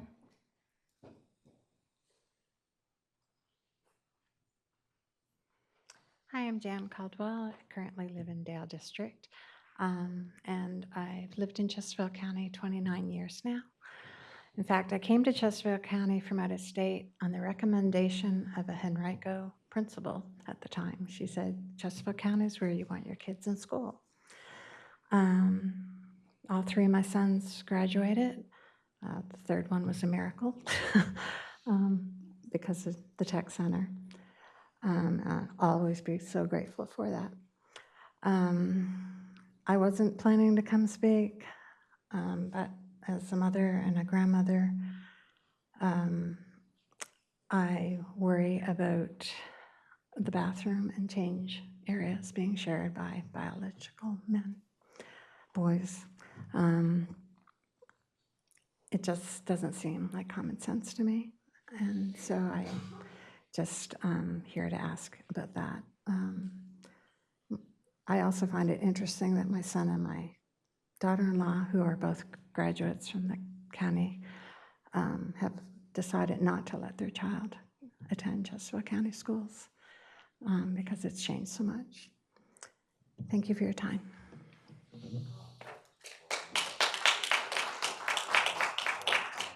Next group of 10, you could line up to prepare for your turn to speak.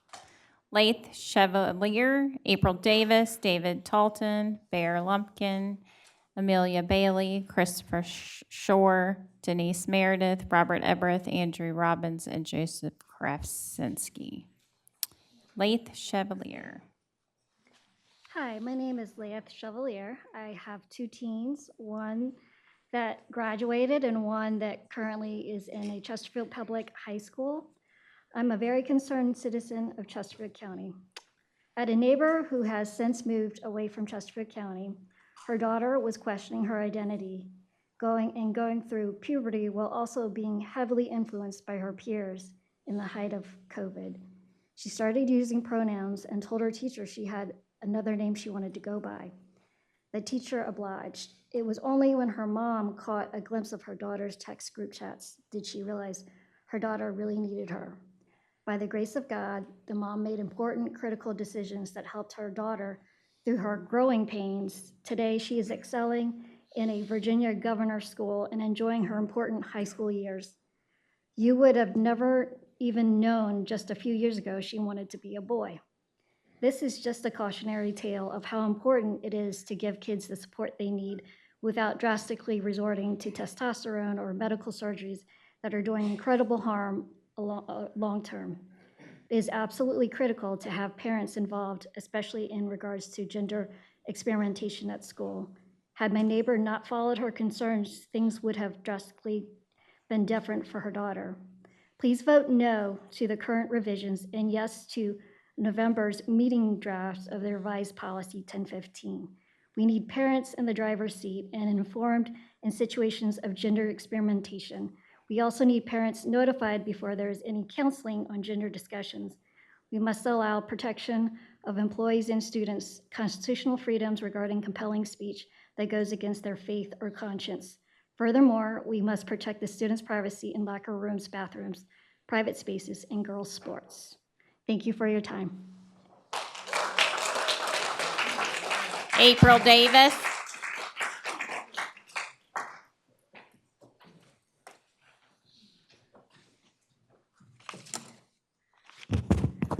I have something really important to ask you. Okay, so I have a daughter and a son. If my daughter went into the boys' bathroom in the high school, what would happen? Right? They would get mad, they would tell her to get out. She's transgender.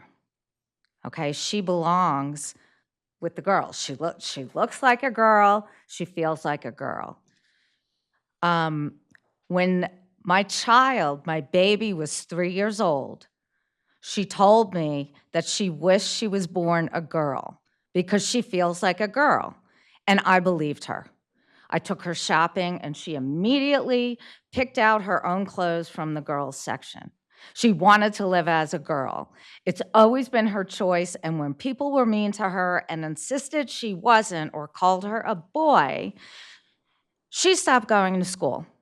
Her pain was devastating. She was afraid to go to school for fear she wouldn't be accepted by people that knew and the younger kids that she grew up with. After being in bed for weeks, depressed and not going to school, she said she wanted to die and attempted to jump out of her window. After that, she spent a lot of time with a lot of mental help working on believing that her life matters. When she was called out by everyone or called a male when she asked to be female, she, her, it was devastating. She would freak out to her core, and she would have to leave class and run out of class Thank and you. go somewhere and try to find a safe space. Thank you.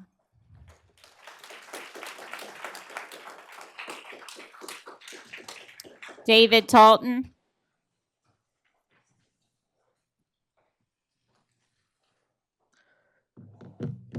Good evening.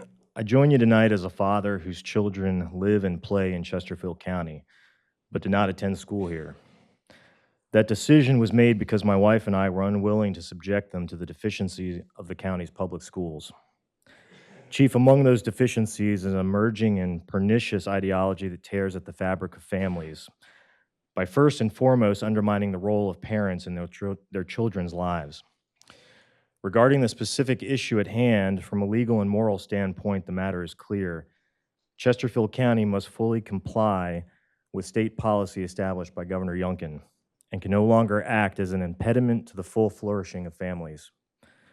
Schools are entrusted by parents with the sole task of educating children in objective truth in a safe environment that includes all spaces, especially private ones.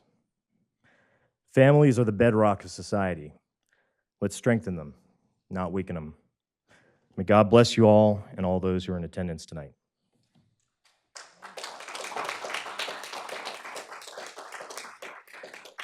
Bear Lumpkin.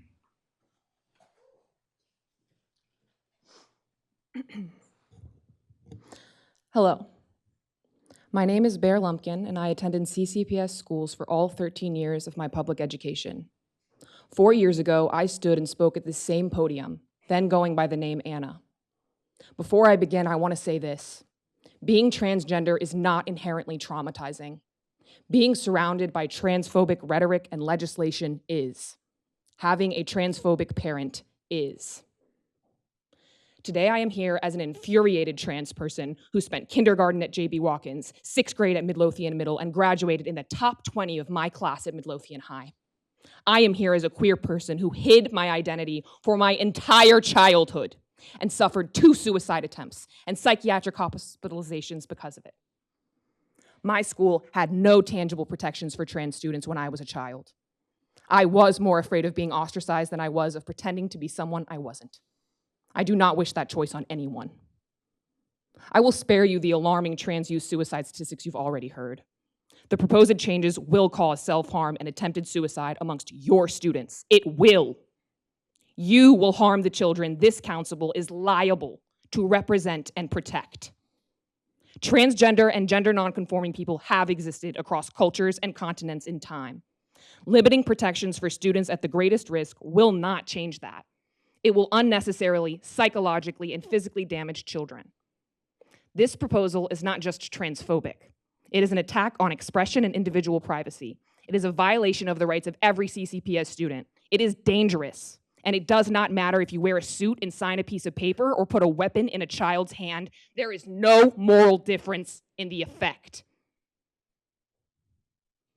As a transgender man who went to these schools and hid my identity in fear for 20 years, I assure you, there is nothing you or anyone can do to wipe transgenderism from the classroom or the county or the country.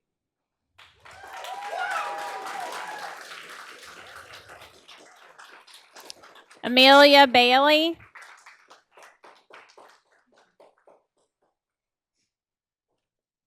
Thank you.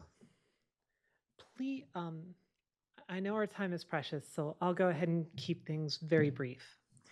Please maintain the current policy 1015. The policy as it stands has protected children during the most difficult and vulnerable portions of their lives. It has allowed them to live as they are on their terms. The new policy does not protect anyone other than those who would wish to hurt those same children. It would require counselors to out children to parents who may not support them. It would require teachers to call children by names that are dead to them, regardless of how much it hurts them both. It protects bullies while leaving their victims to suffer. It cloaks fear and hate in the guise of protecting free speech and parents' rights.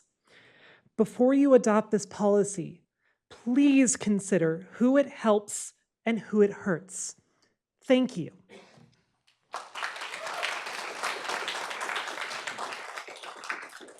Christopher Score. Good evening. I'm a researcher in education policy. My family and I moved here from Montgomery County, Maryland, to protect our children from the very policies we're discussing today.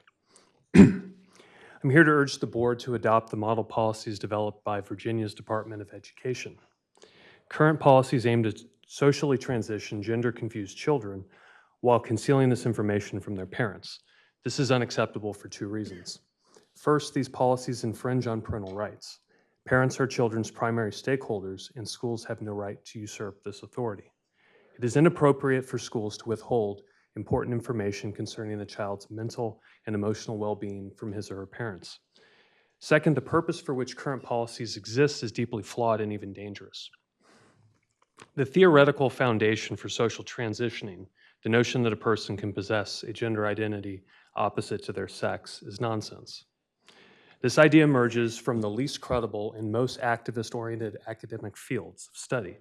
These fields, in turn, draw inspiration from an obscure and anti-rational school of thought called postmodernism. To briefly summarize, postmodern thinkers reject the authority of reason, science, and objectivity. This is how we arrive at the notion that gender is an arbitrary social construct rather than a social representation of an underlying biological reality. But I also said this thinking is dangerous. When schools reinforce gender confusion in the classroom, whether by using so-called preferred pronouns or by instructing children to dismantle the gender binary, they encourage children to adopt fictitious identities that they will ultimately seek to affirm medically. These, again, so-called gender-affirming medical procedures, including puberty blockers, cross-sex hormones, and sex-change surgeries, are associated with permanent and debilitating harms. The effects of hormone treatments include reduced bone density. Madam Clerk.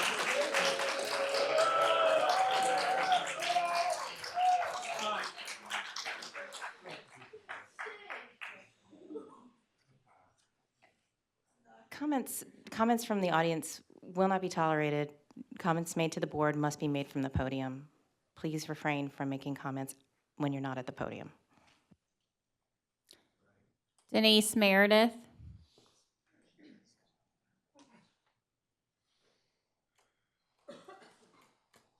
Robert Ebereth.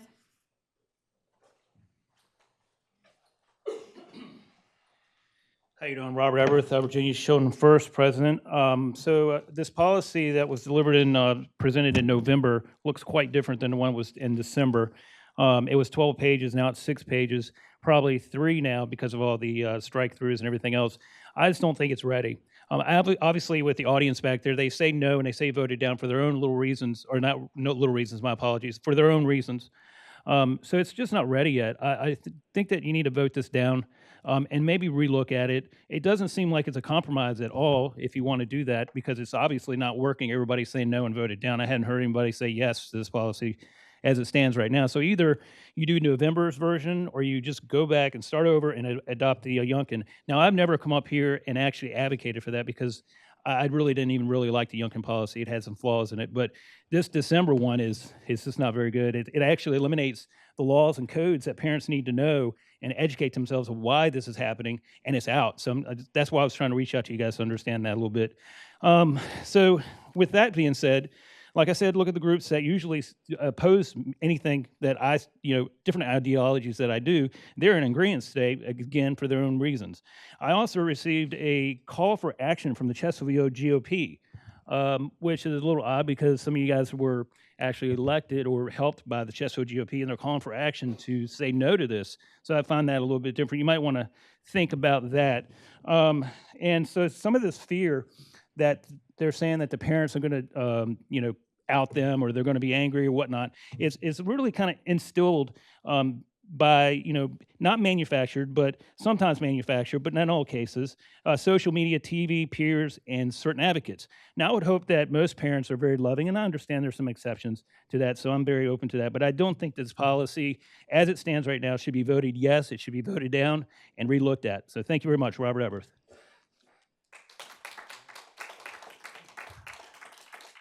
Andrew Robbins.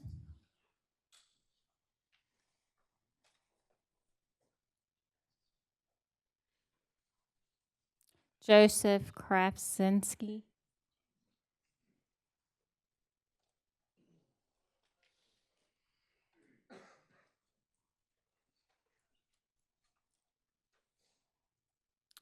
The next group of speakers, if you could line up to be prepared to start speaking. Adriana Clinton, Alexander Guerrero Diaz, Michaela Felter, Ann Tatus, Summer Valentine, Brenda Stewart, Bellamy Riley, Jorge Brito Sr., Krista Meredith, and Kelly Marlin. May we have Adriana Clinton.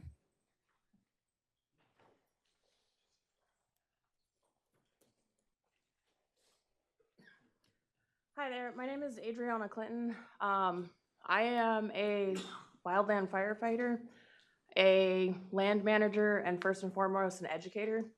I've worked with Virginia State Parks and many different state agencies and with hundreds of youth, particularly here in Chesterfield County. I'm here to speak for 1015 as it stands, with not the November or the December changes. Being out in the field in a male-dominated field of firefighting, even though I am a cis woman, all of my career through high school and education was difficult for being masculine and bullied for being such. I now stand proudly as a firefighter, as a commercial driver's license, because I stood up for eventually what I knew I was, which is a strong woman. But these policies that prevent children from being who they want to be and who they are only harms the children. It doesn't help anybody. So even when I've been out in the field showing kids the amazing part of being out in nature, allowing them to explore different parts, getting out of urban areas, when they get the chance to explore and see new things, you can really see them open up. And that goes for any kids, whether they've been straight or non-binary or queer or whatever pronouns they want. Let them choose and figure out what they are. They know what they want, and children have the best sense of what they like or what they need. And they know that better than anyone else can tell them. So I'd stand here as an educator saying, please keep the rules as they are, and let kids have a chance. Thank you. Alexander Guerrero Diaz.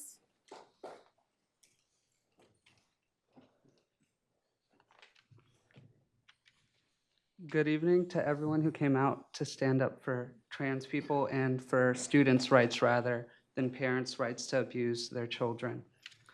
My name is Alexander Guerrero Diaz. I'm a VCU Dean's List student in the School of Science and Humanities and the president of Advocates for Equal Education. I am also a member of the NAACP at VCU and have worked with Richmond's SVEA and Every Voice Coalition. I am testifying in opposition of proposed revisions to Policy 1015. I received my entire K-12 education in Chesterfield schools, Beulah Elementary, Fallen Creek Middle School, and Lloyd C. Bird High School. My time at LC Bird was often spent in extracurriculars. I was the president of the International Thespian Society, Troop 1438, and Key Club, and I was the historian of Yovaso and SCA. And I have currently siblings and cousins attending Chesterfield schools.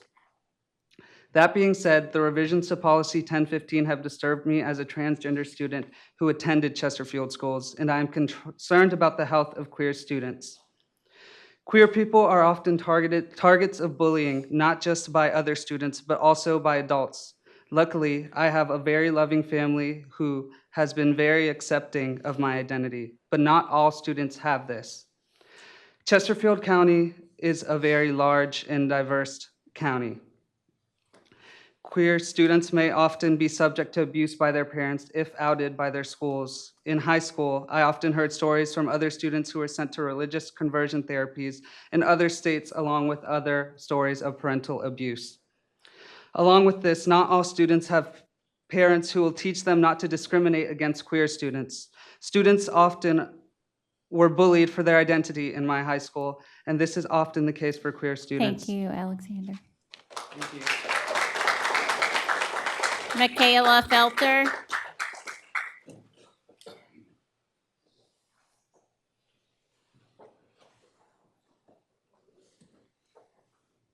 Michaela. Ann Tatus.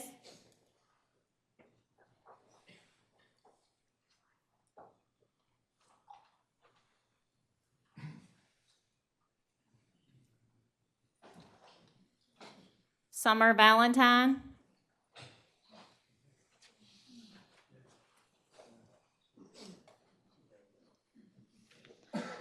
Thank you to the board for allowing me to speak today. I'm a resident of Chesterfield County, and I worked previously in special education for 6 years.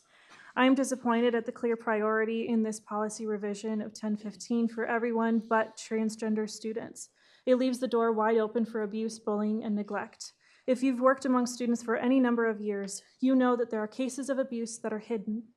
This policy assumes that all parents are well-meaning and treat their child well, but policies are for those that are not doing the right thing.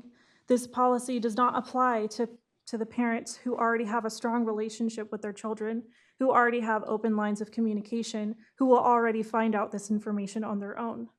This is for the ones who are not communicating with their children. And included in that are the ones who are inflicting abuse on their children. You can ask any CPS worker and they will be able to testify that there are many cases that they investigate where they can't do anything, even though they know that there are cases of abuse, but because they don't have the proper evidence, there's nothing they can do.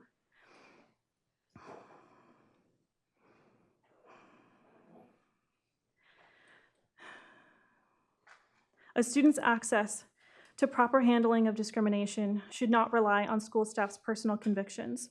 If a school staff member doesn't want to refer to a student with new pronouns or names, even when legally changed, even when the parent has allowed it, even when studies show affirmation saves lives, the policy gives them carte blanche to do so.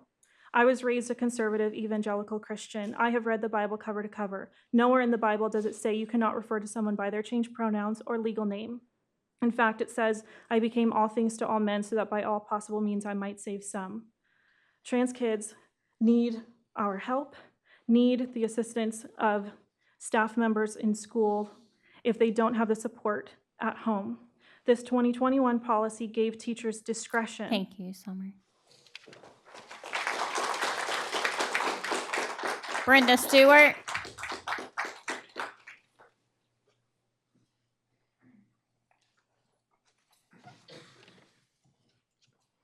Good evening, Brenda Stewart, Matoaka District.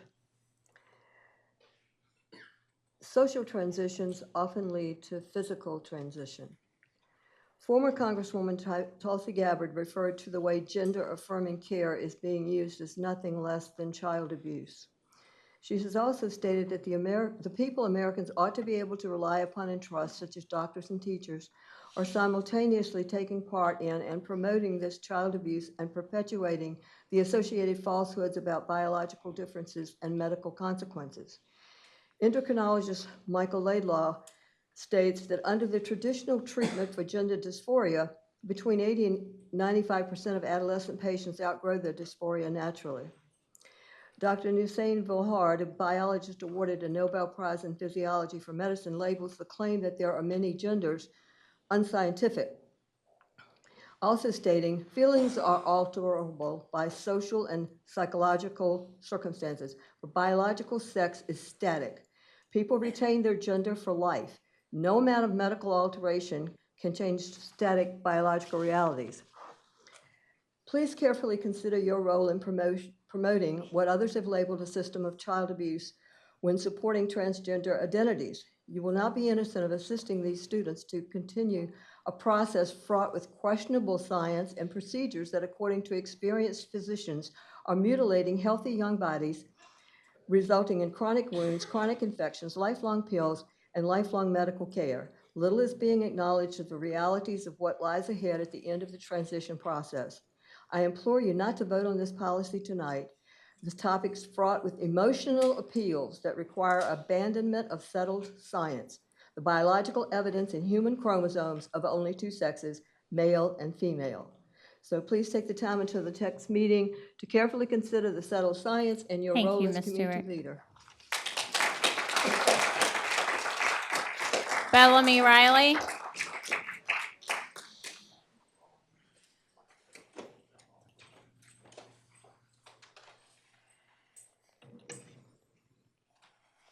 Hi, I'm Bellamy. Tonight I'm advocating on behalf of the trans kids. Shocker, I know. I wanted to ask you guys who this is all for, because we've talked about the trans kids and the harm that's going to come to them. We've heard about it. But when we're thinking about the cis kids, this is the most politically active generation that we've ever seen, with big access to the internet. So when I was in school, I was lied to about a couple of things. Some historical events that were kind of glossed over, made to look nicer, sexual health information I didn't get. I didn't know, though, that I was being lied to until I got out of school and I had more education.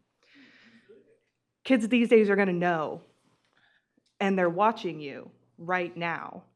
So if your goal was to erode trust between all students and the institution of CCPS, this policy change is going to achieve that, because they know when their education is being politicized.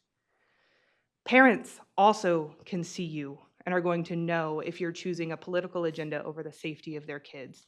Teachers also can see you and will know that you're choosing a political agenda over the safety of the kids. You're eroding trust in this institution by removing protection from some kids and thinking that that's not going to affect everybody else, and it is. Thank you.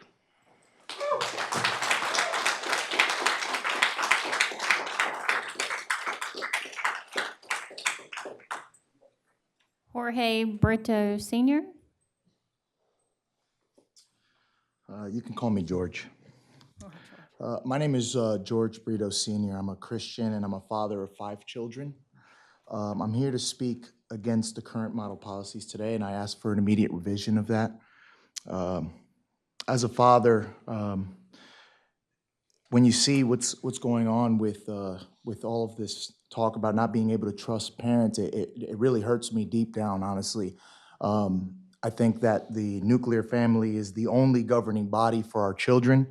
I do believe that our educators are in a tough position to handle something as private as sexual orientation. And I encourage the opposition or everyone that's against or for the current policies to really look at what a family is and what a family does for us, for all of us. You know, I'm here with my son tonight.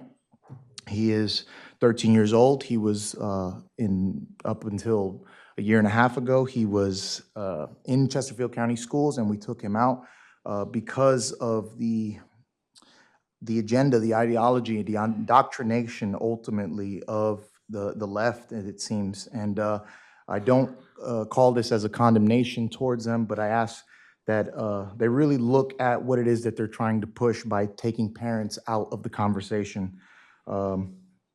Anyway, that's all I got to say. Thank you all. Krista Meredith. I'm Krista.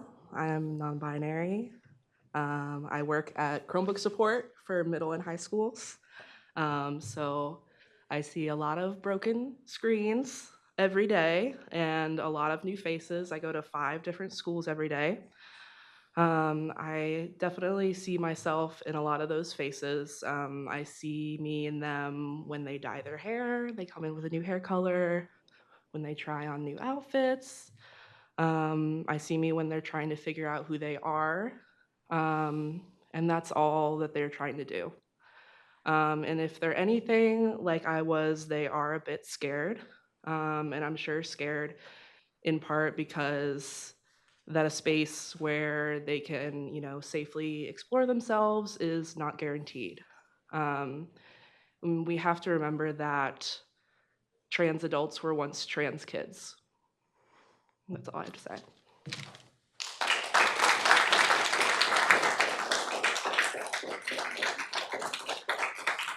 Kelly Marlin.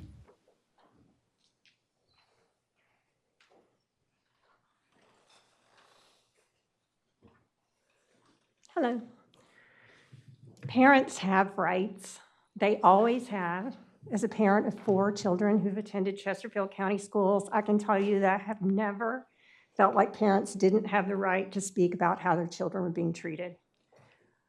What they do not have is the right to decide how other people's children are treated, or to decide that they want to push policy that harms other children. Many of the speakers who are showing up repeatedly in favor of changing the proposed policy do not have children in Chesterfield schools. Some are paid, some are here for political theater, and some are simply misinformed about how harmful the revisions would be. The real stakeholders for this policy are the parents, teachers, counselors, and students who are in school and who are telling you from the bottom of their hearts how this policy can cause real mental health issues and suicide. Please listen to them, not the misguided folks who do not respect the rights or privacy of transgender children who are at risk of harm by others, and not just harm by parents, but by peers and complete strangers by simply existing as their authentic selves. CCPS invests heavily in training students, faculty, and staff to recognize the signs of suicide. Yet now we're debating a policy that is guaranteed to increase suicide attempts among students.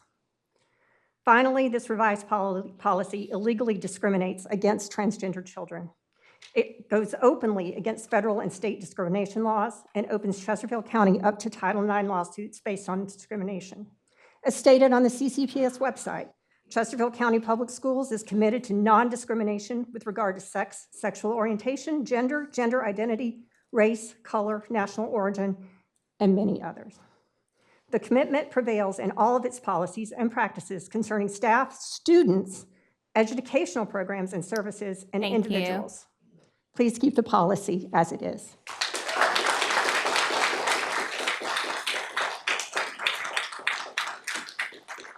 The last 6 speakers this evening, if you could line up to be prepared to speak. Adam Giroff, Rosa Hamilton, Sarah Smith, Russell Barron, Mike Kirabinos, and Mags Brecka. Adam Giroff.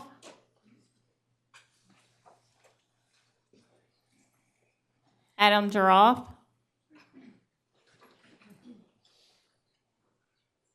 Rosa Hamilton.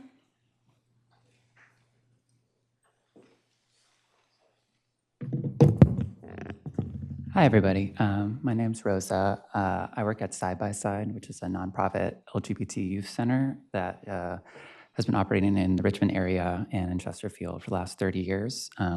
So I see trans kids every day, and a lot of our trans kids are in Chesterfield County schools. And I'm here today just to speak in support of the policies that are in place. They're working. They help the students that I see.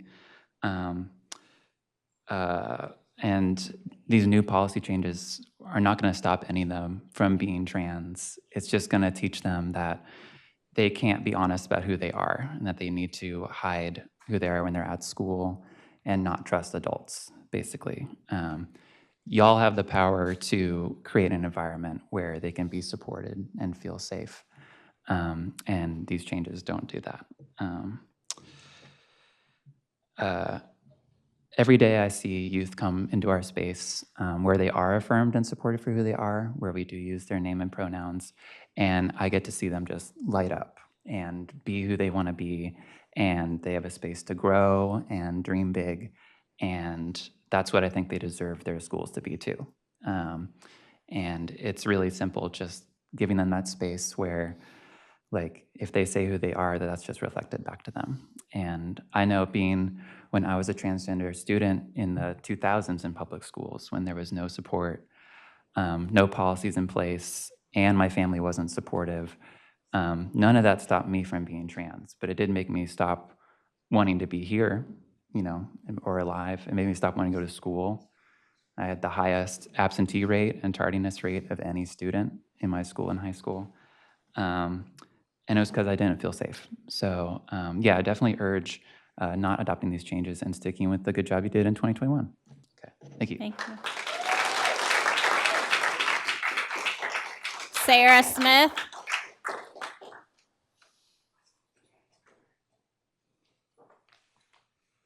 Hello, my name is Sarah Smith. I live in the Matoaka district. I am the parent of a transgender child currently attending a CCPS school. I want to impress upon you the real harm that will be caused by the proposed changes to Policy 1015, and I will speak specifically to the proposed Section 3. The unfortunate reality of this world is that there are parents who are not safe. I see this as a pediatric nurse, a fellow mandated reporter. The lived experience of many transgender people, many of which you have heard from tonight, is that they face violence and emotional abuse in their own homes as young people, specifically because of their transgender identity. Requiring teachers and staff to notify parents that a child asked to go by a different name not on their official record will put students at risk of violence and harm. I know that we all hope that every family will lovingly embrace their child, but in reality, not all will. And in these moments, the responsibility of CCPS is to the student, to that student's safety. When there are conflicting priorities of a parent's desire to know and the safety of a child, the child must be the priority.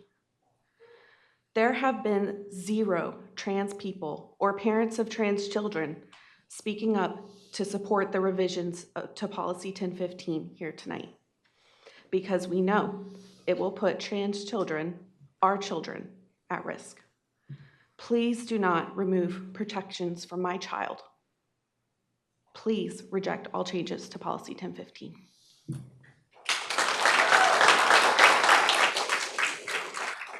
Russell Barron.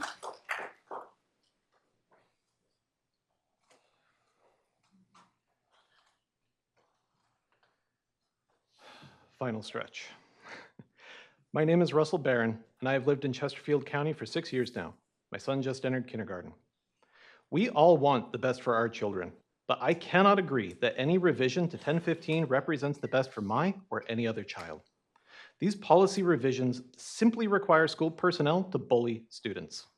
Will you be patting yourselves on the back when you out a student to hateful parents and they come back with bruises, if they don't come back at all? I can only imagine the strength required to question one's gender identity when so many people will be furious you even ask the question. No child should have to be that strong, or to live in fear of school or their teachers. How many kids are we actually talking about? Only half of 1% of people in the nation identify as trans, 64,000 students in the county. Do the math, subtract the kids too young to have questioned yet, there are perhaps 150. You could fit all their names on one page. 5 for every middle school and high school. Awful lot of effort just to hurt 150 kids. The policies that protect them are already in place, and it costs nothing to leave them. Being kind, giving kids the space they need to express themselves, extending enough grace to just humor them is the easiest thing in the world. All you have to do is nothing. Don't make these revisions. Don't take these protections away from them. Thank you.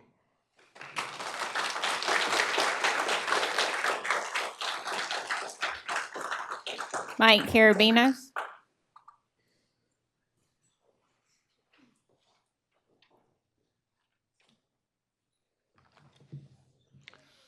Never before in this county has so much time, so much effort, and so many words been spoken to harm so few. The numbers he just gave tell that. I'm so happy I stayed after public comment last night and listened to the conversation, last month, and listened to the conversation, because it helps me understand where some of you are coming from. And we're all coming from a point of love for our children. But the question I have to ask is, why is gender identity, or just the question about gender, suddenly a mandatory reporting issue? Suicide, drug use, crimes are a mandatory reporting issue. Someone questioning their identity? To make it a mandatory reporting issue is to outright say to the students, we don't recognize, respect, or honor your ability to have that question whatsoever. It's not a mandatory reporting issue. If it gets to a point where there's a risk or there's a threat, we have rules about mandatory reporting. But to make the school an unsafe place to even have the conversation, you know, Steve walks into a school, to a teacher or to a counselor and says, you know what, my family is Catholic, but I might not be Catholic. That's not a mandatory reporting issue. Stevie walks into a counselor's office and says, I might like boys. That's not a mandatory reporting issue. But now you want to say that Stevie walks into a counselor's classroom and says, I might not be a boy, and that's a mandatory reporting issue. Then when you strip out the language about definitions and terms, you're saying you do not respect those people. That struck language tells a story. And then by giving the authorized bullying under the guise of free speech, that also is telling people that you don't respect those students. Please set this aside. Do like I said last month, do nothing. Understand this has been a flawed approach. Thank you, And leave it alone. Mr. Carabine.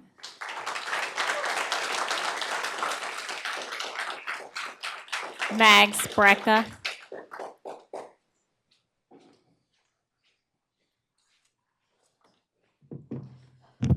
Hello, I'm pleased to announce I'm the last person to talk today.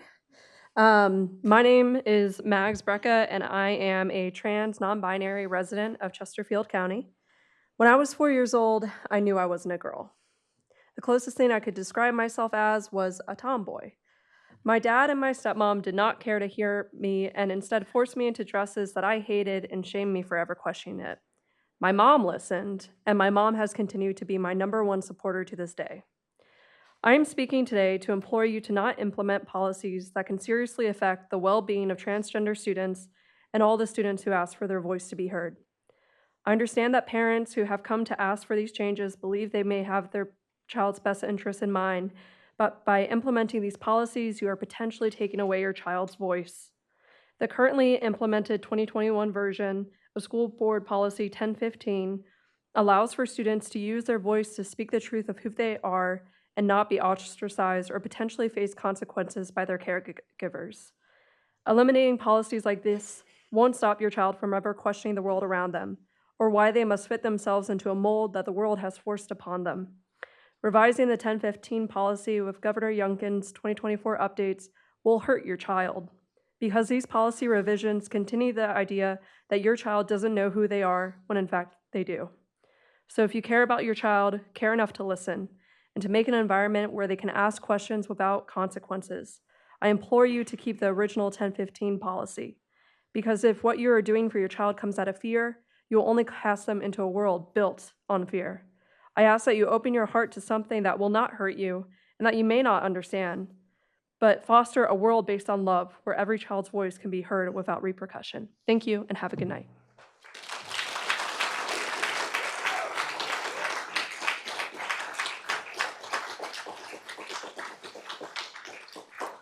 Madam Chair, that concludes this evening's public comment.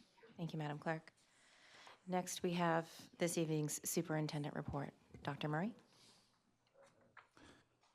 Thank you, Madam Chair. Half of my report that I kept brief on purpose this month, appreciating all of the action items that we have in front of us, was accomplished by Ms. Gleason. So I want to thank you all for letting her go early on with the Special Education Advisory Report. Tonight, We have one feel-good presentation showcasing our fall marching band exhibition that brings together every high school band within CCPS to perform their show on the same night. These kids put in a tremendous amount of work, and it's extra impressive to see them all together. This event was a few weeks ago, but it's always a great time to highlight our band programs. And for those who have remained, I will say that I will give some additional updates during my remarks at the end of the meeting this evening.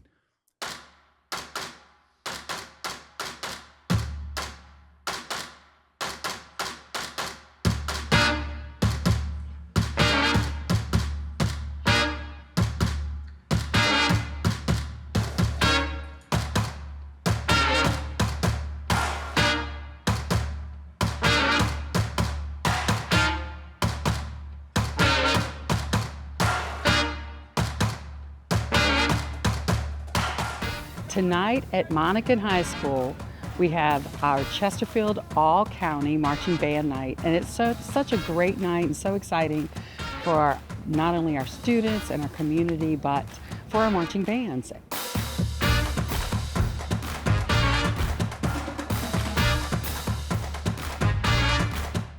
This is where the 10 high school bands in the county will all come together in our stadium, and we will all perform our shows for each other. We go from smallest band to biggest band, one right after the other. It's a great opportunity for middle school students to come and watch and see what they can do when they get to high school. We also have 4 middle school bands that are combining to play the national anthem before we start. It's just a really wonderful thing. Not only do we love it as a community, it's also builds such camaraderie between the schools, and they support each other.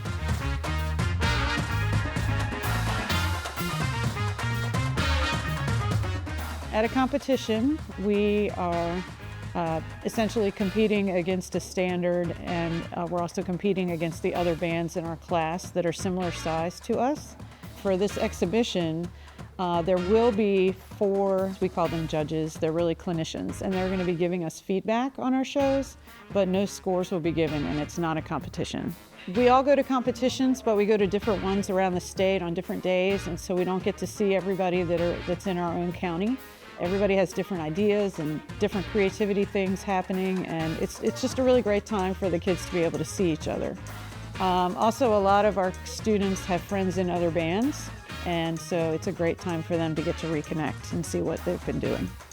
It was something that people attended before COVID, but we noticed once things came back out afterwards, it was a huge event, and there are so many people that come out and they want to know when the date is early on. They rearrange their schedules. If there's an issue somewhere or another, I'm going to hear about it, and they want to make sure that their schedules are clear so they can come. They want to know about it, not just the teachers and the students that are directly involved, but other teachers in the school division, our folks in central office want to know, our community wants to know. This is just a really awesome way for us to just kind of share with each other and just feel the love.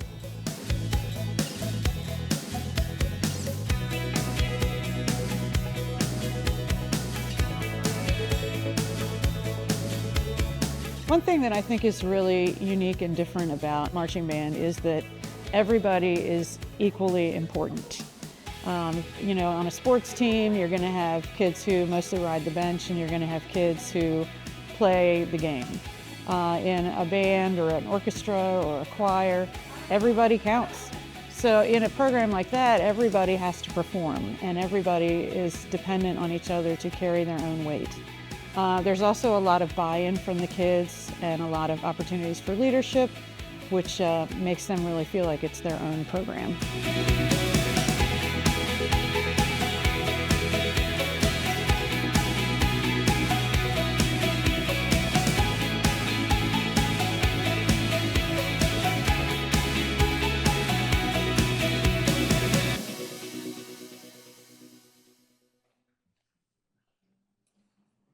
Thanks so much, Dr. Marie.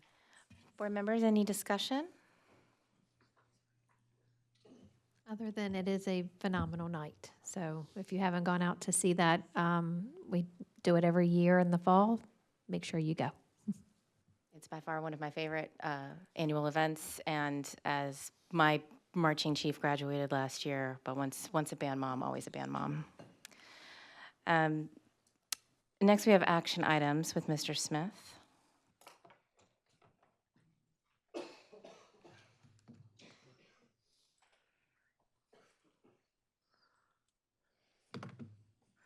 Madam Chairman, board members, you have before you your 2025 draft legislative program. I will note, obviously, in board docs, a couple of presentations are there. One is this PowerPoint presentation. I won't go through all the slides, but also is available for the public is your draft legislative program, and I'll talk a little bit about that as we go along. A couple of things for the legislative session, which begins in January. One of the things is highlighting our work in our school division for the Chesterfield Recovery Academy. As we know, that's a partnership with the state government and the county government, and very successful, being the first recovery high school in Virginia. And we're excited to see the efforts that are being done, and certainly the investment we're making through our county government as well as the state government. There's a couple slides in here to point out. One is with regards to just how large our operation is from a Fortune 500 business. And that's a perspective we have to keep in mind, obviously, for how we have to run the school division. Obviously, we know that our efforts are clearly in the classroom and supporting those efforts with anything with regards to transportation, food services, and the work we do there. The second piece is obviously the changing demographics within our school division, as well as the needs within our school division. One of the things I highlighted for our legislative delegation recently is that, as a reminder, is that we have more students living in poverty in Chesterfield schools than the city of Richmond has students.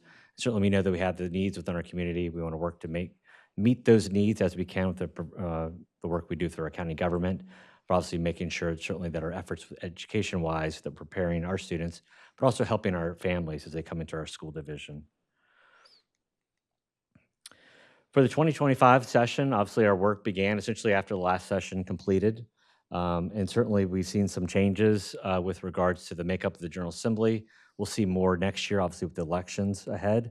But as the session progresses, obviously the work we did last week with the meeting with our legislative delegation, had some really good conversation about the efforts we're having in Chesterfield schools with regard to career technical education. This evening, obviously, is your formal vote with regard to your legislative program. Next week, the governor will introduce his amended budget. It's important to note that, and Mr. Meister will talk about this a little bit with you, but this is amendments to the governor's budget, so we'll see some announcements coming from him about that. He had some announcements actually today with regard to school construction, and we'll see more about that along the way. During the session, as it starts, obviously, will be a presence at the General Assembly through my representation, but also certainly acknowledging questions that we have through our delegation, making ourselves accessible to them, to make sure they understand and have an appreciation for impacts it has on our school divisions, and certainly recognizing where we have discretion to recognize the changing diverse needs in our school division. That's something we'll continue to advocate for. Our legislative principles, these 4 principles are key as we look to evaluate legislation. We anticipate every year almost 2,000 bills introduced. I track generally about 300 bills closely related to education, trying to understand certainly that we're looking to make sure that we have the fair, equitable distribution of resources we need to implement the legislation, allowing us maximum discretion along the way, and certainly flexibility and any opposition to any new statutory or unfunded mandates along the way. Our 2 big foci for the session certainly is with regard to funding. We talked a lot last session, the JLARC study, which we know in Chesterfield schools, it's estimated that there's about $230 million that essentially our school division through the JLARC study would be due for funding. We know that certainly taking that funding into consideration, we put that certainly to some of the great needs that we have in our school division. The second piece, obviously, is the investment in the workforce. This board has done a lot of great work, certainly in investing, prioritizing our employees. That's certainly some work that we want to continue to do in our county government perspective, but also with regard to the local government perspective. Certainly the collaboration we have with our county government, the work this board has done with the board of supervisors, I think has yielded some great benefits, and certainly that'll yield us some additional benefits as we go into the legislative session. With that, Madam Chair, you have for you a formal recommendation. The recommendations of the Chesterfield County School Board adopt the 2025 legislative program and work with the Chesterfield legislative delegation to implement. Thank you, Mr. Smith. Board members, do I have a motion to approve memo number 171-24 as presented? So moved. Is there a second? Second. Board members, is there any discussion? There's been a motion and a second. Madam Clerk, would you please call roll? Dominique Chatters. Aye. Steve Parento. Aye. Lisa Hudgens. Aye. Ann Coker. Aye. Todd Heffron. Aye. The memo is approved. Next, we have memo number 172-24 with Mr. Meister.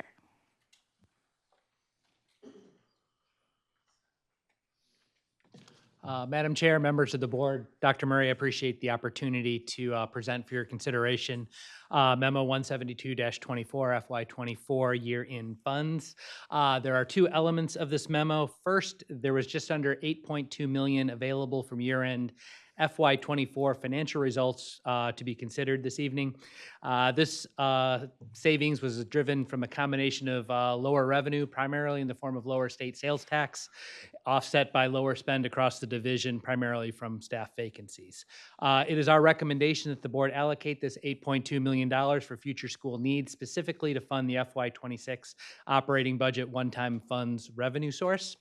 The second portion of this memo is there's an $11.15 million accounting technical adjustment that does require the school board to reappropriate that same $11.15 million to our CIP fund. This technical adjustment has been related to the county funding contribution of ARPA funds to the A.M. Davis construction project. At this point, I leave it to the board for questions or comments on member 172-24 and the related resolution to the Board of Supervisors. Thank Madam you, Mr. Chair. Meister. Board members, do I have a motion to approve memo number 172-24 as presented? So moved. Is there a second? Second. Board members, is there any discussion? There's been a motion and a second. Madam Clerk, would you please call roll? Dominique Chatters. Aye. Stephen Pronto. Aye. Lisa Hudgens. Aye. Ann Coker. Aye. Todd Heffron. Aye. The motion carries. Next, we have memo number 174-24 with Mr. Davis.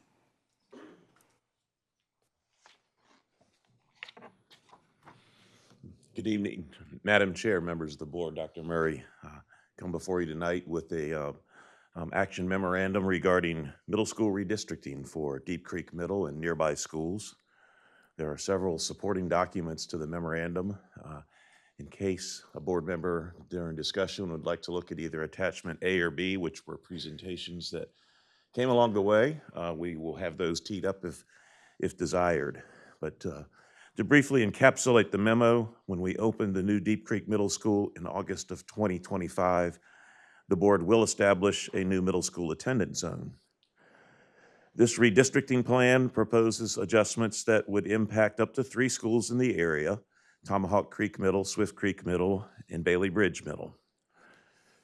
Staff has been working on the attendance zone since March of 2024. In November, we presented a plan with up to 4 options to this board. At the work session, we went on and had a community meeting at Cosby High School on November 18th.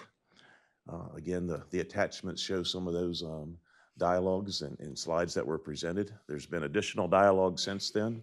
I've done my best, and our staff has, to provide information to the board as requested as you've been considering these important options.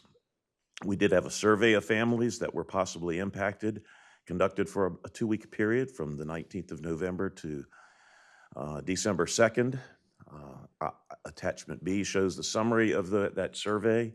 We had 419 responses, with options 1 and 5 receiving the most rankings as the highest favored options. And in response to citizen comments, option 5 was slightly adjusted to include the entire Foxcroft neighborhood to attend Deep Creek Middle Zone instead of Tomahawk Creek. That added 9 students, both to option 5 and to option 2, which I understand may come up this evening.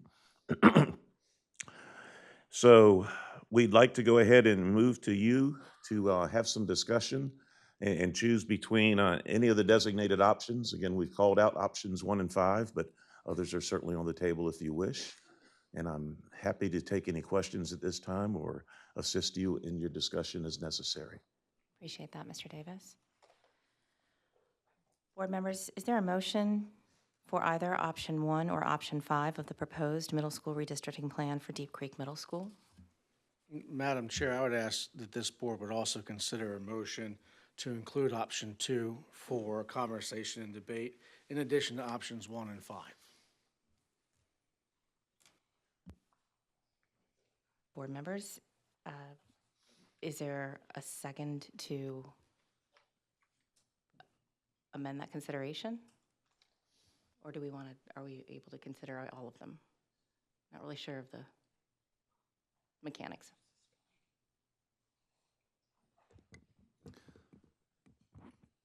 Madam Chair, y'all are free to discuss, and then if a motion presents that is different than the recommended action in the memo, that is perfectly acceptable. Thank you, Dr. Murray. Board members, you want to discuss option 2, option 1, option 5? Any questions?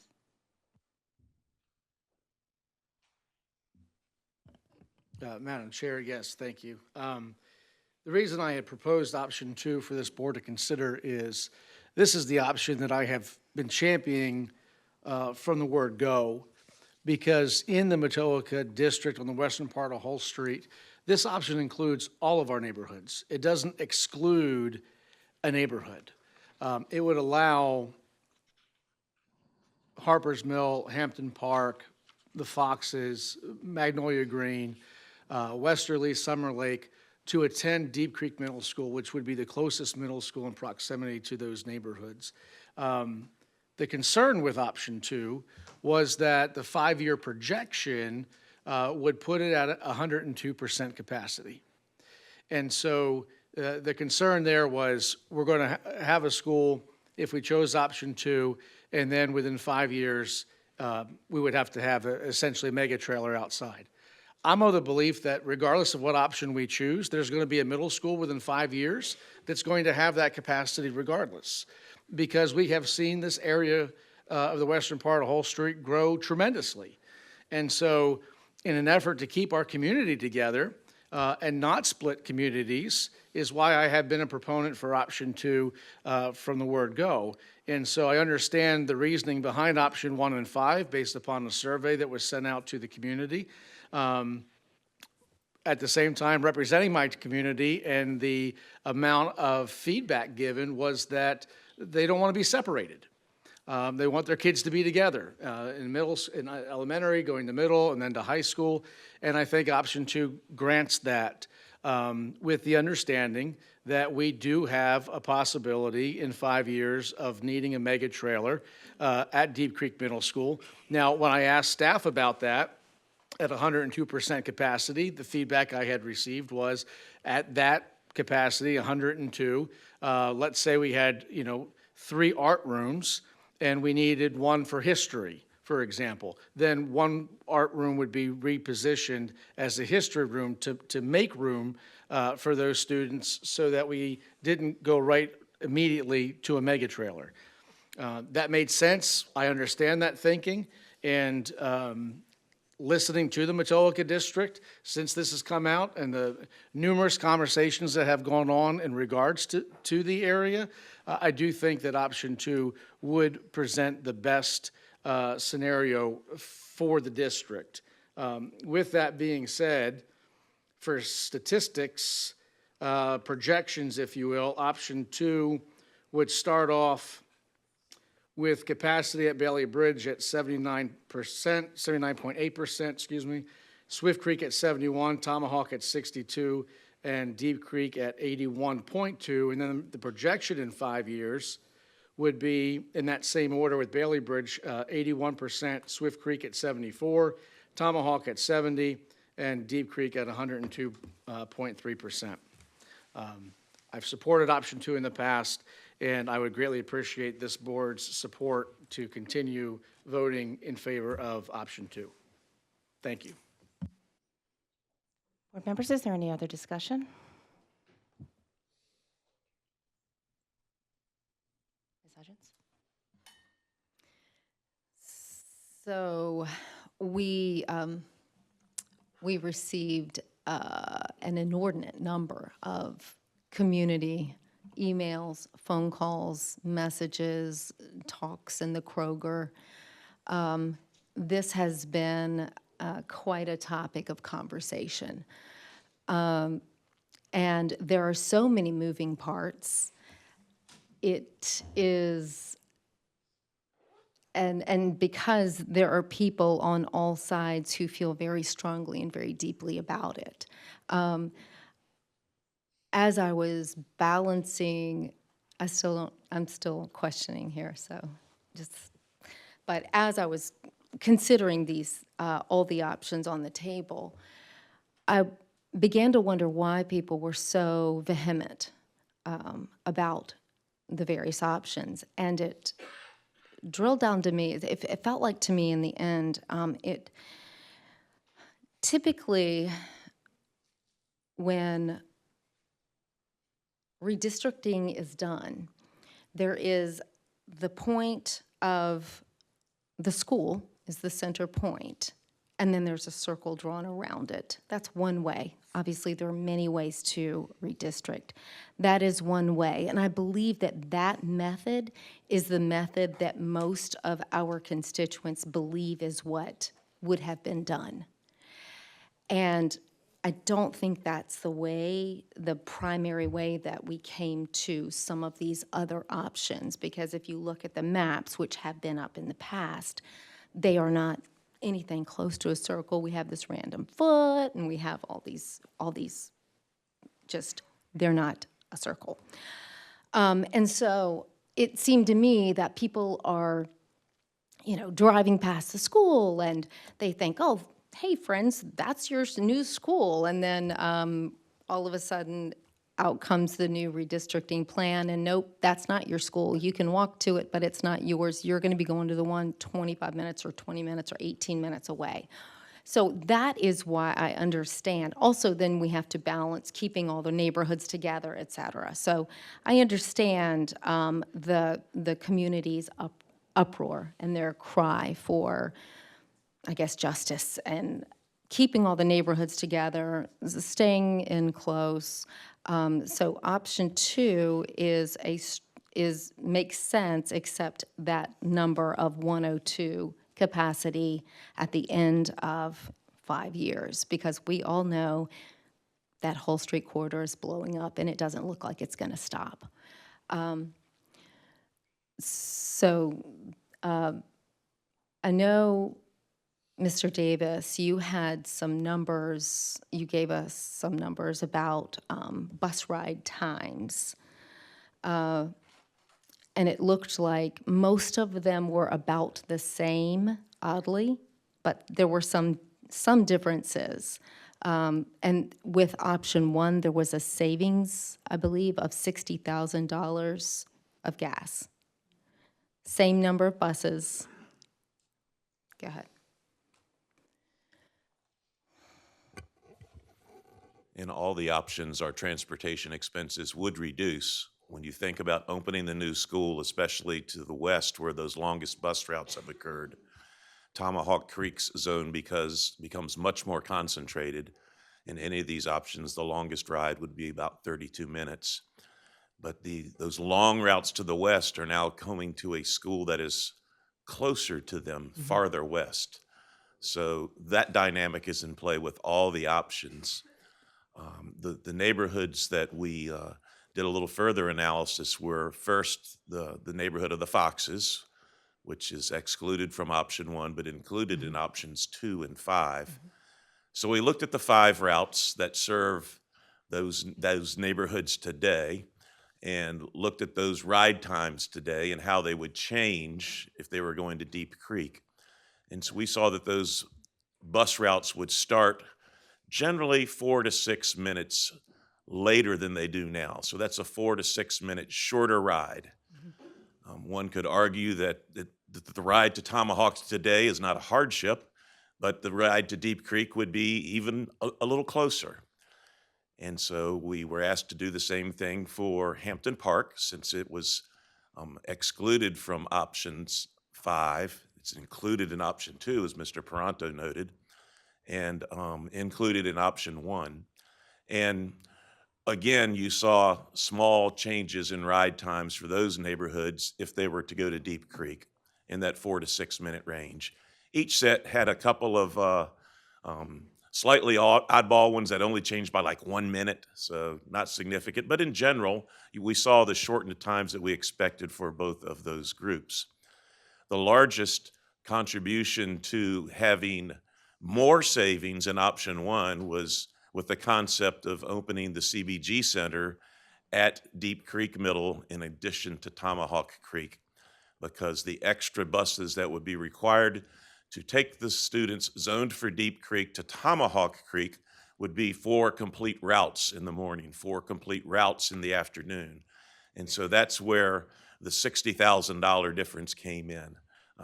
We would save about, I guess it was 75 to 80,000 in option one. We'd still save some in options 2 and 5, but it would be a lesser amount.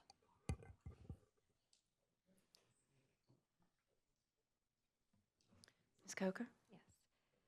So being on the complete opposite end in my normal world from where the redistricting is happening, I took a drive out to the areas and the neighborhoods that were affected in the different schools.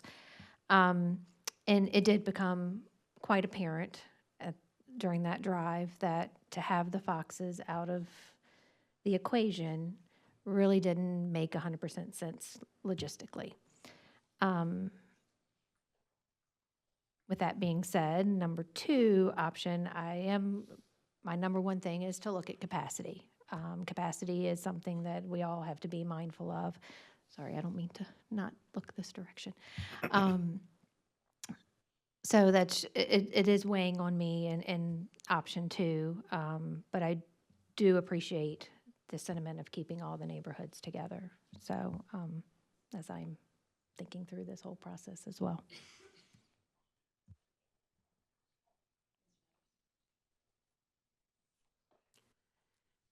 Josh, correct me if I'm wrong, that option 1 keeps the Foxes together at a school and Hampton Park and Magnolia together at a school. Yes, Ms. Chatters. Okay. Harper, some of them would be at Tomahawk and some of them would be at Deep Creek. But they would be, okay. So my support right now is for option 1. Capacity, as I said last month, capacity was one of the metrics that I used. The demographics of the school was the other metric, and then the CBG aspect. And if we use the model we use with Davis, with the rollout, the phase rollout for CBG, I'd be more comfortable with that for Deep Creek. Capacity being an issue in my district, I am sensitive to that, and the things that our building admins have to do to make room. In Mr. Peranto's example of, 3 art rooms versus 2 art rooms because you need another room for a core subject. It briefs well, in my opinion, but in execution, my building admins would say that is a lift, right? To have to convert, do art supplies on a cart, right? That's not the best way for our kids to have that type of experience. The system that we're using, and I'm glad you put it on here, that we're using to forecast what the school's capacity will be like, in my experience sitting on that other side, being the parent that comes to the dais, is flawed. When we built Beulah, it was over capacity before we dug it before this, not this board, the other board, did the groundbreaking, because that system is flawed. So I anticipate that would be at capacity sooner than projected on here. That's just Dominique, right? And if that is the case, option 2 means that we would hit 102 capacity sooner than 5 years based on the growth that's going on over there, which is substantial. But the most of the emails that we received, and I tried to respond to every last one of them, the common thing was keep the kids together. Option 1 does that, keeps us at a reasonable capacity. 92% is still not ideal, in my opinion, but it is better than 102, right? And forecasting that it's going to get because I believe there was a parent up here, I have it in my notes, that said, no matter what we do, somebody's gonna be over capacity. Concur. No doubt about it. But our job is to be responsible enough to make the decision that delays that as much as we can. And option one, based on the data presented, gives us the best option to catch up, as someone else mentioned, right? And be better equipped and prepared to do so. So I am in favor of option one, and the idea of bringing option two back to the table. I understand Mr. Peranto's point about everybody staying all of those neighborhoods staying together. Because we put out to the public in the agenda that we were going to do 1 and 5, I think it's a little disingenuous to bring option 2 back on the table, because then they could have responded in their emails to us for that option. It did not give everyone a fair opportunity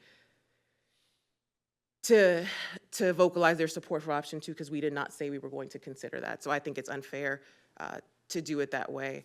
Also, the releasing of that information of option 1 and 5 also was a disadvantage to some people, to their opportunity to chime in as well. So saying all that to say I'm with option 1.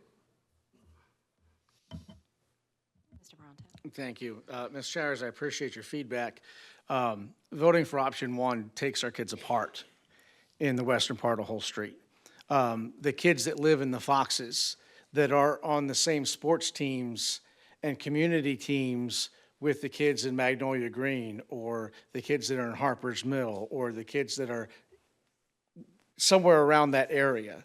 Then you're going to take them and put them in different schools that are not close to each other in regards to their ability to be with each other, but they live minutes apart. And we're going to say the best thing for them is to remove them from each other. I have a problem with that, because that doesn't represent what we're trying to do in our community. Yes, the numbers, if you're strictly looking at numbers for option 1, make sense. 100% agree with that.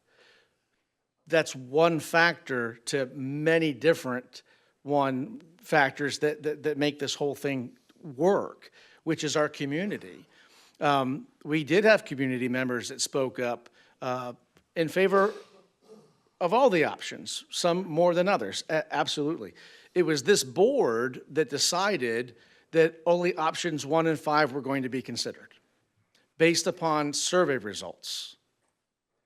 But if you read what option 1 and 5 is doing to our community right now, it's splitting communities apart with the idea that they're going to be removed from each other. Option 2 puts them together. Option 2 allows them to be in community together. No, I'm not a fan of a mega trailer. I'm not a fan of overcapacity, not at all. But like I said earlier, regardless of what option we pick, I think we're going to hit that at the middle school anyway, which I think was mentioned here this evening as well, and I do agree with that. Because of the growth, whether option 2 or 5 or 1, to your point, brings a higher capacity than anticipated in year 3, we don't have a crystal ball and we don't know. But we have to go on, in my belief, of what we know now, which is in between options 1 and 5, the western part of the Matoka District communities are being asked to be torn apart. And in some of these cases, these kids have already been torn apart from where they went to elementary school to now where they're going to middle school, and they were changed in elementary school twice, sometimes if not 3 times. So we're trying to keep the kids together. We're trying to keep community together. To me, option 2 makes sense. If we go with option 5, Hampton Park, who's a part of that community, is left out altogether. And they stay at Swift Creek. And they have been very vocal about the disdain about that potential for them. The Foxes have voiced the same thing. They are in closer proximity to Ms. Hudgens' point in regards to transportation-wise to Deep Creek than they are to Tomahawk. Tomahawk's an excellent school. 2 of my children went through Tomahawk. There's no issue with Tomahawk at all. It's not about the quality of education they're receiving. It's about the community wanting to be together. And at the end of the day, I would ask this board to keep the community in the western part of Matoaka together. Thank you. Board members, any other discussion, comments? I will just say that I, just from a purely data-driven perspective, I hate that term, but I mean, option 1 keeps us under capacity, is a balanced capacity with Tomahawk Creek at 79% 5-year projection, Deep Creek at 92% 5-year projection, and aligns with our goal is to expand CBG programs. It was developed by our crack team that is award-winning, you know, knows what they're doing. I don't know how to redistrict, and I'm glad that your team does. I trust the work. I hear you, Mr. Pronto. You know, from personal experience, I live in a neighborhood that gets kind of pulled apart in middle school and then put back together. So I know that it can be challenging for neighborhoods that are in that situation. We had an opportunity to, my kids joined rec leagues that played with other middle schools, and they made friends from other schools that they eventually met up with when they went to high school. You know, I think community, we can look at community beyond, just define community as beyond our subdivisions in our neighborhoods. But I understand your point, and I can empathize with, you know, the folks that came to us from the Foxes and that came to us to talk from Hampton Park and Harper's Mill. My preference would be that we take a vote on option 1. But I'll go ahead and just call for a motion to adopt either option 1, option 2, or option 5 of the proposed middle school redistricting plan for Deep Creek. Thank you, Madam Chair. I'd like to make a motion for option 2. Just need to be recognized by the chair.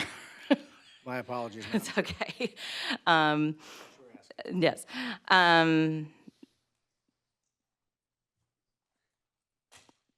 Mr. Pronto, we have a motion for option 2. Is there a second?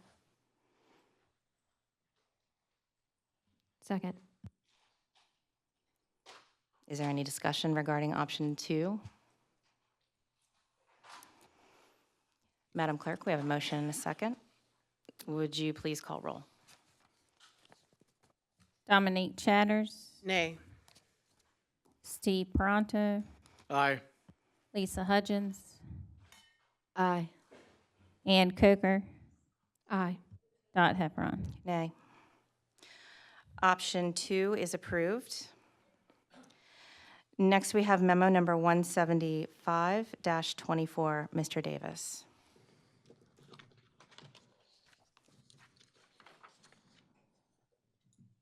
Good evening again. Thank you for making a decision. Staff will do all we can to support that decision and have a smooth opening of the new school.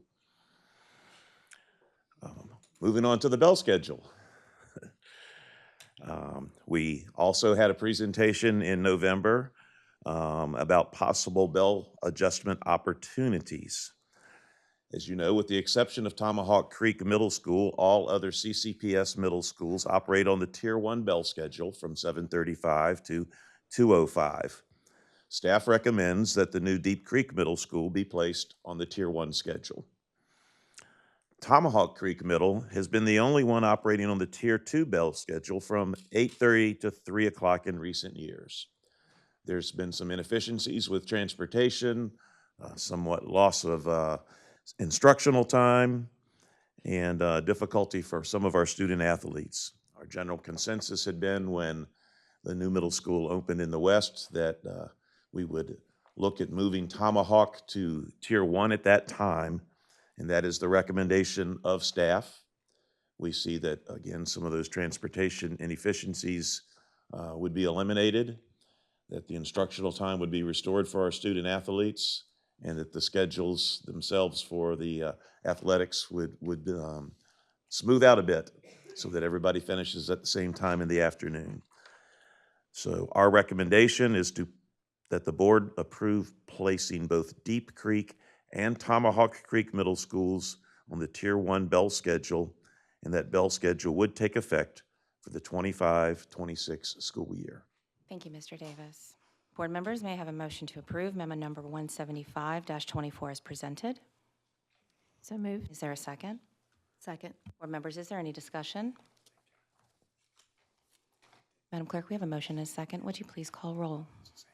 Dominique Chatters, Aye. Stephen Pronto, Aye. Lisa Hudgens, Aye. Ann Coker, Aye. Dot Heffron. Aye, the motion is approved. Next, we have memo number 176-24 with Mr. Smith.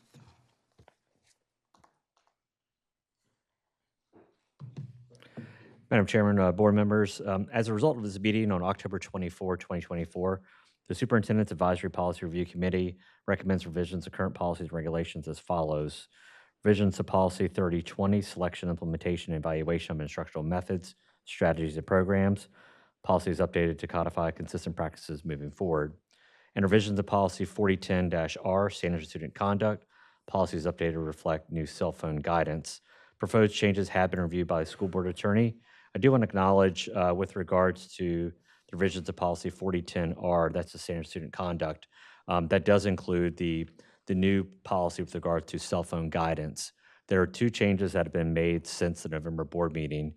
The first change was to strike the words extracurricular activities. It had simply caused some confusion in its location in that policy, namely put, obviously, that outside of the bell-to-bell. The most significant update, as you'll note in green here on the screen, is new verbiage, which says, quote, "This updated section shall be effective on January 1, 2025. However, between January 1, 2025 and March 2, 2025, schools shall have discretion to establish expectations and associated consequences." That was verbiage, certainly that was, we felt like adhered to the significance of the policy going into effect on January 1, but also allowed operationally for our schools some discretion, knowing that they'd be up fully running by March the 3rd.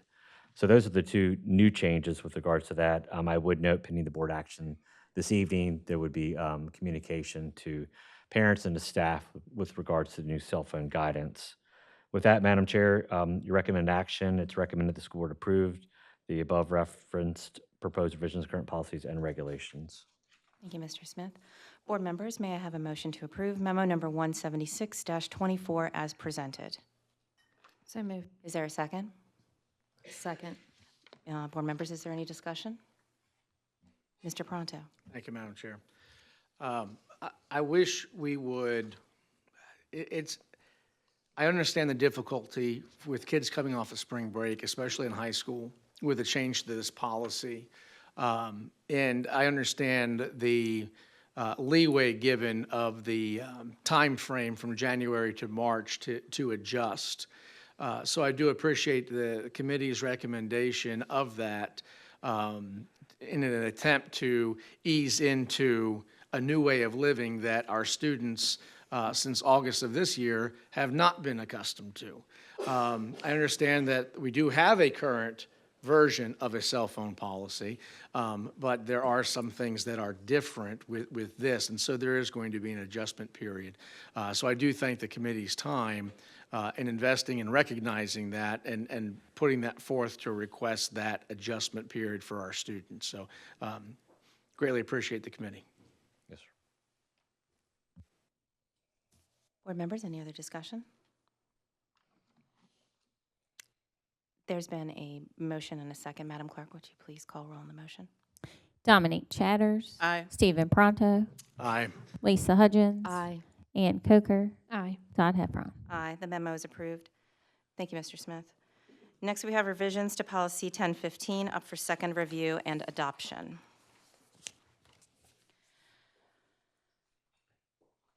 Board members, is there any discussion regarding the proposed revisions? Go ahead. Okay, Ms. Coker? I would like to make a motion to approve the policy as presented, policy 1015. There's been a motion. Is there a second? Second. Board members, is there any discussion? Madam Chair, Ms. Chatters. Thank you.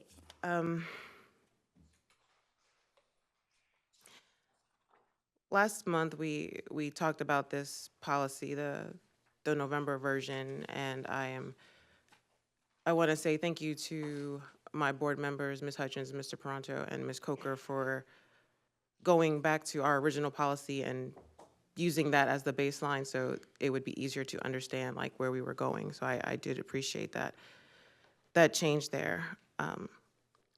We received 176 emails regarding this policy. Last month's public comment period, we had 26 people that asked us to keep the current policy, 7 asked us to change it. Of that 176 emails, we had 132 ask us to keep it and 24 ask us to change it. And tonight, we had 63 people that asked us to keep it and 30 people that asked us to change it. That gives me a 221 of keeping it and a 61 of changing it. That doesn't account for the 353 people that submitted written comment for this evening's meeting. I did not have a chance to finish counting the 353 and understanding what their perspective was. In those emails and in the public comment, I wrote down some common themes that I'm hearing from the community. I had comments related to elections, referencing Governor Youngkin's election, and how that should be the deciding factor on how we proceed. I'd be remiss if I didn't note that in this past election, Chesterfield voted unanimously blue, which would tell me that there's some liberalism in here where we are trying to be considerate of others. I heard religion used several times, and like I said last month, about I think religion is a personal, private thing between you and whatever it is that you believe, and we should not be forcing those beliefs on other people. We heard about threats of sexual violence in the emails, but yet to my knowledge, we haven't had an incident of a trans student sexually violating or assaulting or harassing a non-trans student, or anybody for that matter. We have had none, but we've had people reference it as if it is something. We had people reference student outcomes and that we should be focused on student outcomes, and I concur. And in order to provide the best student outcomes, we need to provide a safe learning environment. I also mentioned last month that it is not the responsibility of schools to foster relationship with families. That is not our job. That's not what we're up here to do. I empathize with the families who want to know more information, but our current policy does provide an opportunity just to reach out. Reach out to whoever you want to ask in our school divisions, and they will give you the truth. No one, and I don't know if everyone has read 1015, but our current 1015, nothing in there says that you'll be denied information. That is not what it says. And to state that repeatedly is so disingenuous, or you just did not read the document, and that's fine too. But please understand that no teacher or guidance counselor is deliberately telling your child to lie to you. That is not what is happening. The conversations that are happening are related to how to best have that conversation, because the counselor knows that the family needs to be involved. But I'm not going to force you into that conversation until you're ready. So I'm going to give you, maybe I'll give you a book on how to handle difficult conversations, right? Because that's my job as a guidance counselor. I'm here to help you get through whatever you're getting through so that you can go back into the classroom and learn. I heard a lot about staffing with professionals. The policies that are the policy that's currently in place was staffed with professionals. Like, there was deliberate action by that school board to at least, I'm not familiar with this topic, let me go reach out to people who are, and let's sit in a room and come up with something. This document does not say that to me. The main thing is safety. I believe that all my board members care about children and that we're here to make sure that they're safe. We disagree on how to keep children safe, right? And I am not comfortable at all, stomach in knots, could not sleep. I kissed the idea that we're going to do something that's going to hurt children in the name of trying to protect children. We have to be able to understand that that's what this is doing. Outing children to family members that we have no idea what their home life is like is wrong. It is, if I want to know, and I said this last month and it was, met with not positive feedback, if that's the right way to say that, but you can email your counselor whenever you want. Email your teacher whenever you want, so that if you want to know, you can know, and you're not putting another child in risk. But that's what this policy does. It outs every child, the one with the protective home and the supportive home, and the one with the home that is dangerous. And for us to ignore that possibility after seeing the empirical data, after seeing if it's not broken, we should not touch it. If it's working for the families that it's meant to work for, we should not touch it. If we're going to listen to the people who are trained on this, because we are not, if we're going to listen to the families that are most affected, like we just did with the redistricting, the families most affected have stood here bravely and told their stories, and we are still, without flinching, going to try to pass something that has evidence will harm them. I don't understand what the rush is to go into this without fully doing what was done when you guys did it before. Bring it to the table. Someone mentioned it today, and I'm ashamed that I didn't think of it first. The Policy Review Committee. Mr. Paranto and I sit on that. Why didn't we take this there? If that is where we're supposed to go take it so that we can get community input and understand operational impact, that is where it should go. So I don't think it's anything wrong with saying, hey, we might want to change this, okay, but let's at least go through the same method that we did for every other policy we have, and not just a couple of folks, us just doing it ourselves, because obviously that's not the right answer either. And knowing that you all care about kids, and I know no one wants to see a child hurt. I know this. At the core of my being, I know that is not what any of us want. But the idea that that can happen from this should tell us we should pause. The idea that one child, because one is too many, should give us pause. But we're rushing into this. Knowing that y'all care and we're rushing into this is the conflict that I'm having, right? And so I can't support this as written. I will not support this as written. And, that's where I'm at with it. Thank you, Ms. Chatters. Board members, any other discussion? Mr. Paranto? Thank you, Madam Chair.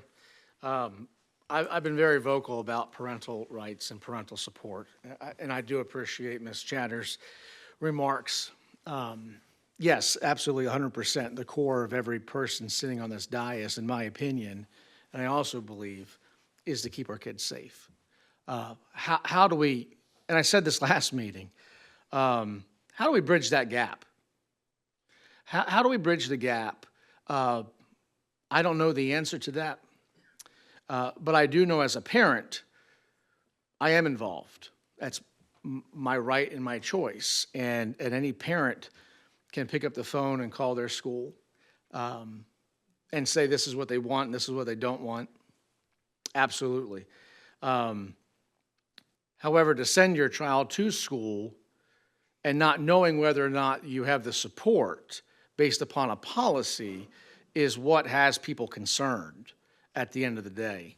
And so the way it was written in November, the guidelines that was given, and I know we had some conversation on that and constructive feedback from the board, which was greatly appreciated, to be able to say, okay, how do we bridge this gap? How do we unify this very sensitive topic because I'm hearing from a lot of people who spoke tonight about their rights and their identity and what they should be able to do.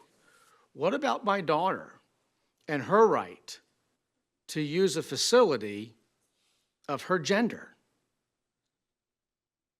I haven't heard anyone talk about that. And so that's what I'm saying. There's this gap that still exists. And we haven't, I think, as a society, not this board, but as a society, been able to figure that part out. And so it is extremely difficult to try to figure that out as a 5-member board of very different thinkings and backgrounds, in a very diverse community that we have here in Chesterfield County. What is the right decision? Parents should be involved. And if you're not, and you're a parent, respectfully, get involved. Get involved. Call your school, volunteer, go read, do something, get involved. You find out a lot more than you may realize when you're not on the sideline as much. And I understand we all work, we're families, we have other things. I get it. I understand that. But being in touch and having your finger on the pulse of what's going on is going to help guide and direct that conversation with your school, at home. And so it is difficult. I do acknowledge that. I don't want any harm to come to any child, regardless of what you believe, regardless of how you identify, regardless of where you live or who your family is or what they think. I don't want harm to come to any child. But we also have to have that conversation about our parents and ensuring that we have policies in place that are engaging them. I understand you can pick up the phone and call. That point's been made. It's a very unique position to be in, to try to figure out what's right, and understanding that at the end of the day, as a parent, if I don't say parents have a right or parents have a say, then what are we saying? And that's where, again, that divide comes. Very difficult topic to maneuver, and we have to figure that out for the betterment of our community. Thank you. Ms. Coker. Yeah. To piggyback off of what Mr. Pronto said, we took all the comments from last November, or not last November, this past November. And we took all the comments, not only that happened up here at the dais, but what we heard out in the community, and we tried to find that balance. That is really, at the end of the day, we're hearing the words from both sides, if you will, and trying to figure out where that balance is, because I am also a proponent of parental notification. I have been since this policy was first brought to us in 2021. I had 2 fundamental issues with the policy, and they still stand today, and it's parent notification and staff moral rights.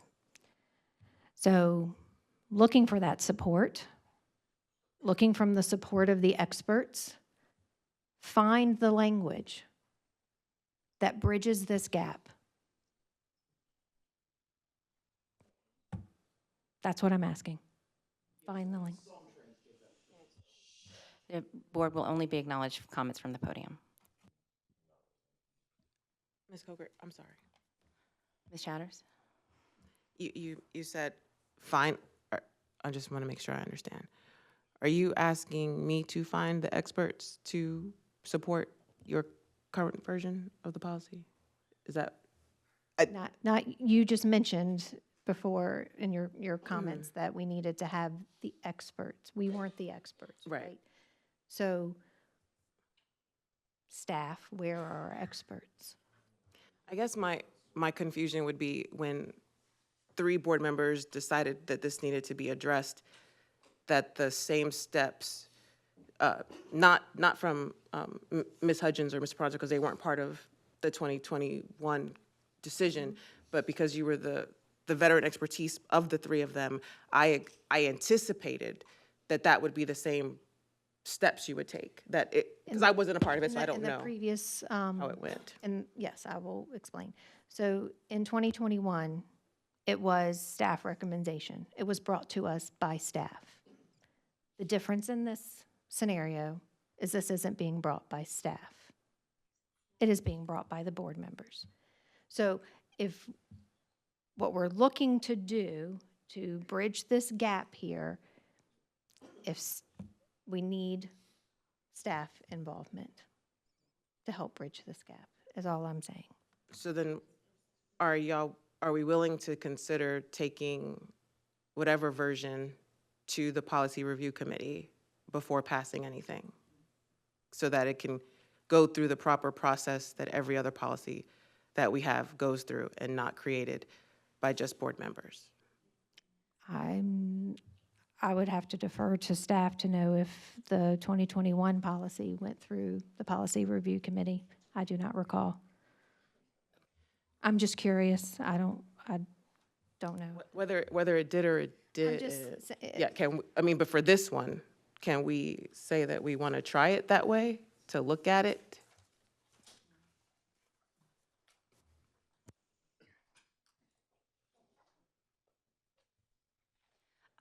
I just wanted to share a couple that I was asked to share my concerns with my board members, requested my concerns with this revision, and I wanted to share them. I think that these definitions in the front, while not required, that they are important to provide clarity to the policy. And these are the amendments that I would request that we put into this the policy that's before us. I have a concern with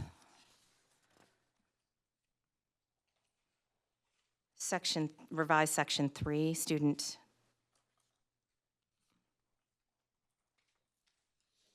identification, where we have eliminated the statement that school staff shall, at the request of a student or parent, address the student using the asserted name and pronoun. That's been eliminated and replaced with language that says school staff shall inform the parent of any request by their student to assert a name other than the name in the official record. The concerns that I shared are that this proposed change is not aligned with best practices. It risks possibly outing a student without providing an opportunity to fulfill the obligations outlined in the Code of Virginia 22.1-272. I'm confused as to how this language ended up in this draft. The complete elimination of the second sentence could have easily been more inclusive of parents by changing the or to and making that change would allow an opportunity for students to identify whether or not they are in a safe situation so that we can apply the Code of Virginia to that process. But by automatically notifying parents, we are not giving a chance for the mechanism to kick in. That is an obligation of this board that's outlined in the Code of Virginia to identify students who are at risk. So I would make a recommendation that we omit the suggested language, replace it with the existing language, and change the or to and so that the sentence would read, school staff shall, at the request of a student and parent, address the student using the asserted name and pronoun that corresponds to their gender identity. At that opportunity, a student could say, I want to be called this. A teacher has a chance to say, I'm happy to do that if your mom or dad updates Synergy. That gives a student a chance to say, I don't know that my mom would let me do that. And then we can facilitate a conversation between the student and the parent about this situation. because we're not going to hide anything from the parents, but we can help make sure that the student is safe while facilitating that conversation. That's my recommendation for that section. I have questions about,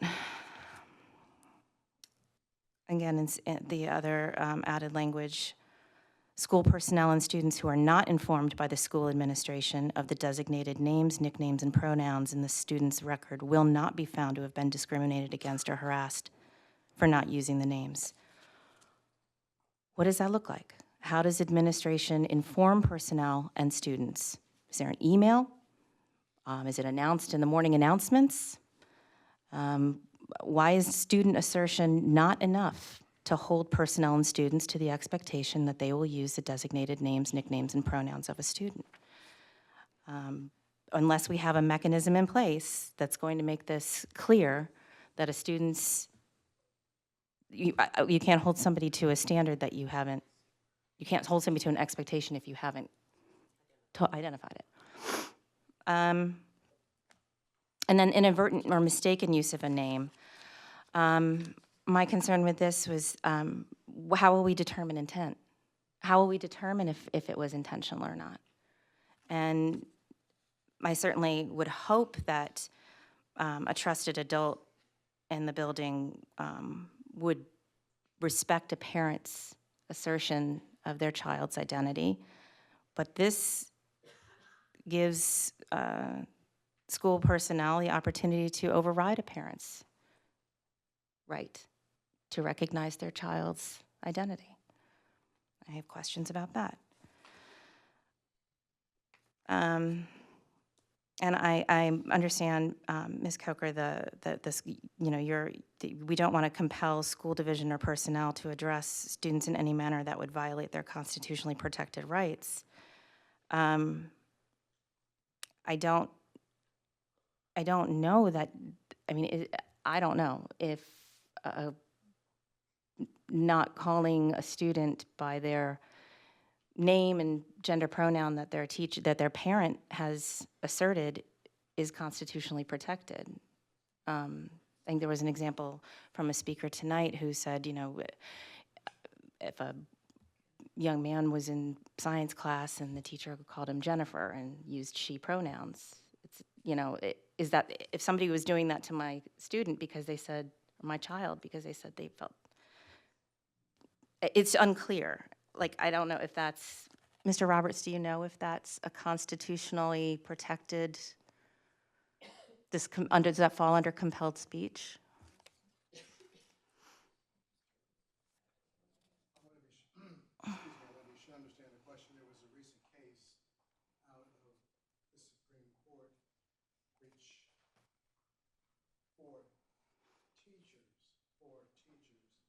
Asserted that a religious right, meaning if a person did not, if a teacher did not want to recognize a student's gender for religious purposes, that would override the right of a transgender student to be called that. Now, we will work to protect an employee's right to maintain their religion and still work in the school environment. Right. But there was a recent case, in a recent Virginia case. Thank you, Mr. Roberts. And my last concern is in section 7, and Ms. Hudgens, I think you agreed with me as well, that upon request, single-user facilities, that shall to should was a mistype, and it would, the recommended language is that we maintain the shall be made available to any student. Correct? Okay. That's correct. So, board members, is there any, I guess, you know, any support for those recommended changes, or do we want to?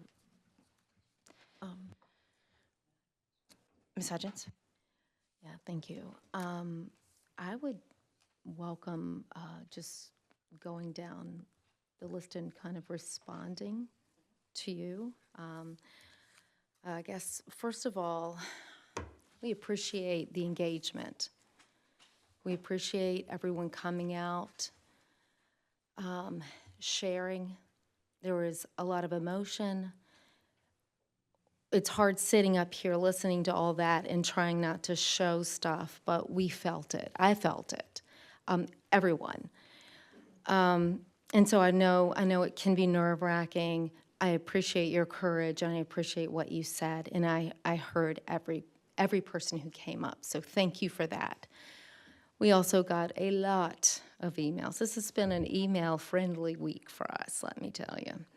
And so there was, similar to what my colleagues have said, lots of information, lots of people all around. So I recognize that this is a contentious topic. Both sides raising valid arguments. And I have, it's been my practice as a high school teacher. Several of my former students were speakers tonight. It was really, really neat to see my students in the crowd.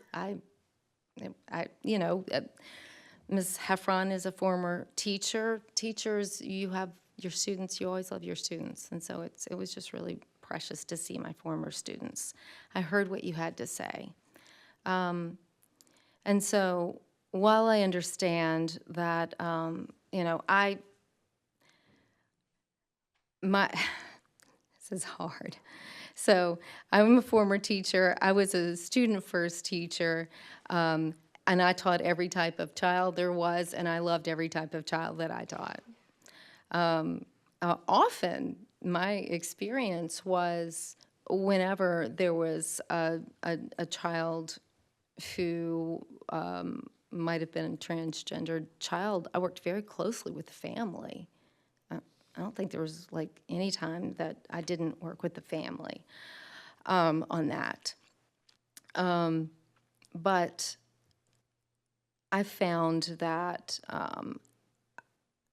as I interacted with my students, I treated everyone with dignity, respect, kindness, and compassion. That was how I did. That's how I do. That's how. So, Ms. Chatters, I truly appreciate you recognizing that we are all coming from a place of wanting the best for students. That remains true, and I appreciate that. So we do know that Virginia law recognizes that parents have a right to make decisions concerning the upbringing and education, care of their children. That's the law, guys. There's a reason for that. The parents are the experts on their child. They're the experts on their child. We all understand that there are situations in where maybe that's not the case. But I would argue that's not the norm. I just would argue that's not the norm, and I'm sorry when it's not the case. So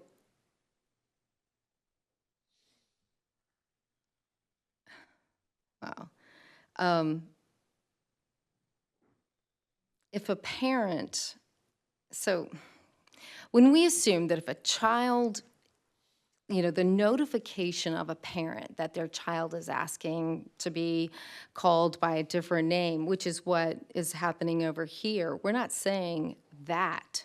We're not saying what the child is asking to be called. We're saying that they're asking to be called something different. And it is incumbent then upon the parent to open a dialogue with the child.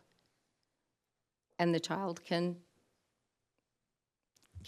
say something or not say something. A lot of parents in this room, we know that situation. I do find it noteworthy that parents who have been able to navigate this situation with their children are arguing against other families having that same privilege.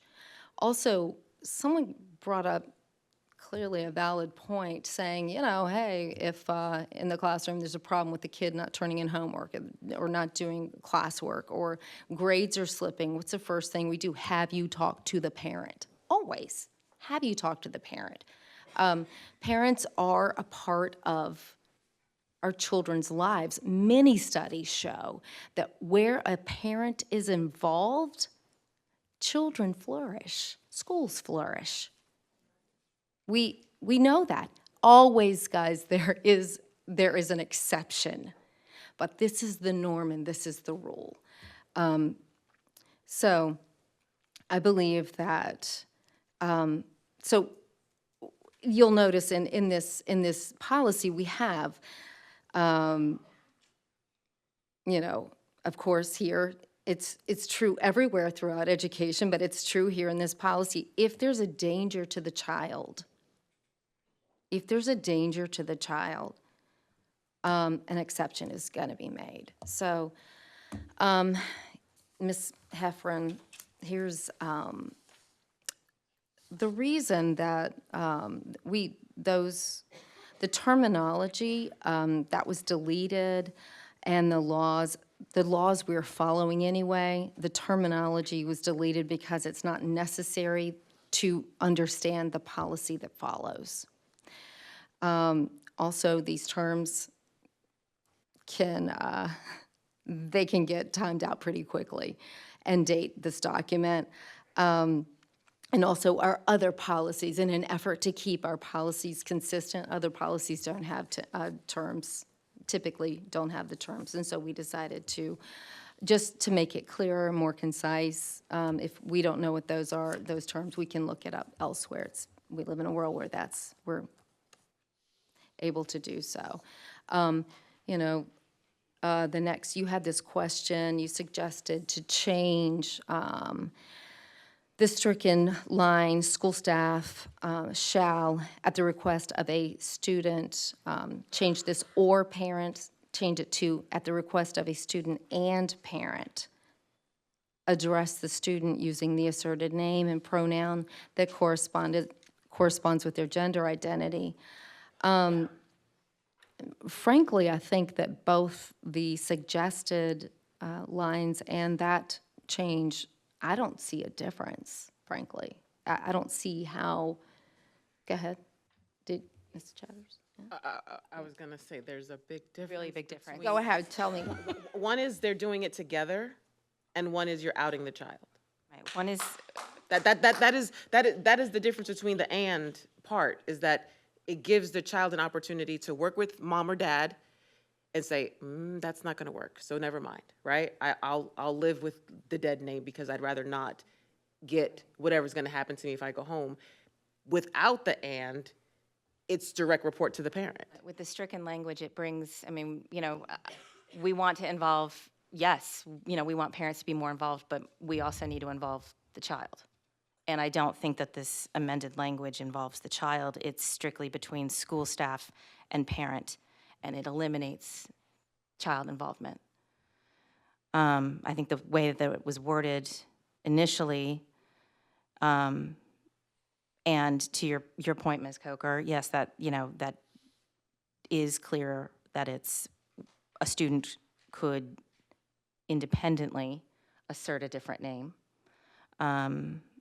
without the buy-in of a parent, but changing that or to and would need to have the buy-in and the participation of the parent and the student and school staff, which I think that's really our trifecta, right? That's what we want. And we have that in section 4 under school records, second paragraph, upon the request of a student and parent, schools shall use the asserted name and gender on other school records or documents. And that's our provision for written identification. And this is when we're talking about just addressing a student. So my recommendation would be to keep the stricken language and change the or to and.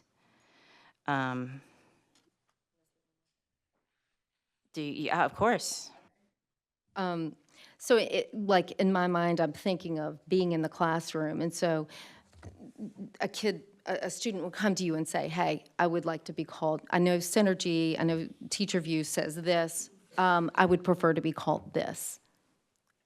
My rule is normally, I don't care, I'll call you whatever, just have name recognition for it. If I call that name, you better answer, otherwise we revert.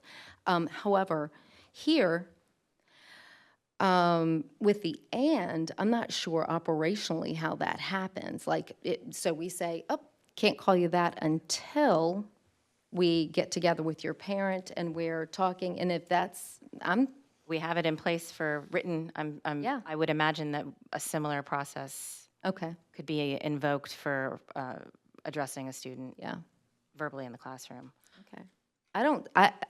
I want everyone to be involved. I feel, I am absolutely fine with changing that or to and. And do you support changing, I mean, the should to shall? Oh, definitely the should to shall. The whole point of, that was a mistake. So we have a motion and a second to adopt this as presented, which we now, in order to adopt it with amendments, would need to vote down, correct? We have to take a vote on a motion and a second? You need to, or you can rescind your motion that you just did. Oh, okay. Or do you want to rescind the motion? I'll rescind the motion. Okay. And do we have any other recommended amendments? Ms. Chatters? I submitted language that I thought could be incorporated if it was okay with everyone. I can read it again if, Please do, since it's not public. where did I write that? And now I can't find the little chat feature that I did it in. Crap. All right, while I look for that.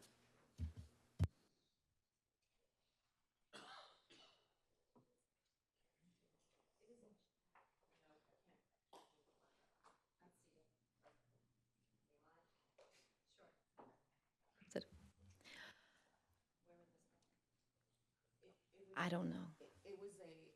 I've got it. Can I read? Yeah, you can read it. It's an overarching statement that I think would help unify the document. So I don't know exactly where to put it, but please, ma'am. School personnel shall encourage students to disclose information about their gender expression or gender identity to a parent or guardian. School personnel shall also make students aware of counseling support available to families. So that was recommended by one of the emails that we received. One of the counselors recommended that language because technically that is what's going on for our students now. Because we're not hiding information from parents. The counselors are offering assistance to help them navigate that difficult conversation and not outing them to their parents or equipping them with the tools. So that language just codifies what we're already doing or what our counselors are already doing by helping them with resources to try to have that conversation. Because it's an encouraging technique that our counselors are doing, not a information suppression tactic. Madam Chair, I have a question. Mr. Pronto? Thank you. Ms. Chatters, just want to make sure I understand that. So including that language would omit the parent from knowing that that conversation is taking place until after the fact? If the child should choose to go home and reach out to their parent? I just want to make sure I understand how that works. I also have concern about that. The language is that it may, and I don't know if it's just talking about gender, that it would possibly be discriminatory or in some way not universal. I don't know. I would want to look. I would want to have Universal in the who it applies to? right. In the transgender, who would apply to in the transgender policy or who? Okay, I'm gonna come back to that one. Let me try to answer Mr. Pronto's. the essence of doing the and part, the together, that was part of the together. So the counselor and the child, hey, here are some techniques to having hard conversations. Do you want me to be on the phone with you? Do you want me to invite them in and we all can talk about it together? It's part of getting the child to be comfortable enough to have that conversation with the parent, but arming the child with the skills to try to have that conversation instead of forcing the conversation. I'm sorry, if that makes sense. Yeah, thank you. It makes sense. So if the child were to say, no, I don't want to have this conversation with home, then the parent's not informed that the child was wanting to have that conversation with the school. Is that correct? So we're gonna play out this scenario. So if the child tells the counselor, I'm not comfortable having that conversation, the counselor would more than likely say, is there a reason why you're not comfortable having that conversation? And the child can say, well, my parents would kick me out, or something is gonna happen to me. I don't feel safe. Then it would trigger the Virginia code that lets them protect the child from being outed. But in order to find out if the child needs to be protected from being outed, it has to start somewhere. And that language gives them an opportunity to figure out, is it okay to bring in your family, or is it not okay to bring in your family? I think that's accomplished with the and between student and parent. Without getting too sticky. I mean, it's lovely language. It's lovely. Yes, ma'am. So I didn't mention in paragraph 2, student privacy, there was a lot of talk about school counseling.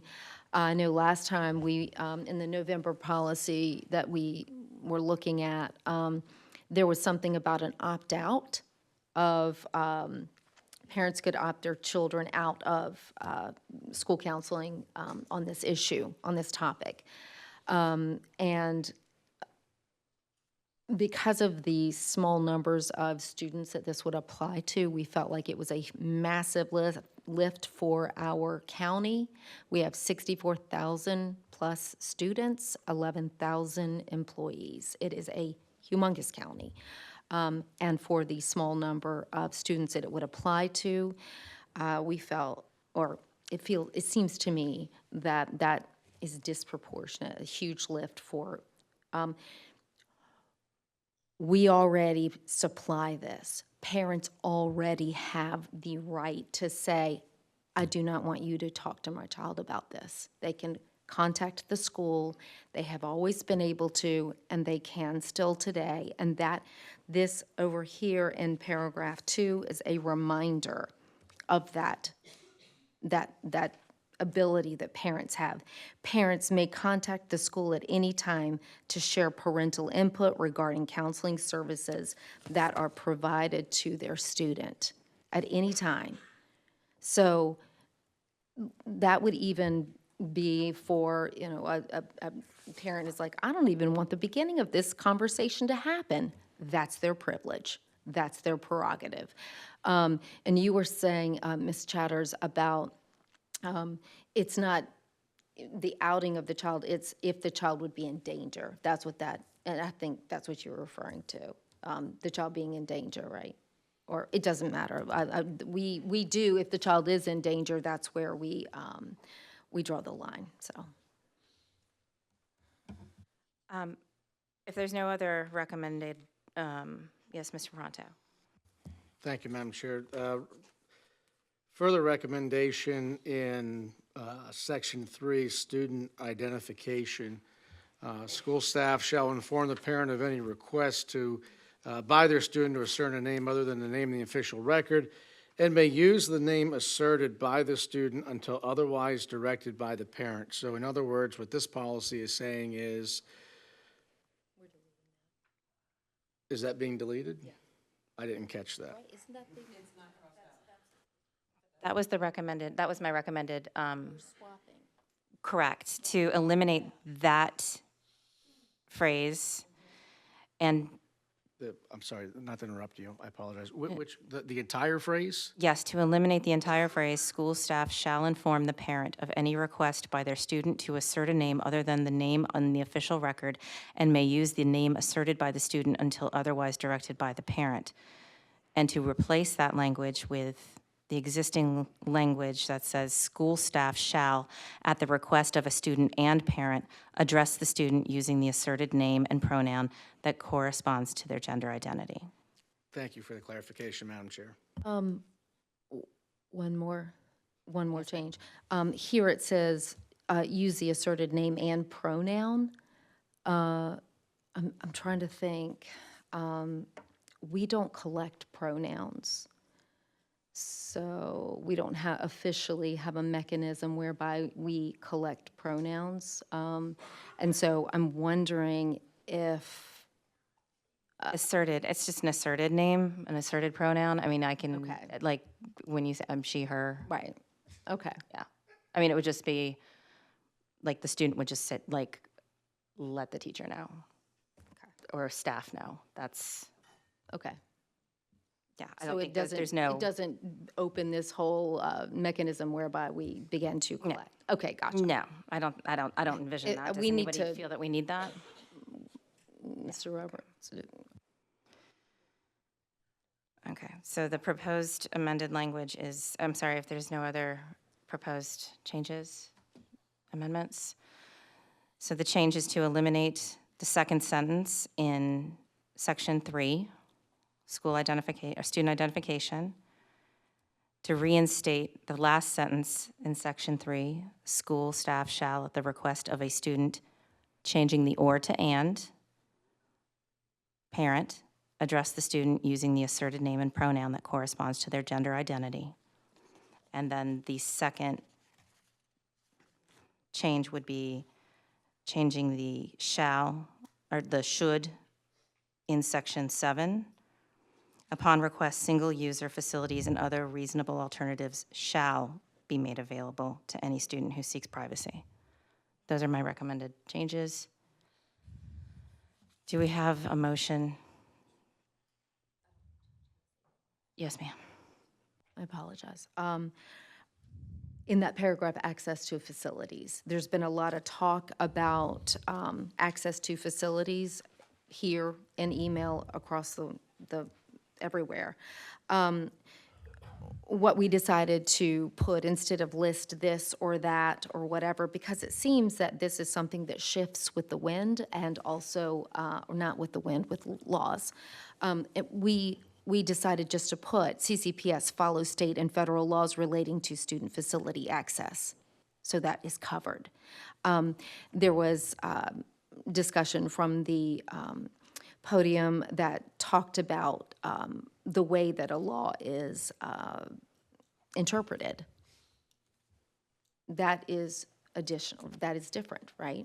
That we wouldn't talk about the interpretation here, we would just say and so that is why this has been amended to just state, we follow the state and federal laws. That's all, thank you. Thank you, Ms. Hudgens. Board members? Last call. Okay. Madam Chair, one ma'am. parliamentary thing.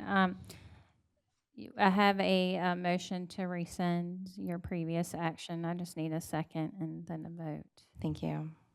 Do we have a second to the Ms. Coker's motion to rescind? Second. Would you call roll on the motion? Dominique Chatters, Aye.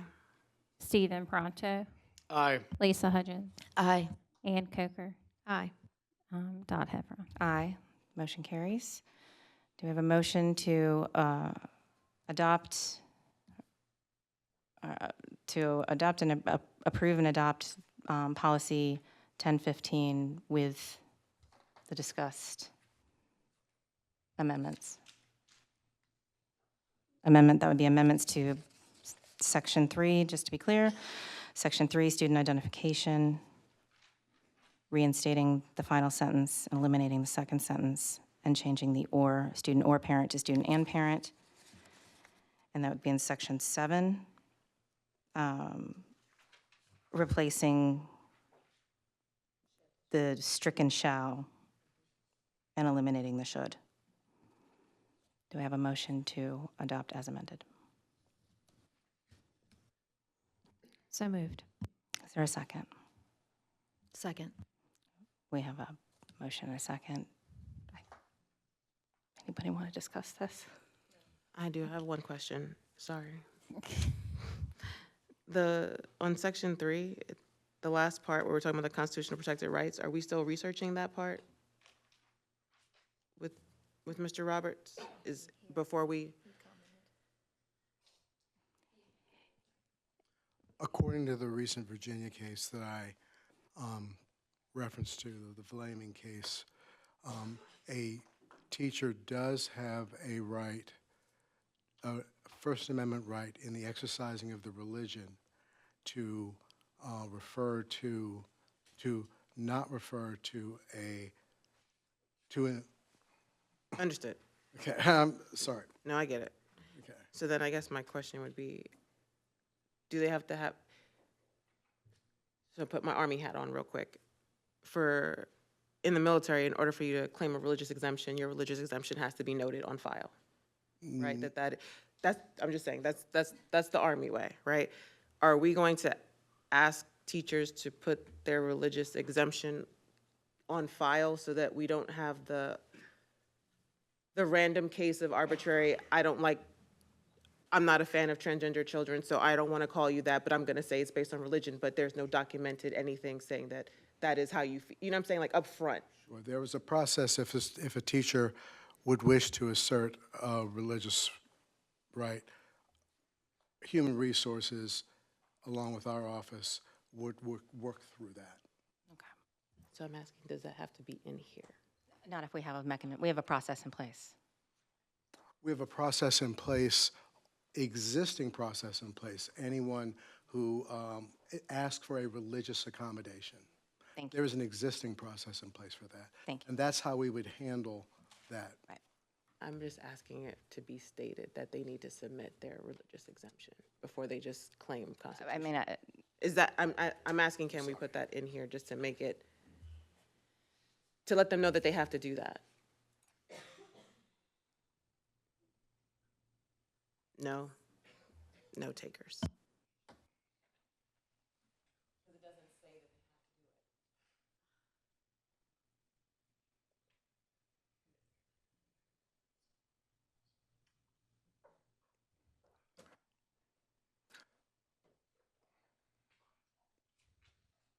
I mean, There's an existing process in place if an employee seeks to have a religious accommodation. And if an employee wants to assert that, ask for religious accommodation, not to follow a standing rule of addressing a person a certain way, then they could assert their religious accommodation. It would be processed through that process. through Human Resources. Okay. So it sounds like we have that lever. Ms. Chatters? Okay. Is there any other discussion? All right, board members, there's been a motion and a second. Madam Clerk, would you call roll on the motion? Dominique Chatters. Nay. Stephen Pronto.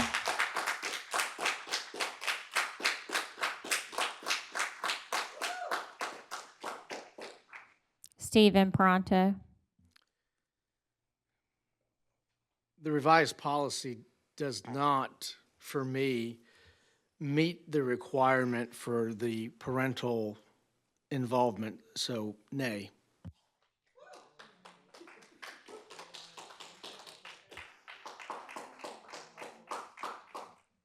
Lisa Hudgens. Aye. Ann Coker. Aye. Dot Heffron. Aye.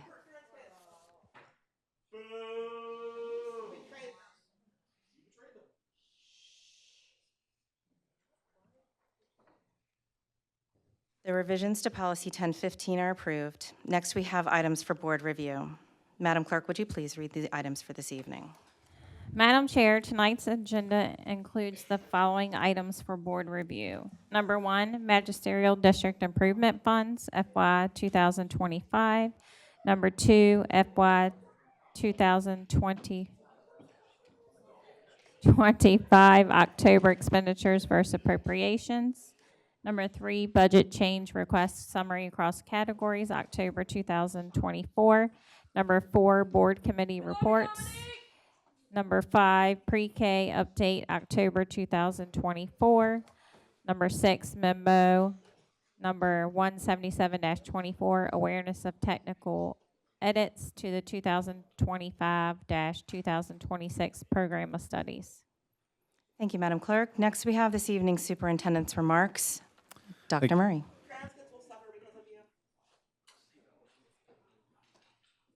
Thank you, Madam Chair. Do want to echo similar sentiments, thanking our speakers who came out this evening, especially those who remained from one day into the next. Want to give a few updates and acknowledgments. First, our thoughts remain with our J.B. Watkins student who continues to recover after being unfortunately hit by a car last Friday, but is at home recovering. So we continue to send that student warm wishes. We also want to celebrate a life well lived, a Midlothian legend that is Mr. Frank Potes, the former principal from 1972 to 1991, who passed away, lived well into his youthful early 90s. But Mr. Potes was a remarkable man who did a lot for the Midlothian High School community. So thoughts with his family.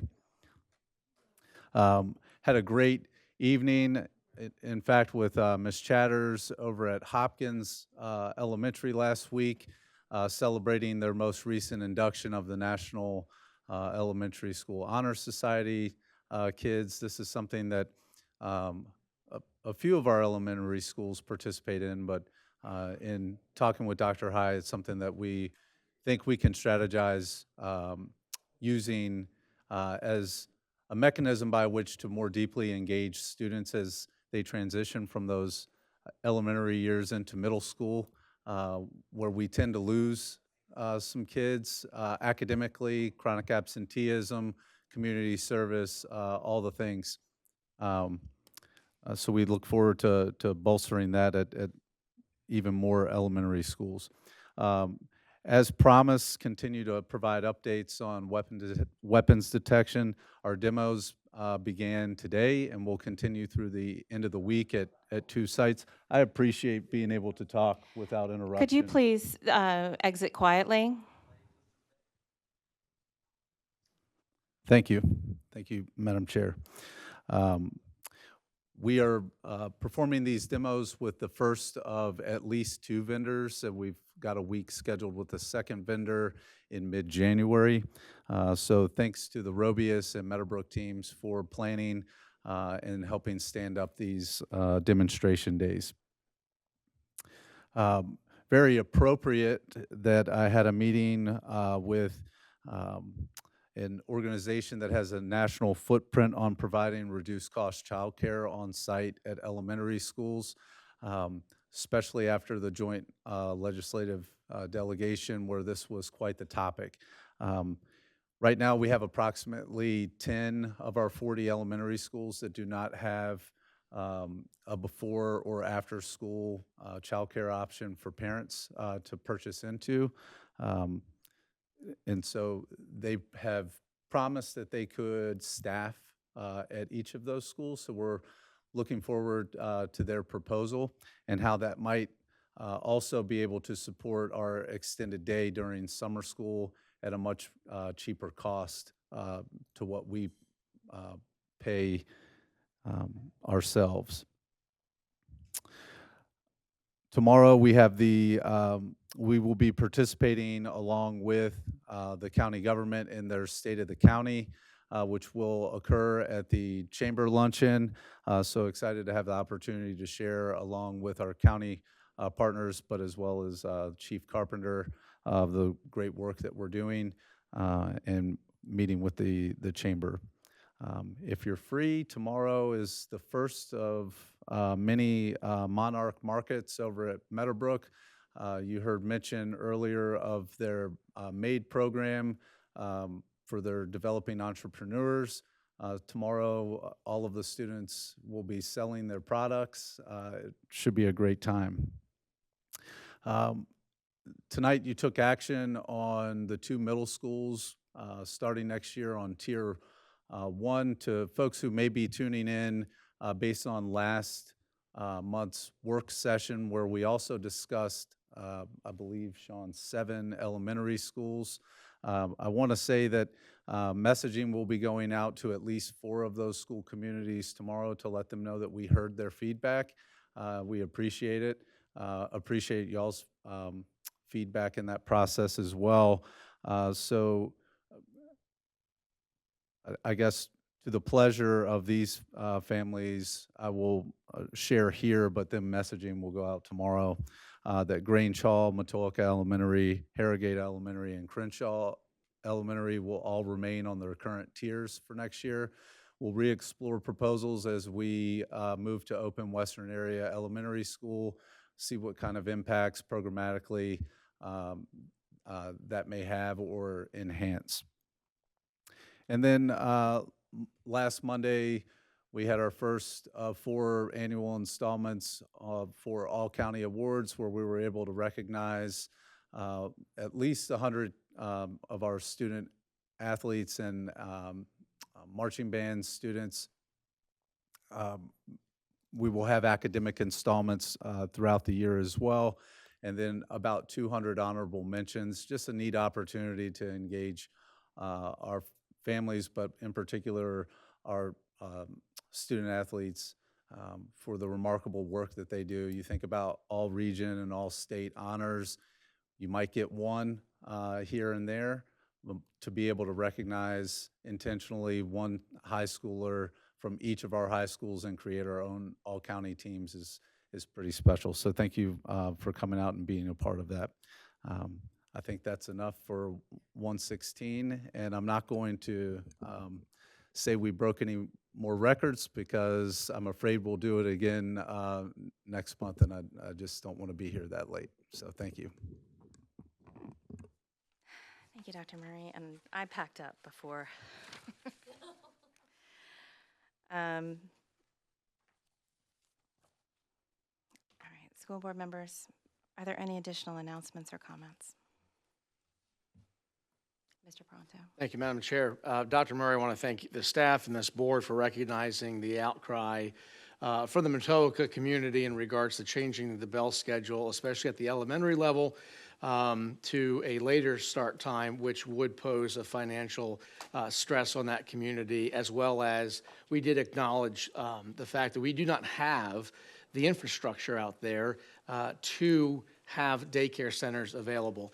One of the good things about being on the CEF is I'll be having a conversation with them about working with the Y to see if we can get Matulka Elementary and the surrounding schools to have a before and after setup like we have in other schools here in Chesterfield County, so that when we come back to revisit this, because it does make sense from a transportation standpoint to move things around, the community would be in a better position to accept those changes because they know their child is being taken care of and it's not as a burden on them financially. So I do appreciate the staff and this board's recognition of the Matulka community speaking to that. So thank you for that.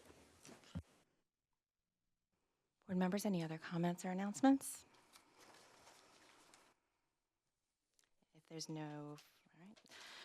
The school board will be conducting multiple closed meetings over the next 15 days for the purpose of interviewing candidates for the new superintendent. The closed meetings will be held at an undisclosed location and will occur at various times. This announcement is being made in accordance with Section 2.2, 3712B of the Virginia Freedom of Information Act. The school board will hold a business meeting on Tuesday, January 7, 2025 at 6:30 p.m. here in the public meeting room. If there is no further business, we need a motion to adjourn. I make a motion to adjourn. Madam Clerk, would you please call roll on the motion? Dominique Chatters. Come on, you know you want to go to Waffle House. Aye. Stephen Pronto. Aye. Lisa Hudgens. Aye. Ann Coker. Aye. Dot Heffron. Aye. The meeting is adjourned.